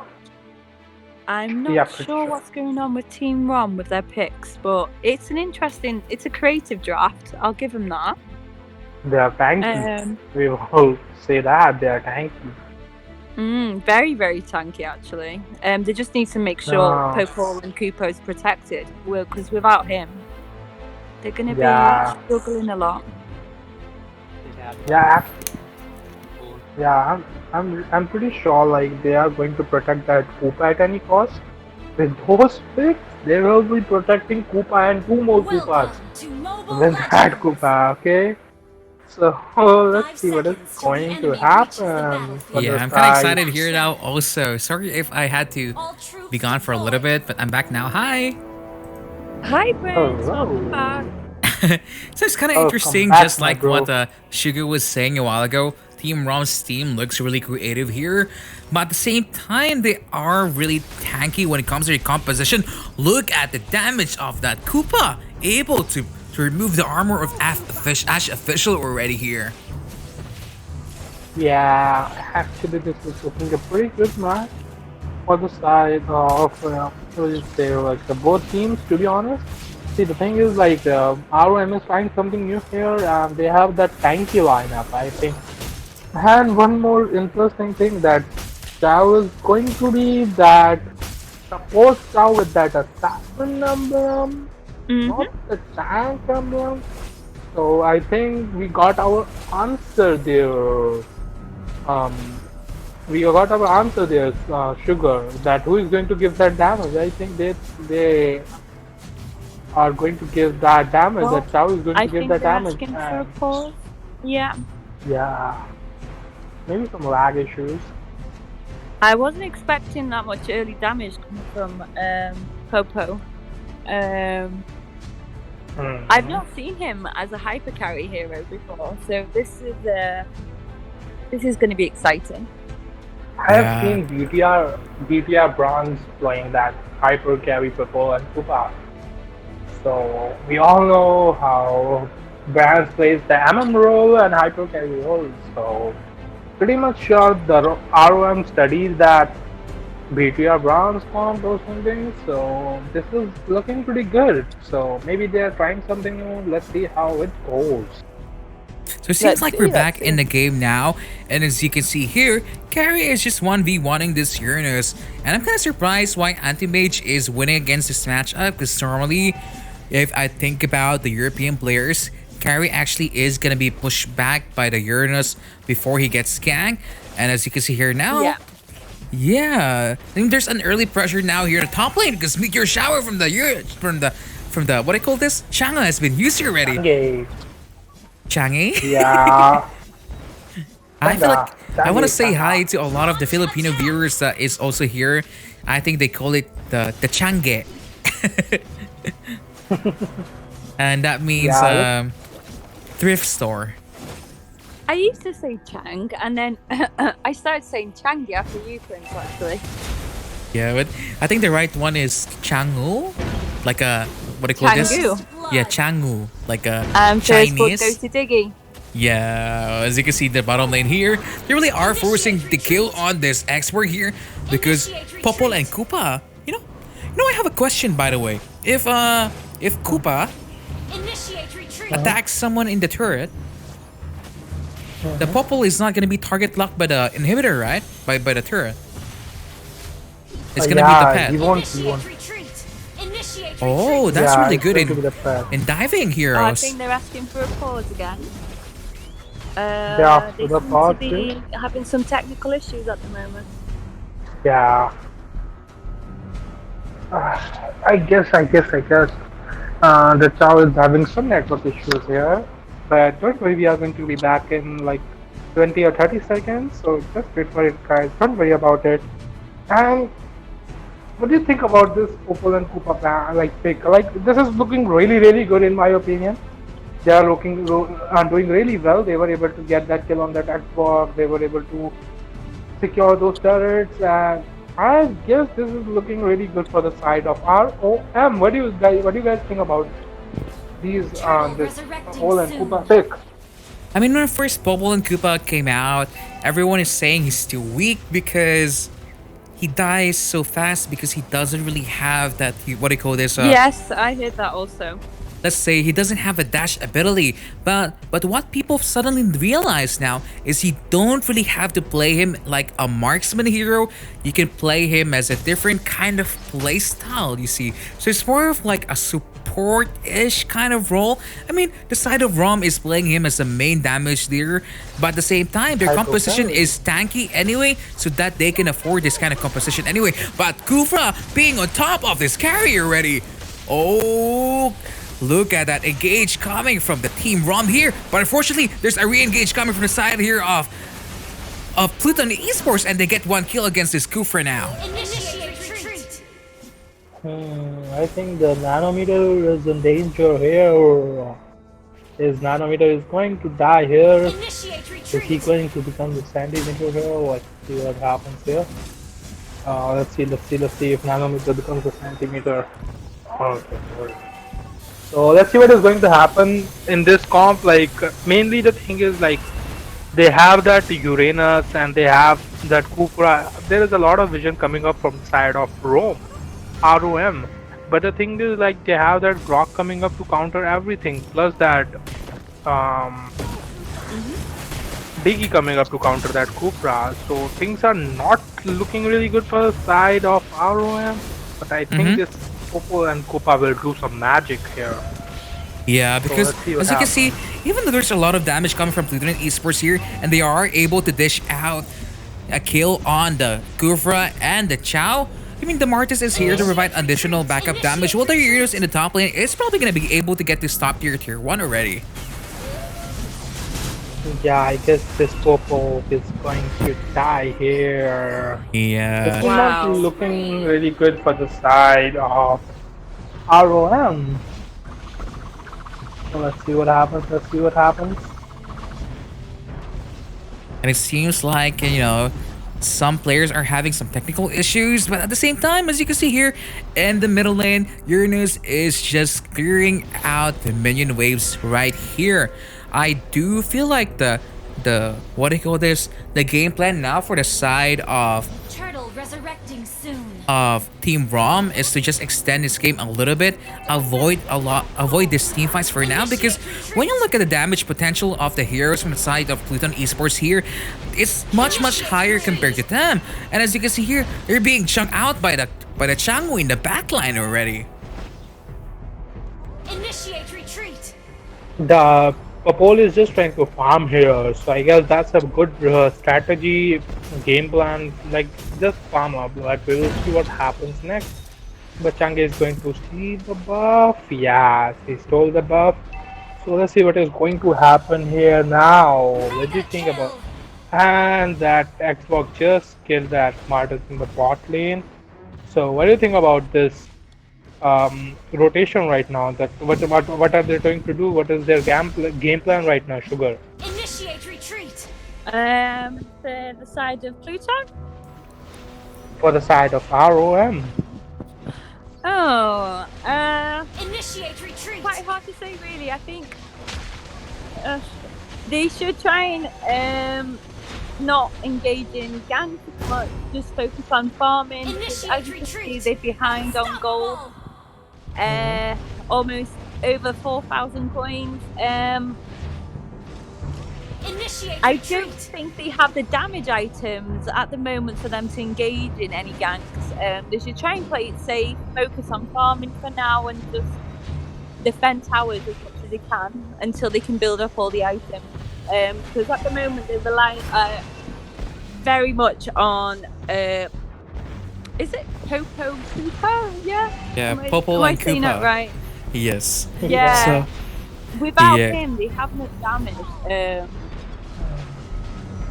Yeah, it's not looking very good for Team Rom right now. I guess let's see what happens here. The game is still on, but the Popo and Koopa was not able to do much. yeah, but the expert last Insanity able to kill out the Uranus. Kufra is now in, but the reverse sign of the Diggy is saving the team of Pluton eSports here.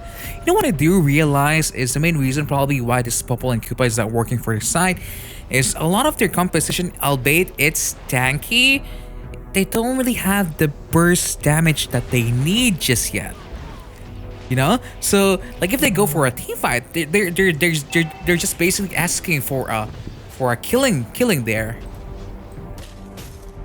I guess they should try to play safe here. I'm not really thinking like they will be able to do much in the team fights at all. Even now, like the farm difference is not much, but the Tupe farm difference between that carry and Popo and Koopa, and the Popo and Koopa is hyper carry right now. Even after that his farm is low, it's showing like how much mistakes they made in this match. Like of course you are playing a hyper carry, so you should get like more farm, and we can see Chow kicking like Ash and Xbox is going to go down, and we can see a mistake coming up from the side of Pluton eSports. Two of their players are dead. No, the Grok survives with Grok that immortality. Saved him. Yeah. Yeah. I think they would have been better going with Bruno hyper carry. In my opinion. Because the Popo and Koopa is a support hero, not. Yeah. I mean, he's effective as support, but with a hyper carry, we're seeing that it's not working out in their favor for now here.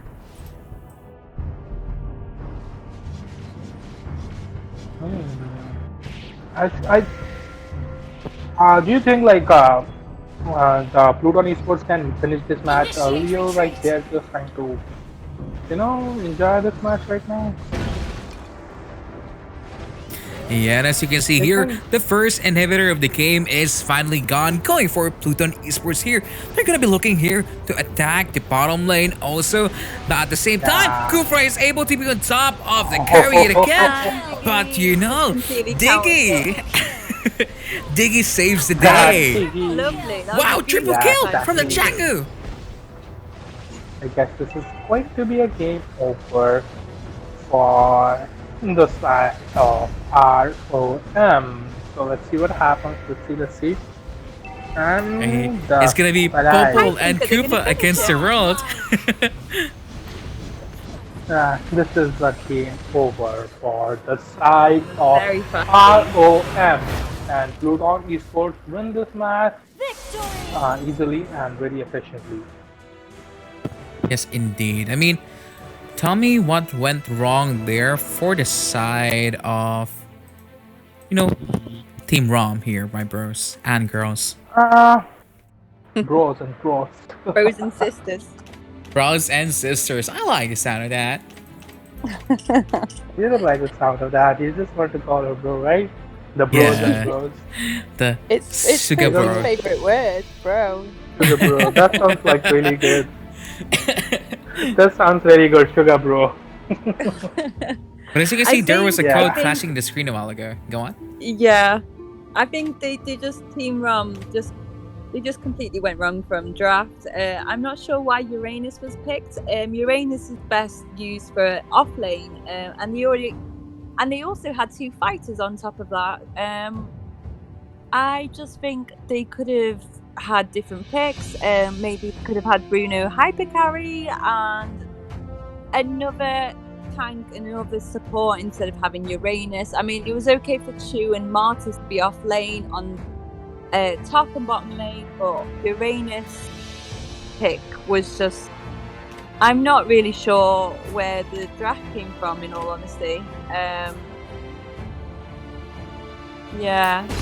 I agree with you there, Suga. I do feel like they lock in too many fighters on their side. They have Uranus fighter, they have Zhao fighter, they have Martis fighter. I think the thing was like that Popol and Koopa played really good in the early game. Yeah, you will agree with that. It did. That he was playing really good. Yeah, but the thing was like they didn't have much early game damage here. You know, like they need something like if you are playing a hyper carry game, like you need to have some kind of big CC or that, you know, you need a scouting tank. You need a mage or support that can damage, you know. But they didn't have any. They wanted Chao to damage. How Chao is going to even farm up if he's going to rotate with you? He have that assassin emblem. I don't think this was a really good decision coming up from the side of ROM. What do you think about it? Yeah, it really wasn't. It really wasn't.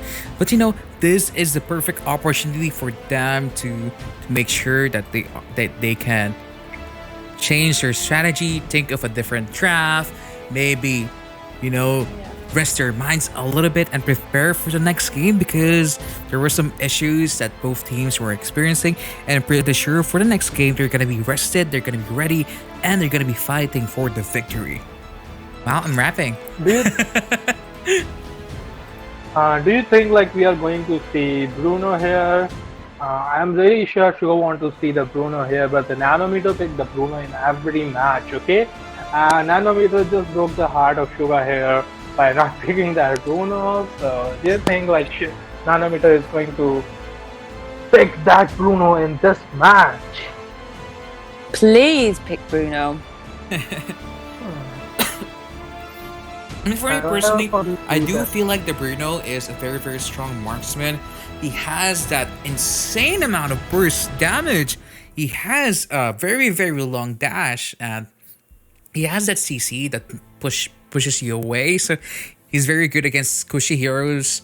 So it's gonna be interesting to see the side here of Team Rom gonna be picking him if they do want him as their main carry hero. But maybe, just maybe, it's gonna be another Popol and Koopa. Who knows? I will be really glad to see that Popol and Koopa coming up again, but I guess this time they need that damage. They need that damage to win the early game ganks, of course. So let's see what happens here. Let's see what is going to be the picks here. Let's see indeed. Can you invite me in the lobby? Yeah, I will do so right now. Thank you.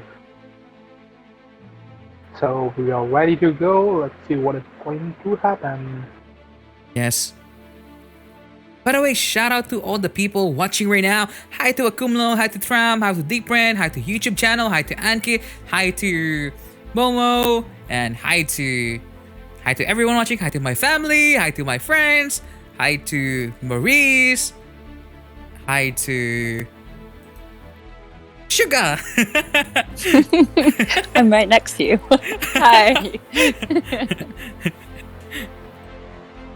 So we're just waiting for our teams. MFS Where's Gaming, MFS? Wow. Lubesh, Younger.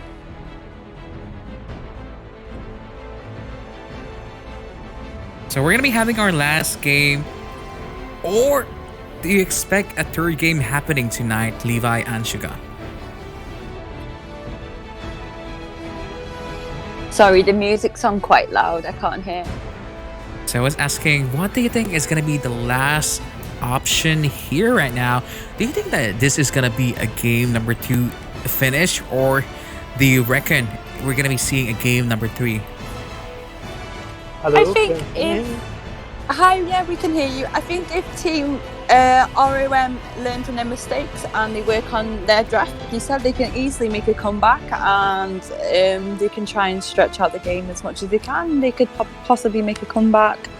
I think Team Pluton played very well, and they seem to have the chemistry. They knew how to rotate when to engage, not too aggressively, but more calculated invades coming from their side.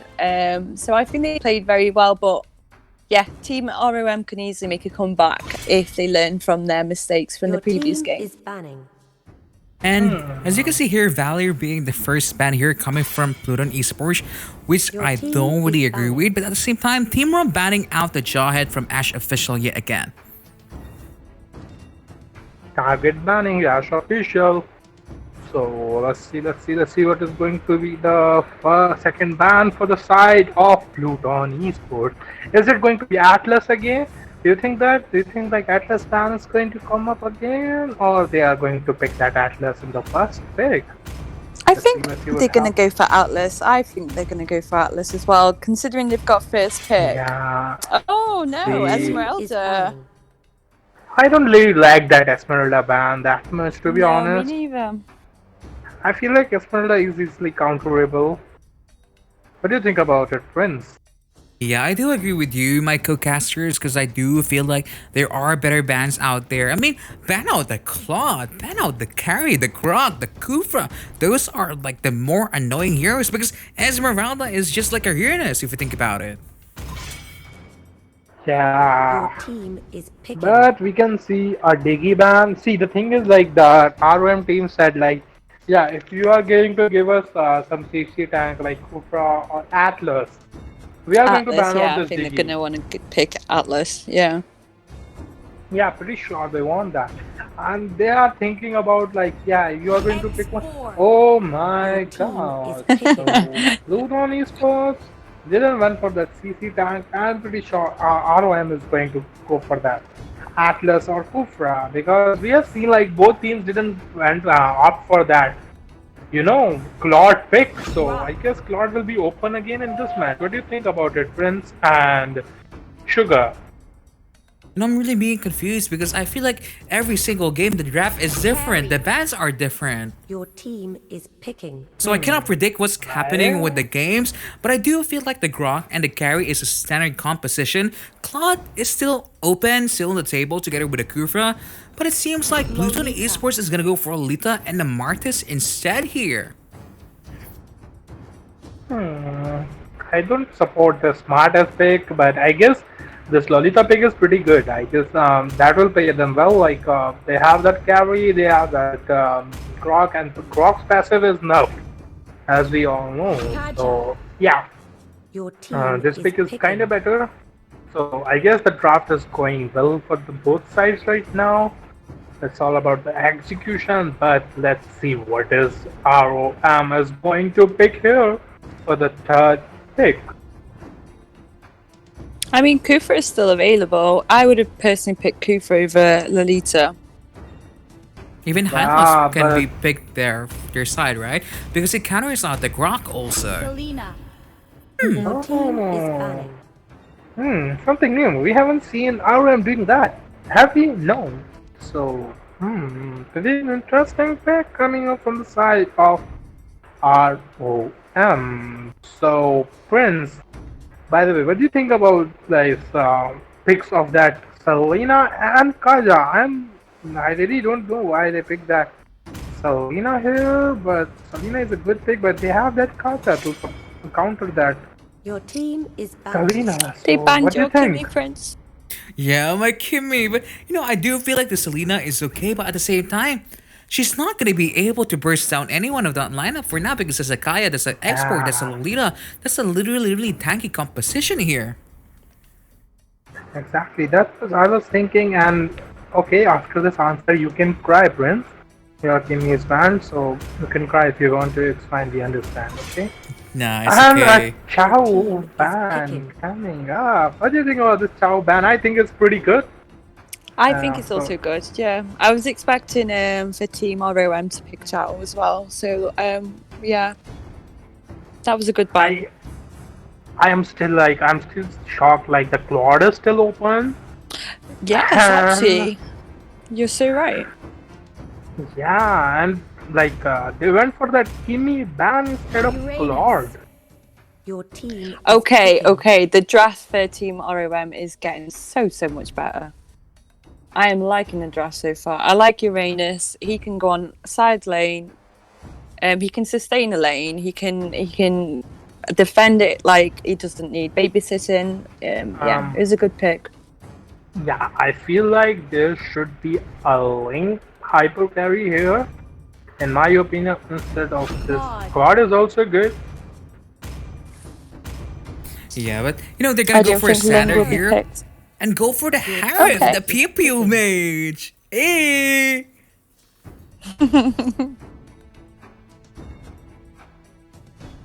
I thought Chloe was going to hyper carry, but Harith's a good pick here also. I don't. Badang. Yeah, but now you can see Badang is the final fighter coming from Team Rum here. So Suga and Levi, which draft do you prefer? Are you gonna be siding with Pluton eSports here or for Team Rum?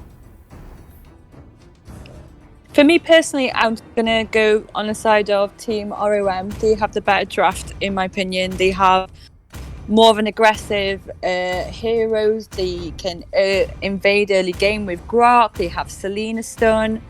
And let's see, what else do they have? They have Badang, yeah, they have Uranus. I think early game definitely goes to Team Realm. I Yeah, guess, the- in my opinion, the thing is like they should have gone for that laying a hyper carry, but maybe their decision, like sometimes you can miss that killing that carry with that Lord. Sometimes, not every time, but sometimes you do. But with that lane, you have that assurance that you are going to take that carry out no matter what. Yeah, So, I and get. they I see didn't what even you have mean that here, any my. counter. I see what you mean here, my dude, Levi. But at the same time, there is a Kaya that's gonna be trying to pick off the carry in the backline anyway. So I do think that Pluton eSports is okay with drafting the Claude here instead also. Do you expect invade coming up from the side of ROM? I Yeah, think so. They me should go too. for invade. They should surely go for invade. And this is 1-2-2 rotation versus 1-3-1 again. And let's see what happens. I'm really interested about the invade. If it is going to happen or not. No, it's not gonna And I don't happen think- because you're feeding the carry every single buff that she can get. And Selena playing the support emblem here also, not really gonna be any invade on this Harry. I feel like they should have tried at least to delay the farm. Yeah. I think if I was there in the place for that Selena, I would have avoided buying that mask there. And I would have waited for my level 2 take that to pick your jungle fast. But Selena got killed on that Kaja really well. That was really clean. So let's see what happens. Let's see what happens in the bot here. We are going to see some action in the bot. And in the top lane, Ash is officially going to go down. No, it's Whites. See, Harriet is now level 4, but he doesn't have enough cooldown yet to go pew pew against everyone here. See, the dashes are slow. But the Claude looking to kill out the Selena here, not in the best position right now. Grok able to provide some protection, but the carry is here to dish out damage on this Lolita. Initiate retreat. Oh, they're going for it. Claude able to get a retribution kill against the Grok. At the same time, Nanometer just using the Purified Battle spell for no reason. He wants to chase that Claude. He wanted to get that kill on that Claude, but Claude had more movement speed. So he was able to escape without any problem here. Yeah, yes indeed. I mean, the Harriet here just having a cool time with the Grok, pew pew versus the big G-Rock. But at the same time, here in the bottom lane, the Claude is still doing okay. Albeit not yet level 4 because he's sharing farm with the Kaya here. At the same time, the Uranus now in the brink of being died because Claude and Kaya is gonna be level 4. Uh-oh, Disaster Samurai, you shouldn't be here.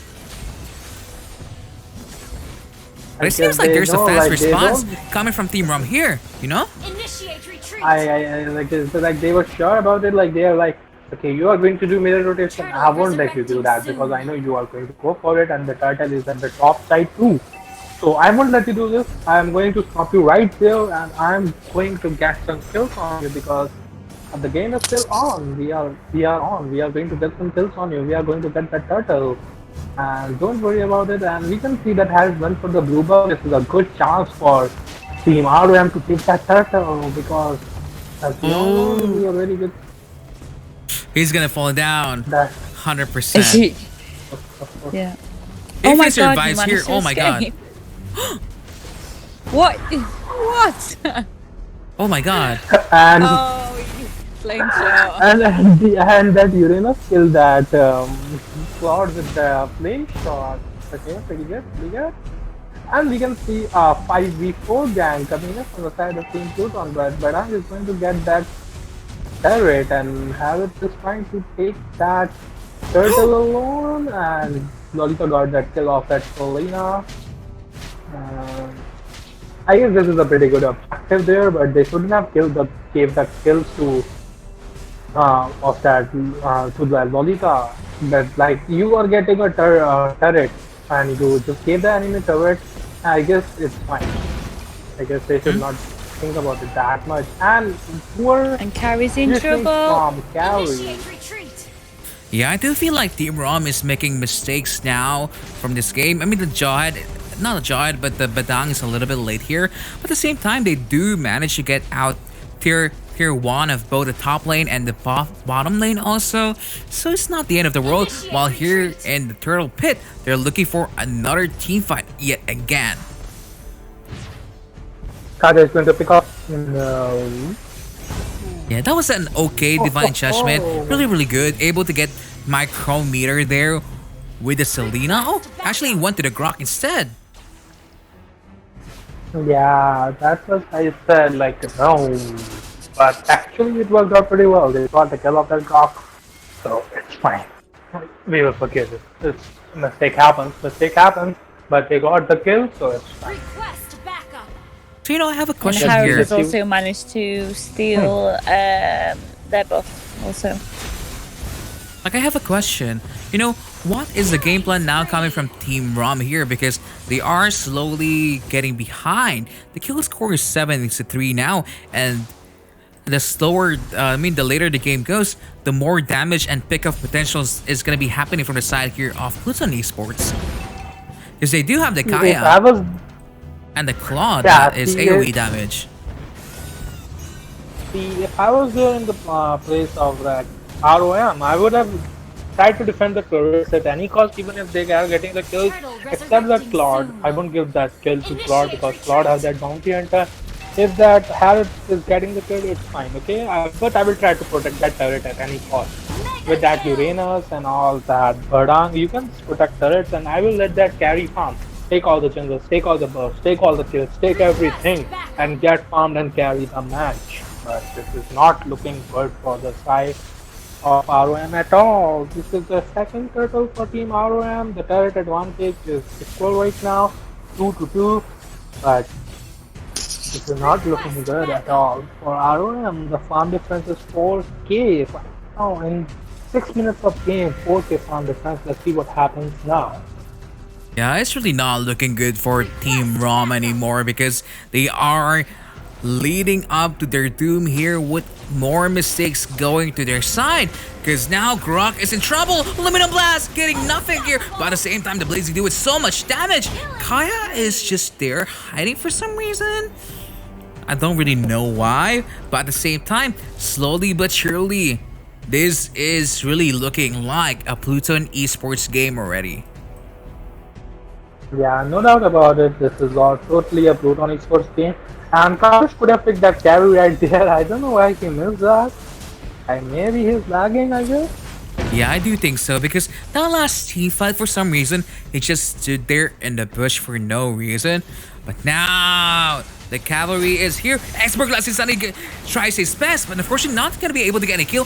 Luminal Esmeralda not hitting anyone yet again, but the Claude with the Blazing do it, attacking every single hero out here. that was not really good for the side of ROM at all. They were not even able No. to finish that Lord there. And Kaja picks off that carry, and it was simple kill. No That was a hard work. beautiful ultimate. Yeah, it was just like, hey, Mm. I have something for you to eat. Harry, do you want to eat? And Harry was like, sure. And Carrie was stabbed. Initiate retreat. It was just one hit. That carry was just one hit. And Harith is farmed up right now, as you Turtle can see resurrecting here. soon. So let's see what happens here now. Do you think that Team Rome has a chance of coming back I don't think so. into the game? I mean, No, if me the Badang neither. is able to get an amazing 4-man ult just like this, which it did manage to do, but at the same time, there wasn't really enough damage from his item yet because he only has Demon Hunter Sword. Because look at this, one by one, Team Rom is falling down. That's a double kill now for this Claude. He's looking for more. Selena's gonna be falling down, and this is a complete wipeout in favor of Pluton eSports. Wow, dominating This this is going to time. be a game over. Oh my gosh. This is way This is too a easy game for Team Pluton. Pluton, Pluton yes. eSports. Oh, They showed that they are the better side, and this is a game over for the side of ROM, and we need to say goodbye to ROM. But don't feel sad about it. We still have a lot of matches coming up, and I just feel good for the side of Pluton eSports. Good game from the both sides. so what do you think went wrong here for Rome, apart from rotating much slower? Because they do had early game here with the composition. They have Grog Selena, but it seems like it just really didn't work out in their favor tonight. I guess in my opinion, the rotation was pretty good, but the execution was bad. Like the skill difference, as we all know, the skill difference was totally there. We saw that the Pluton Sports is better team than ROM. They showed that like we are here to win this game and we are going to win this game.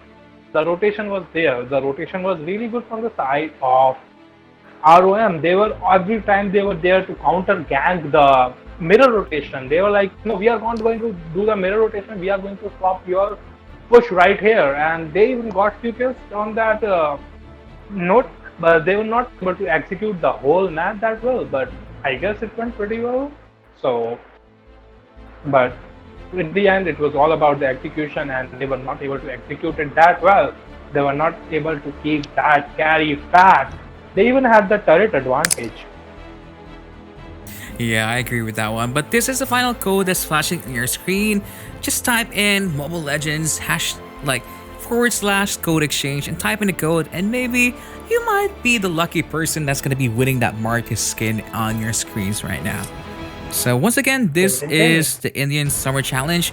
On behalf of all the people that is working with us, we want to say thank you so much for watching, and yeah, good night everyone. Thanks for having me, guys. It was a privilege to be here. Just quickly, can I give my ID out? I can see someone keep asking me. Okay, so it's 242046462. And thank you for having me, guys. It's been certainly an interesting experience to see the Indian meta and the picks they do, and I'm certainly you learn from it, from watching, having different strategies, different picks, and it's been really fun. It's been very unpredictable, to say the least, and that's what made it exciting for me. So thanks for having me, guys. I've really loved being here. Aw, that's so cute. Very, very cute. Sugar, spice, and everything OP nice. But yeah, once again, thank you so much for watching us. Don't forget to tune in again next week. Yep. We're going to be having our top 4 teams, which is going to be the Darwin's Game, Evil eSports, Xtreme 9, and Pluton eSports. So, well played for all the teams tonight, and we're going to be wishing you good night, everyone. Bye-bye. Take care. Good night, guys. Take care. Bye. Bye. Bye.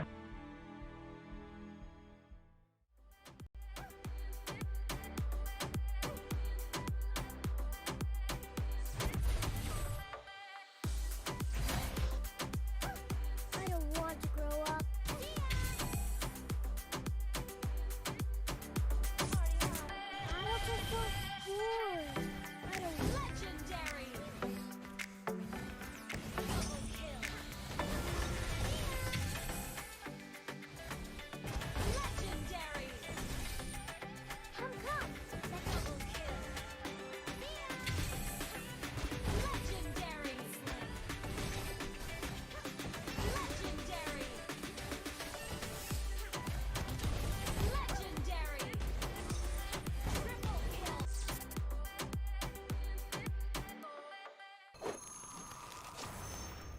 Download for free. Mobile Legends Bang Bang.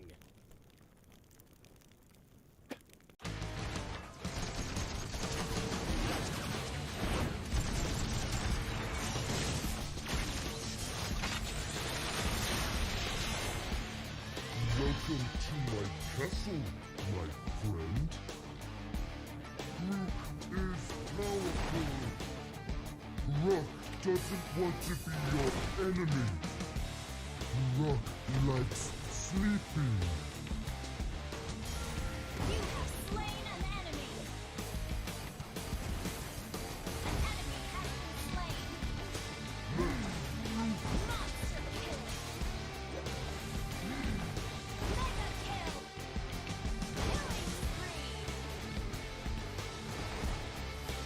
Killing spree. Mega kill. Go first. Unstoppable.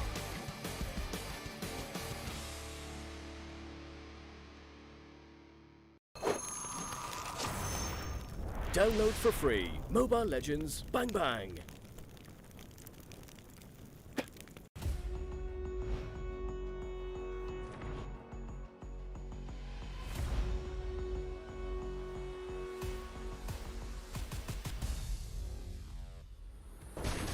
Experience the youth suffering. Legendary. Legendary. Triple kill. Maniac.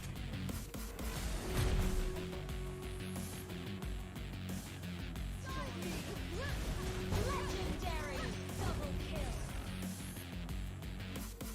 Greatest. Legendary.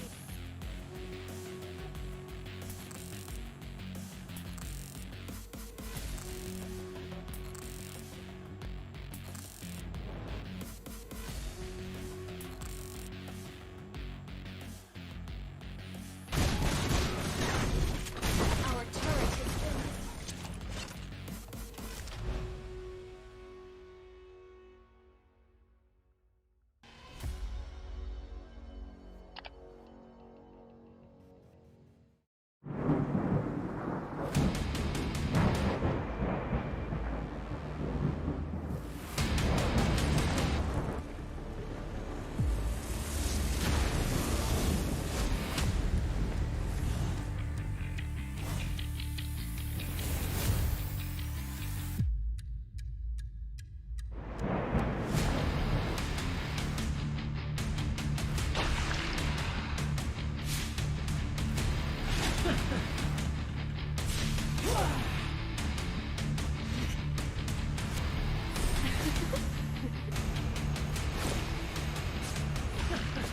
Mega kill! Legendary! Hey, killing spree!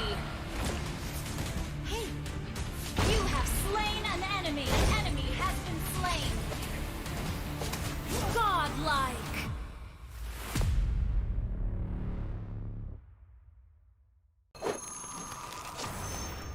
Download for free. Mobile Legends Bang Bang.